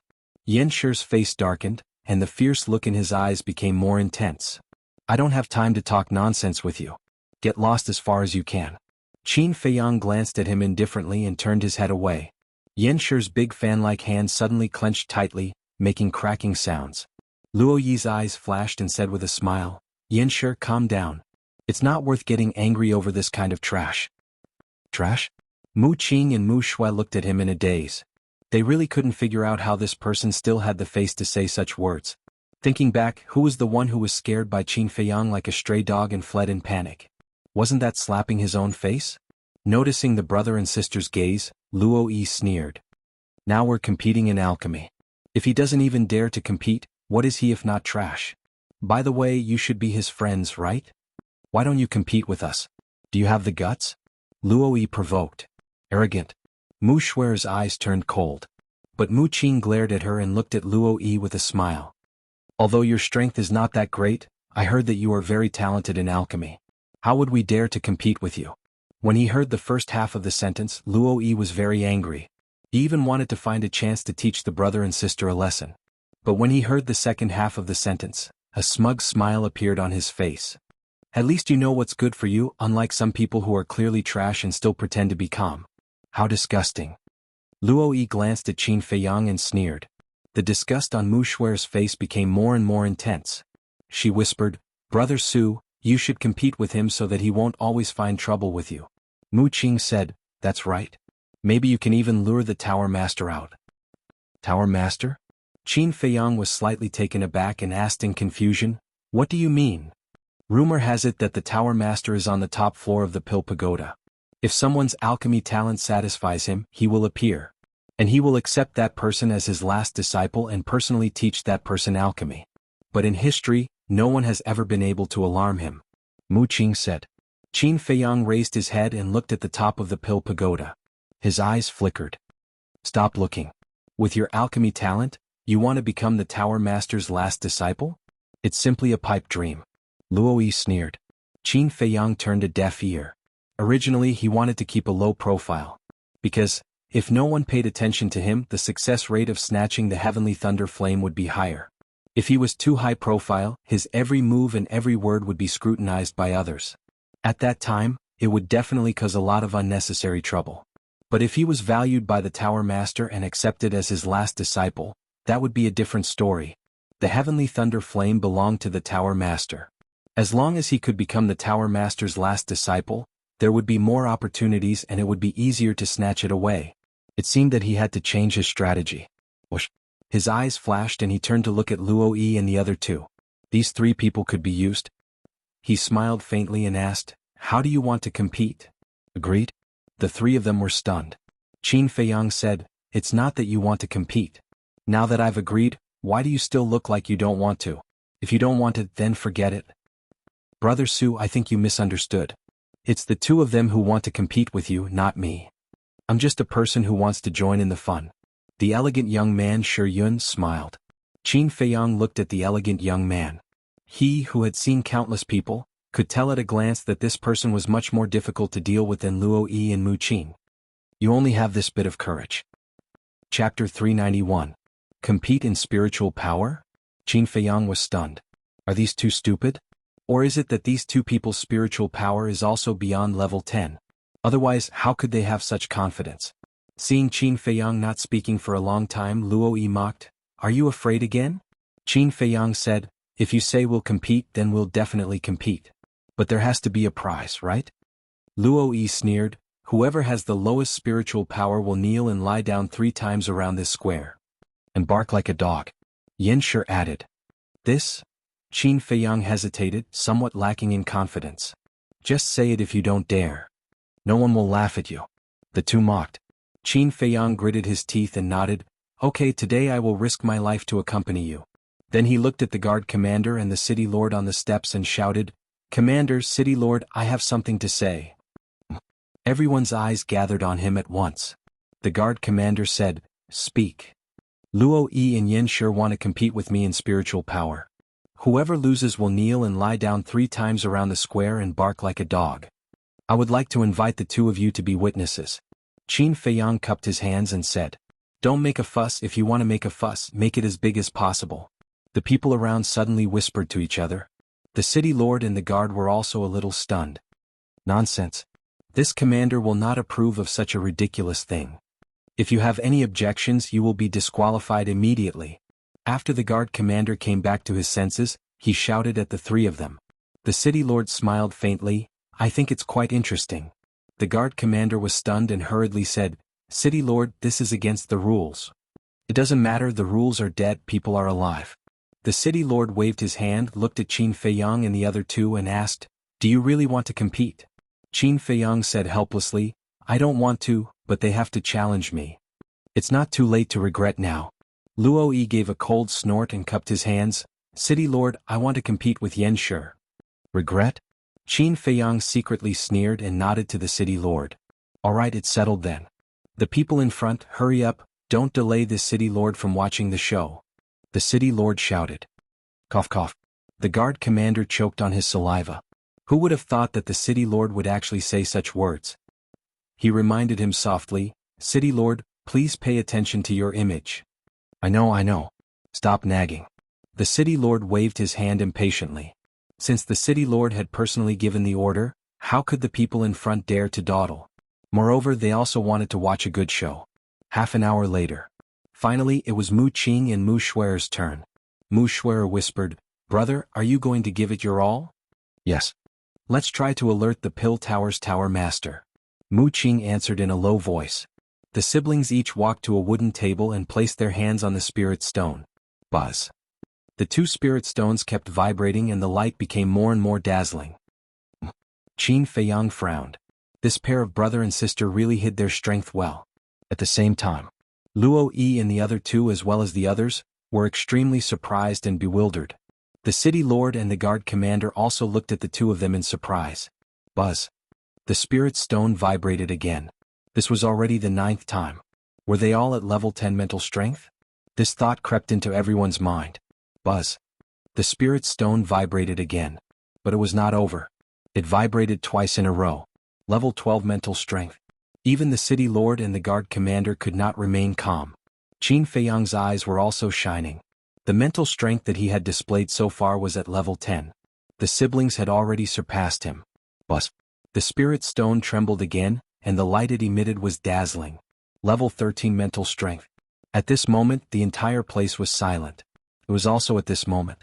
The siblings' bodies swayed and they finally retracted their arms. The two shook their heads and looked up at the top of the Pill Pagoda at the same time. There was a faint trace of disappointment in their eyes. How deep are you hiding? Qin Feiyang muttered. Level 13 mental strength was unheard of in the state capital. He also followed their gaze and looked at the top of the Pill Pagoda.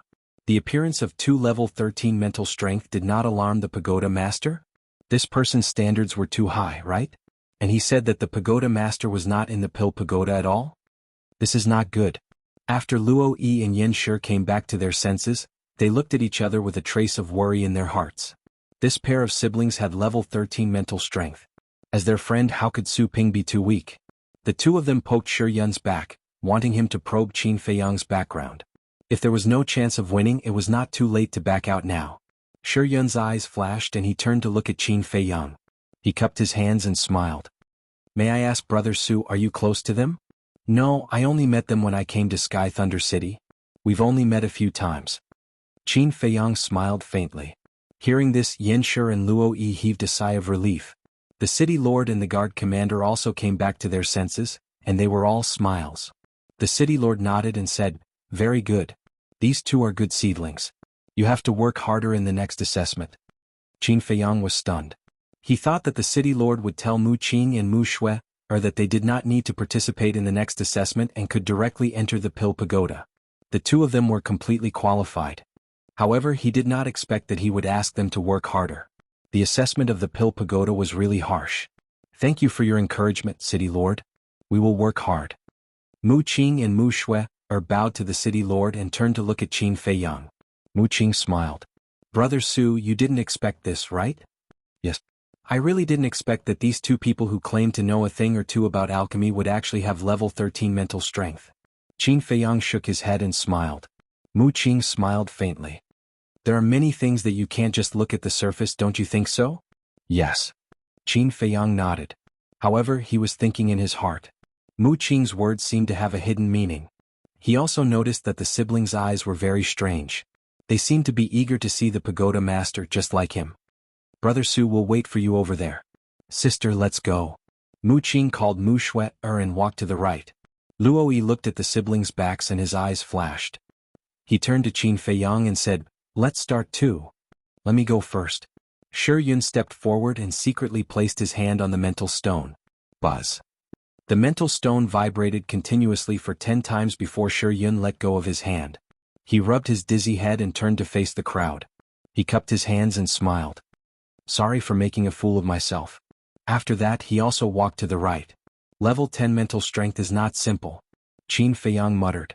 One had to know that in the sanctum, only Lu Ziyuan and the other two had level 10 mental strength.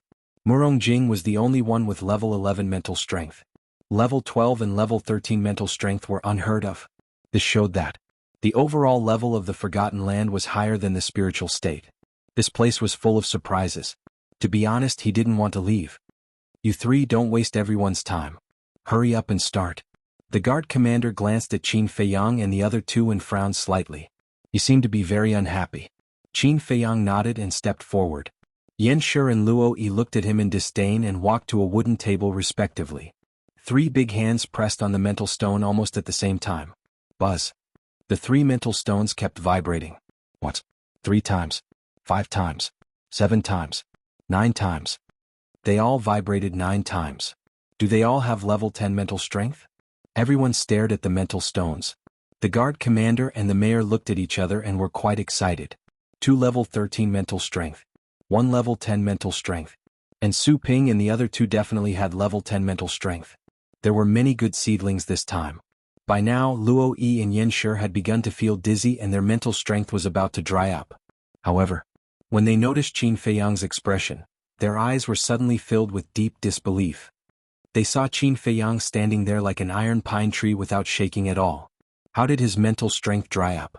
Does he also have level 10 mental strength? Their minds were in a mess. This was because their mental strength had been tested long ago. Like Shi Yun, they were all level 10. If Qin Feiyang's mental stone vibrated again, they would be tied. Even if it was a tie, it would be a great humiliation for them. So, the others, the mayor and the guard commander also noticed Qin Feiyang's situation. They couldn't help but look forward to it. But suddenly, Qin Feiyang's body shook as if he was about to fall. Haha, it turns out that you only have level 9 mental strength. I thought you were very powerful. Trash is indeed trash. If you can't hold it, don't hold it. Seeing this, Luo Yi and Yan Shi retracted their arms, shook their heads hard and began to laugh. The mayor and Yan Shi frowned and also showed a look of disappointment. The onlookers even looked at Qin Feiyang with contempt. Since he didn't have this ability, he shouldn't compare with Luo Yi and Yan Shi. Wasn't this asking for humiliation? It's really disappointing. Shi Yun secretly sighed. He also thought that this person's mental strength was very strong, but it turned out that it was only level 9. Level 9 mental strength in the eyes of others was considered outstanding. But in his eyes it was no different from trash. Only Mu Qing and her sister had a bright light in their eyes. Even during the whole process they didn't look at Luo Yi and Yan Shi. They had been locking their eyes on Qin Feiyang. They could feel that Qin Feiyang's mental strength was far more than this. Trash, look carefully what is called an alchemy genius. Don't be arrogant in front of us in the future. Luo Yi and Yan Shi laughed. Buzz. The 2 mental stones vibrated at the same time. Level 10 mental strength. After the mental stones vibrated, the 2 immediately retracted their arms, feeling dizzy. Their mental strength had been completely exhausted. The guard commander was about to announce the result, but at this moment, the mental stone in Qin Feiyang's hand also vibrated suddenly. What? Everyone was shocked. Wasn't his mental strength exhausted? Why did the mental stone vibrate? Could it be that there was something wrong with the mental stone? Luo Yi and Yan Shi hadn't had time to dispel the dizziness. Hearing the movement, they immediately looked at Qin Feiyang.